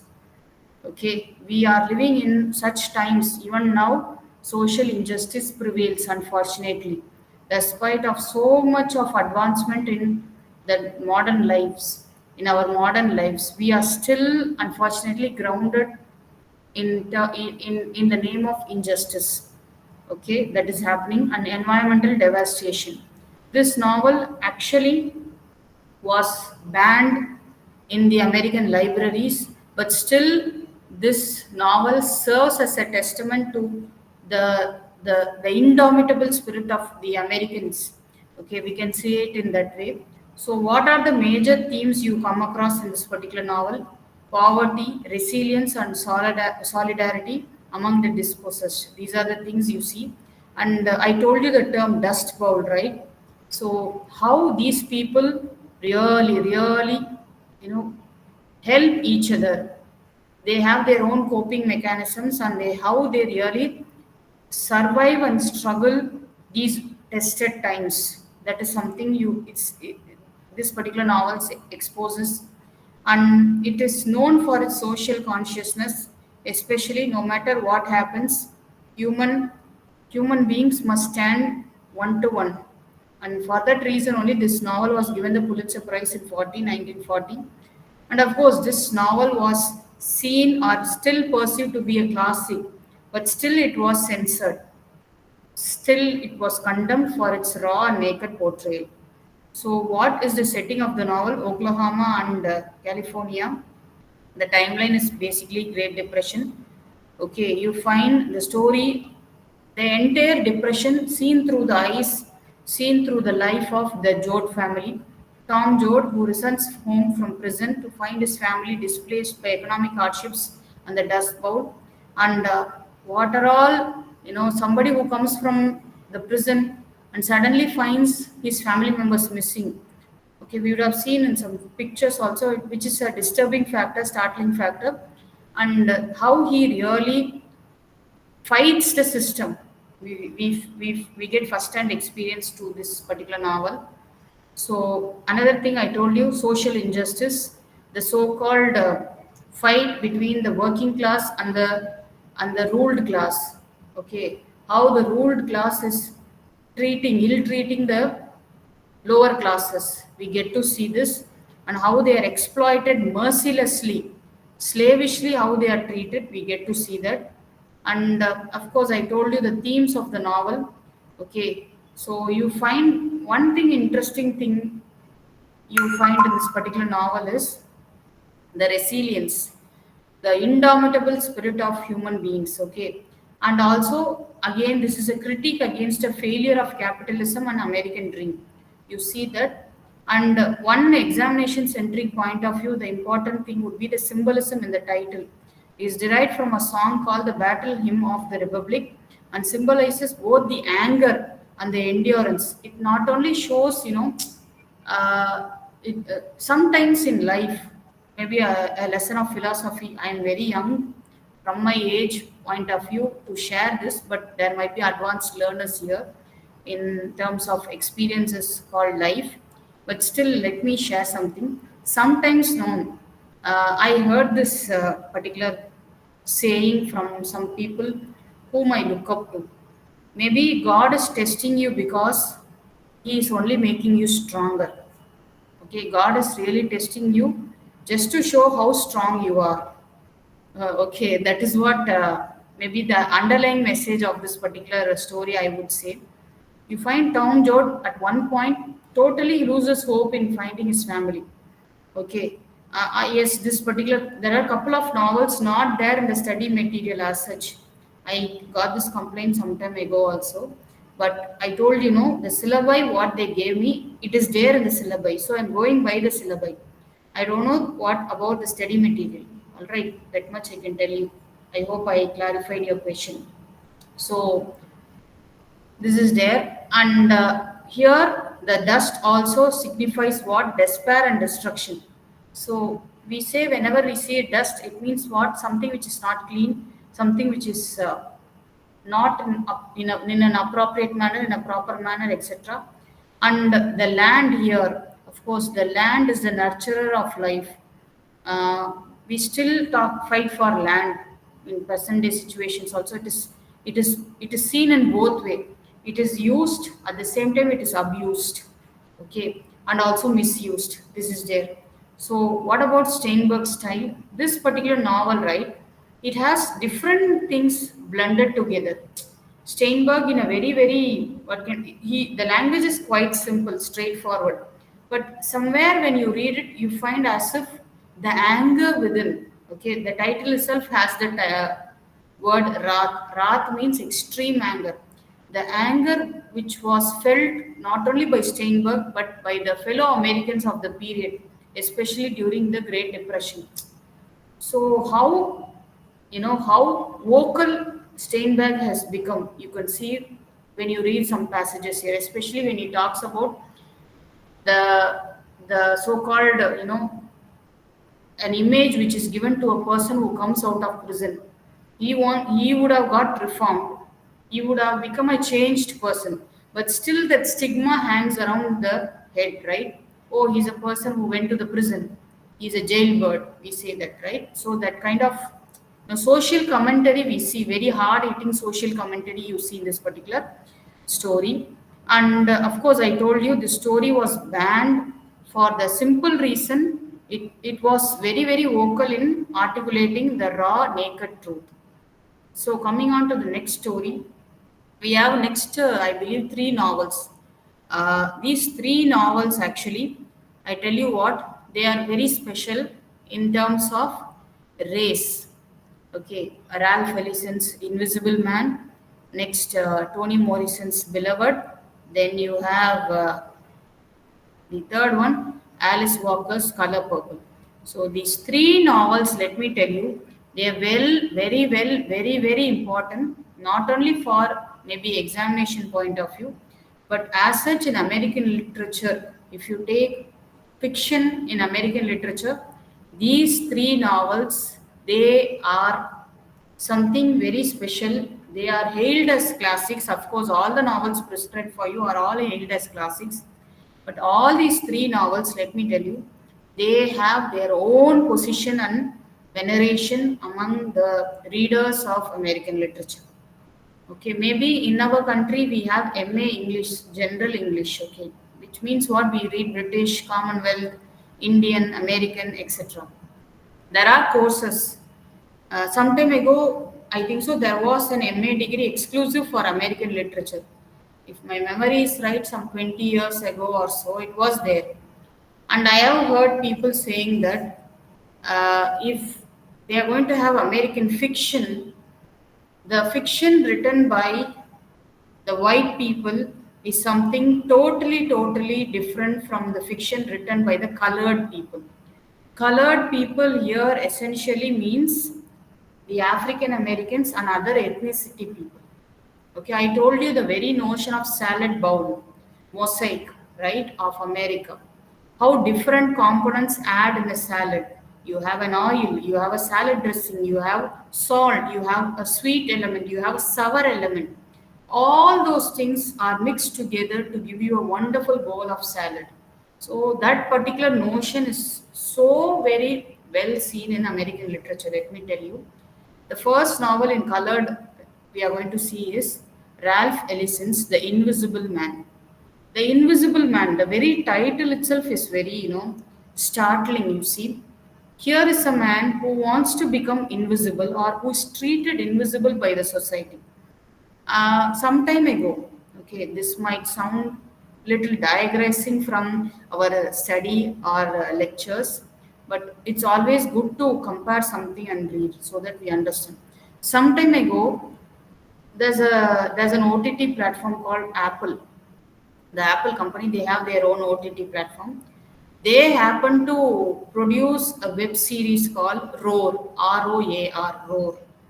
I don't know whether you can I don't know whether you are able to watch it. Somebody showed me it. They were having that Apple subscription. They told me, why don't we'll show you, Subha, you just see it. They just told me. And well, there was a story which spoke about an African American woman who suddenly is is is neglected by her society. She's an author, a well received, awarded author, but suddenly she is seen invisible by the white men folk, okay, which was very disturbing, I tell you. It was a very disturbing story, actually, to put it. Why I'm telling this, comparing this with the Invisible Man, because remember, in social ladder of American history, I believe, I don't know whether I told you in the very beginning of the lectures. Whenever you take the social ladder of American history, on the topmost you have the white man. Below the white man, we have the white woman who is one step marginalized. Below the white woman, we have the black man who is double marginalized by the white woman as well as by the white man. Whereas on the bottommost pit, we have, please understand, the black woman who is triply oppressed. All right? She's not only oppressed by her own black man, she's also oppressed by the white woman as well as the white man. There lies the oppression of the black woman. This I will talk when I'm teaching Alice Walker and Toni Morrison in detail in a couple of minutes. So here you see the man, Ralph Ellison, is a very, very vocal African American writer, literary critic, and scholar. So this man's only novel was Invisible Man, and it won the National Book Award. Okay, this was published in 1952 and considered to be a masterpiece. I tell you, a masterpiece. And the novel is known for its genre, the technique of Bildungsroman. Okay, the author has incorporated Bildungsroman, which is coming of age novel or growth novel. How the unnamed African American is actually battling for his identity in the racial American society. Okay, there are instances in the novel. I believe there is a movie version of it. I remember sometime I was seeing it. I vaguely remember. Well, this particular story talks about a man whose name is not revealed to the readers as such. He is he is actually seen as no one. That's why he's called as the invisible man, right? So his racial identity is a question mark, and he's treated often invisible. And how complex is his role in the society? We get to see all these things. So, if you look at Invisible Man, the notion of what is called as racial discrimination is very vocal in this particular story, and how the unnamed narrator is struggling everything, battling out everything for his identity and selfhood is brought out very brilliantly by Elise here. Okay, and being a man, of course, he is expected to be in a certain way, and unfortunately, he's a black man. He's also given certain stereotypical labels, which is also disturbing in this particular story. And another thing, of course, the story abounds, very title itself is has a symbolic meaning. The invisible man. The man is not only invisible physically but also metaphorically. That is the most disturbing part of the story. Okay, and of course, the story is narrated in first person, and it gives a very, very direct, straightforward, brutal attack of racism. Okay, that is there. And whenever you are reading, I have given a point here called allusions. Allusions are references. You should understand something about allusions in black literature. Well, if you read about allusions in black literature, they are brilliant, I tell you, because these black people, these African Americans, they have the tradition of orators, Oratures. Oratures are oral narratives. In other words, the grandmother, she or the matriarch, the elderly matriarch of the family, she tells several stories to the younger ones, the younger generations. That is how the legacy gets transferred from the elderly persons to the younger generation. And these people, they abound in what is called as folklores, songs, even verses from the Bible, right? some myths, their own myths or folklores, everything gets infused in these narratives. That makes these stories very, very interesting and very dense also in terms of its meaning. All right. So, whenever you are reading an African American literature, these are all the underlying things you should look out in. It's not only in fiction or drama, in any genre of African American literature, I would say. So this particular book, okay, it is one such work which was like the next three, that is these three works, African American works, you'll be seeing them as canonical works, meaning they have established standards within the American literature as such. And remember, this particular story also is seen as the product of the Harlem Renaissance. Another one literary artistic movement of African American history is Harlem Renaissance. Harlem is a suburban part in New York City. It's a place where, okay, these African American people, they were doing avant-garde work. They were doing some kind of, break the rules kind of projects they were doing. It could be in songs, it could be in music, it could be in literature, sculpture. Okay, it is a literary and culture artistic movement which started somewhere in the 20th century, mid 20th century. Okay, so yeah, and this particular work of Ralph Ellison is one such work which actually epitomizes the Harlem Renaissance. And similarly, for a woman who became very popular because of the Harlem Renaissance, would be certainly there are so many women writers, but one writer I would say is Zora Neale Hurston. I'll type that name in the chat box. Zora Neale Hurston. So she's another one writer who became very popular during the Harlem Renaissance in the American cultural situation. Yes.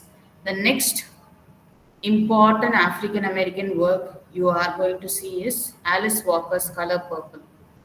Please understand something. Toni Morrison, Alice Walker, they are the two sides of the same coin. Okay? Some will be debating Toni Morrison is the best. Of course, she got the Nobel Prize, first African American to get a Nobel Prize. Undoubtedly, she is the best. But many people would say Alice Walker was the best. It's up to you to judge who is best, who is next. Like for me, I told you, in my opinion, they are the two sides of the same coin. Okay, if you flip this way, maybe you get Walker. If you flip that way, you get Morrison. As simple as that. So Alice Walker is known for her famous work, The Color Purple. And the very title itself is very, very symbolic. You should be knowing a concept called, whenever you're reading Alice Walker, I'm typing in the chat box, you must be knowing a concept called womanism. Okay, it's something different, slightly different from feminism. Has anybody heard this term before, womanism? Anybody? Are you all listening? No, you have not heard. Jyoti has not heard it. Okay. Never mind. I will tell you. Well, let me put it in a very simple, maybe very not jargon free kind of definition. Whenever we say womanism, it is a notion, please understand. It is a kind of feminism which is applied to especially African American women. Okay. The African American women's feminism is called as womanism. Let me put it like that.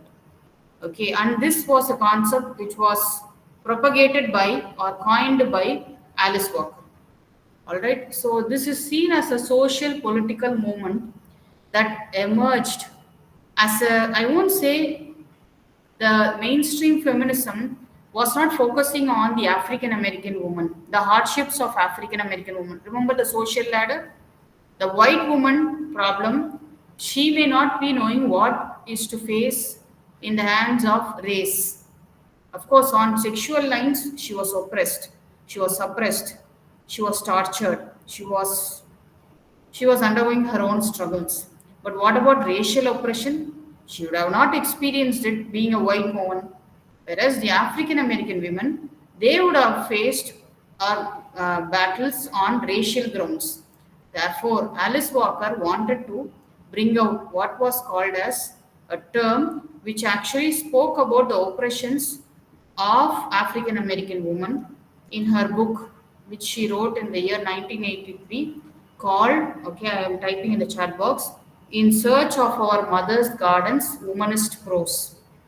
Okay, 1983, the same year when she wrote The Color Purple, she wrote this particular book. In that only she uses this term called womanism. So it is usually, to put it in a one liner, okay, the struggles, the hardships faced by women of color. And remember, women of color, this is the spelling. Don't write COLOUR, COLOR. You must be remembering you are reading American literature. Please remember that. So that is there. Does anybody wants anything?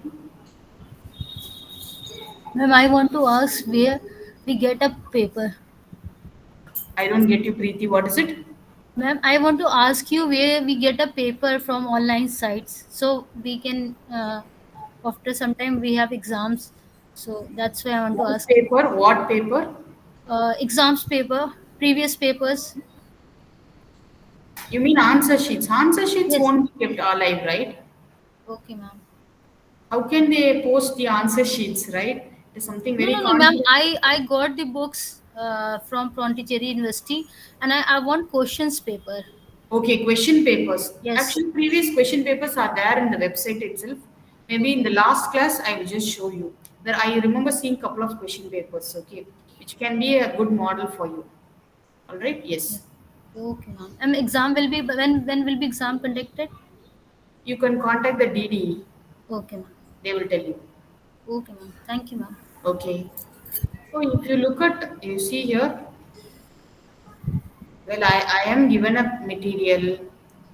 If you are having all these questions, I am given, I showed you in the very first class the syllabus, what was given to me. With that only, I made my slides and I'm teaching you. If anything changed or anything, they would have intimated me. All right? Yes. Study material. Okay. So many questions coming now. Well, shall I take your questions little later if you don't mind? Because let me finish. Two novels are there. I will finish that, then I will go for it. All right, that will be fine, I believe. And you can mute people. Somebody has switched on your mic. That might be disturbance to others. You can mute it. Yes. So in womanism, that is what the women of color were facing. That was not really given. That was not highlighted by these mainstream white feminists. So these African American women, I believe someone's mic is on, switched on. Kindly mute. It will be disturbing. I don't know whose mic is on. Please check. Someone's mic is on. I believe it is Preeti's. Yes. Preeti, please mute. Okay, ma'am. Because so there might be people who will be hearing from with headphones. Okay, for them, it will even the tiniest sound will be disturbing them. We may not realize that, but it disturbs people. We had experience during online classes. Fine. So, what you should be knowing in this particular novel, the narrative style of Alice Walker. She uses what is called as epistolary style. Epistolary style means written in the form of letters. The word I have given on the slide itself, epistolary, written in the form of letters. And here the protagonist is Celie. Okay, so Celie, okay, she has so much of hardships. She is married to one Mr. Albert, but often she says her husband's name as Mr. She does not even wants to say her husband's name. Okay, that much of oppression she faces, and the story actually takes place in the early 1900s. Okay, right after the Civil War movement. Okay, the beginning of the 20th century in Southern America, and it's very disturbing. I tell you, there are some disturbing scenes, disturbing episodes in the novel. which actually traumatizes the reader. For example, in African American literature, you see what is called as incestual rape, rape by closed family members. Okay, rape by closed family members. Okay, which is very very disturbing in African American literature, unfortunately, and how women are abused, how bodily they are hurt and harmed, you get to see. And especially this story has three women, four women, in fact fourth woman we may not see her flesh and blood, but we get to know about her. The first woman we get to know is Celie. Okay, Seeley. After Seeley, we have Shug Avery. Shug Avery is she's a blues singer. I tell you, she's a blues singer. Then you have Sophia. Okay, Sophia is actually uh, what can we say? Seeley's husband's first wife's and Seeley's husband's first wife's son's wife. In other words, maybe stepdaughter-in-law. I don't know whether such terms exist in English. I'm sorry to say this. So something like that. So you find Seely very meek. Okay, very very meek. Shugevari, she's empowered in her own way. Okay, next we have Sophia, who is an assertive. She's one hell of a lady. We would say it that way. Okay, she's a determined woman. She's a woman with lots of grit and confidence. Let me tell you, all these novels which are prescribed in a syllabus, you have movies, excellent movies. In fact, Alice Purple's Color Purple, we had it in our post graduation, and the movie Seely role was played by Whoopi Goldberg. I don't know how many of you know this particular actress, Whoopi Goldberg, very very famous African American actress, and Sophia is played by Oprah Winfrey, the famous talk show host. Right, she plays the role of Sophia, and it's such a brilliant movie. Such a brilliant movie. You should watch it actually. Okay, yes. And the novel is known for its narrative style. Mainly, the novel is really, appreciated for its narrative style. It is written in the form of diary, that is letters, and it's very intense, emotional. There are moments wherein, when you read the novel, you forget you're reading a novel. You see as if the actions are unfolding before your own eyes. That's the most interesting part of this particular novel. It's all right. So these are the things you should focus on. Alice Walker's Color Purple. Then last novel of our study would be Toni Morrison's Beloved. Well, let me tell you something before going to Toni Morrison's Beloved. Uh, Toni Morrison's Beloved is one such work, please understand, is one such work which actually startled the entire world, I would say, for the simple reason of the treatment of Toni Morrison in her novel. There are some works when we read it, it has an everlasting impact, right?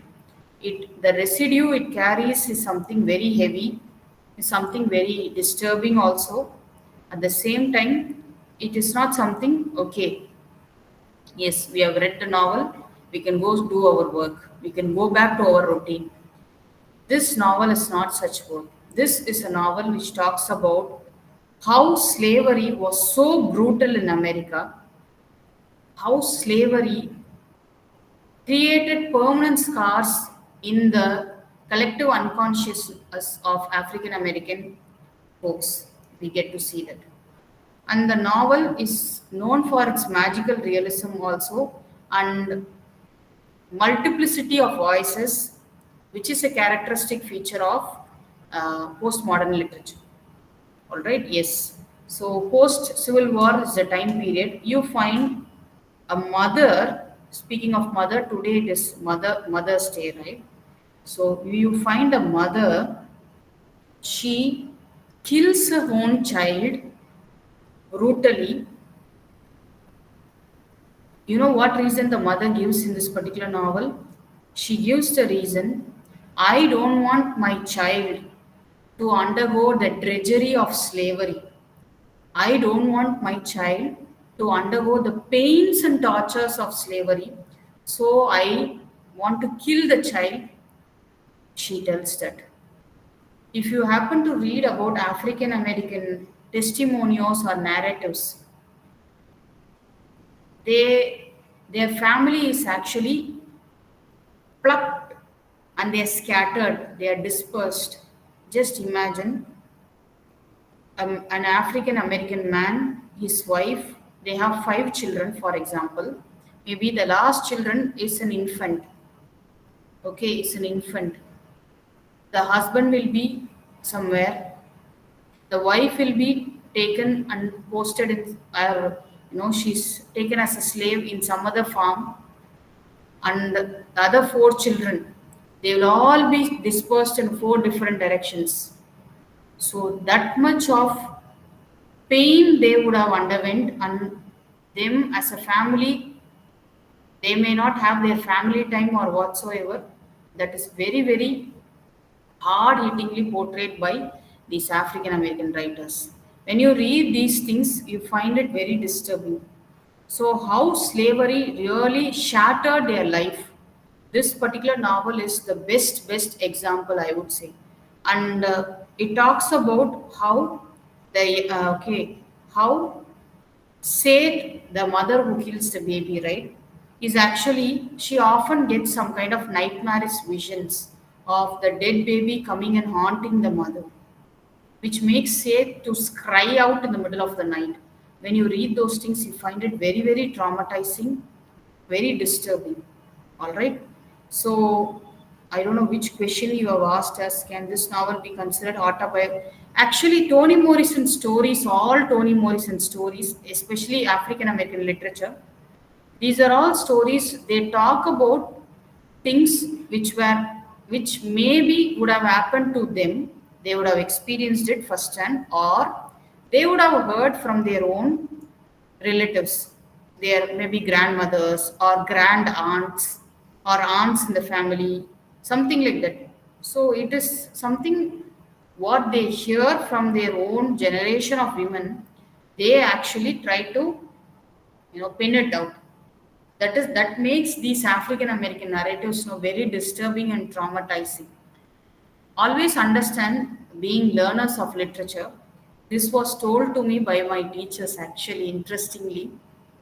Anything written, right, in literature, there is an element of truth, there is also an element of make believe truth. You get, I believe you understand what I'm trying to say. There is an element of truth means, yes, there might be some facts, but to make sure you are telling the facts, you must also add some masala. All right, that you should understand that. So out and out, one cannot write the naked truth. That's why they say truth is stranger than fiction, they say. Sometimes when you say something as narrated or as witnessed or as they have experienced, you might have some elements which makes things little spicier, little palatable. You do that so that you reach out to better audiences, bigger audiences, bigger forum. It happens. That is what I feel. I will take up a question which was I believe Jyoti's question I have answered. So somebody by name Sugi, your question, ma'am, should I create my own paragraph or essay for the exam? Otherwise, I must study what is in the text. Well, I tell you, the text is a novel, drama, poetry, or essay. You should have, text is like what now? It's like you should know what are the aspects or what are the things happening in the text. According to the question, you should modify your interpretation and write. All right, you cannot write the novel line by line, word by word, right? It's like maybe if you take the story of this particular one, Alice Walker's Color Purple. For example, they are asking about the treatment of women in Alice Walker's Color Purple. For example, such a question is asked. So, how will you write? I told you there are 3 women in Color Purple: Celie, Sugarberry, and Sophia. So, how Seely is treated, first by her stepfather, next by her so-called husband, next how she is treated by Sugeveri, and how Sugeveri is becoming a blues singer, her history, you get to know that. Next, you have who is called as Sophia.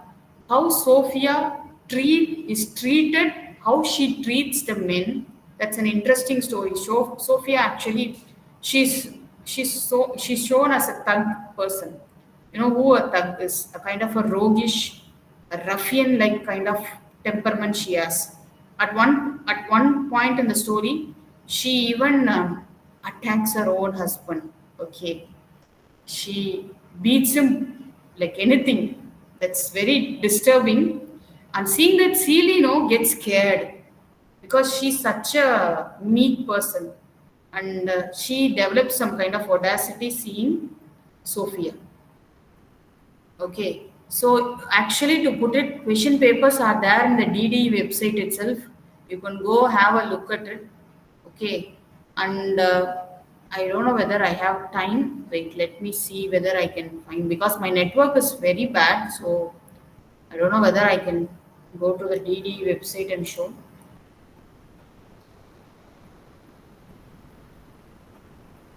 So this is your DD portal, I believe. You have something like this. Academics. Wait. Okay. These are the study materials, I believe. Students portal. No, this is not the one.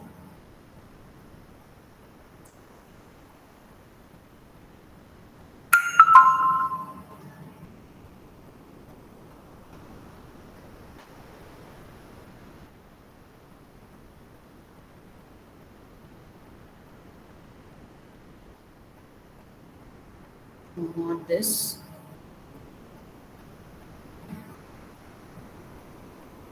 English. Okay. I'll find out. Okay, I'll find out. I remember somewhere seeing the question papers actually to put it.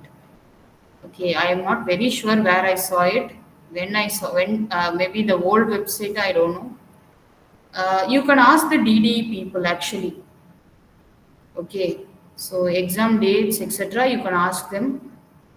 They might have answers for your questions, Niroshama.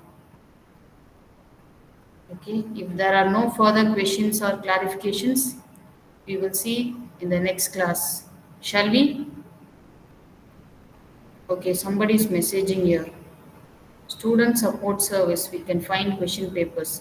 Maybe you people might be learners, might be having a WhatsApp group. Maybe somebody can find the question papers and share it there. That would be fine, I believe. Okay, so if there are no further questions, we'll see in the next class. In the next class, I will, for poetry, this is what I'm planning to do. Very briefly only I can tell about the poem, the poet, or some technique or something very important from examination point of view, I will share. And meanwhile, I'll also try to look out for what is called as the question papers. All right. So thank you. I'll leave now. Thank you. Thank you, ma'am. Yes, thank you. How to contact with DD?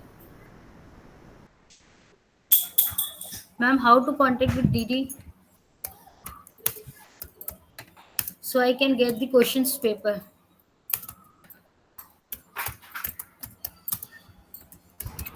Preeti, we can see it in student support service. There is something called question bank. And the number we want, in the website itself, the number is there for university. We can give a call to them. Okay, ma'am. Thank you.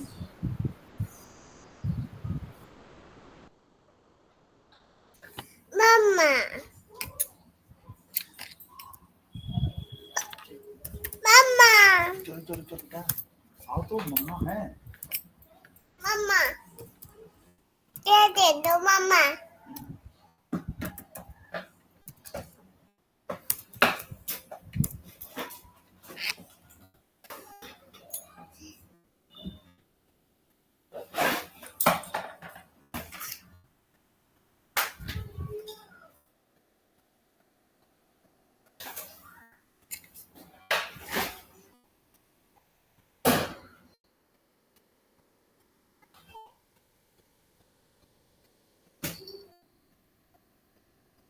सब हमने left कर दिया, left कर दिया, 2 बजे।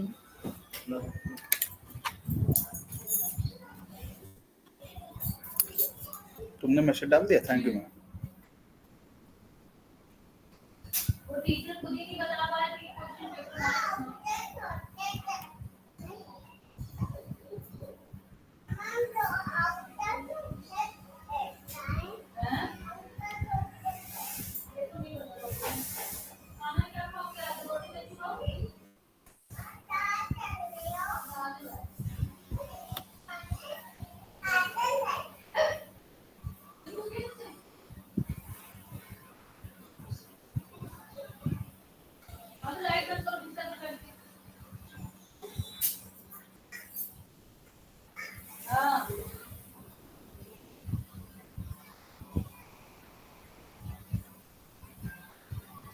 प्रीति, हाँ, देखो वहां पे एक वो दिया था, उसको खुद ही नहीं पता, टीचर को। चलो ठीक है, ये देखो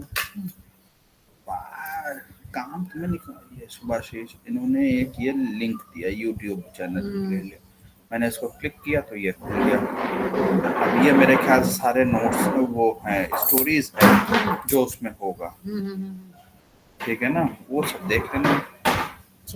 ठीक है, हम यहाँ पे वो लगा दिए। पानी तेरा जा रहे नहाने। जल्दी अंदर घुस के भी तो खोल सकती। अरे वो कपड़े धुल रहे हैं ना, अब आज ही कपड़ा भी धुल दोगे कुछ? आज सब कर देंगे A to Z। लीव कैसे कर? ये इसको यहाँ से क्रॉस कर दो।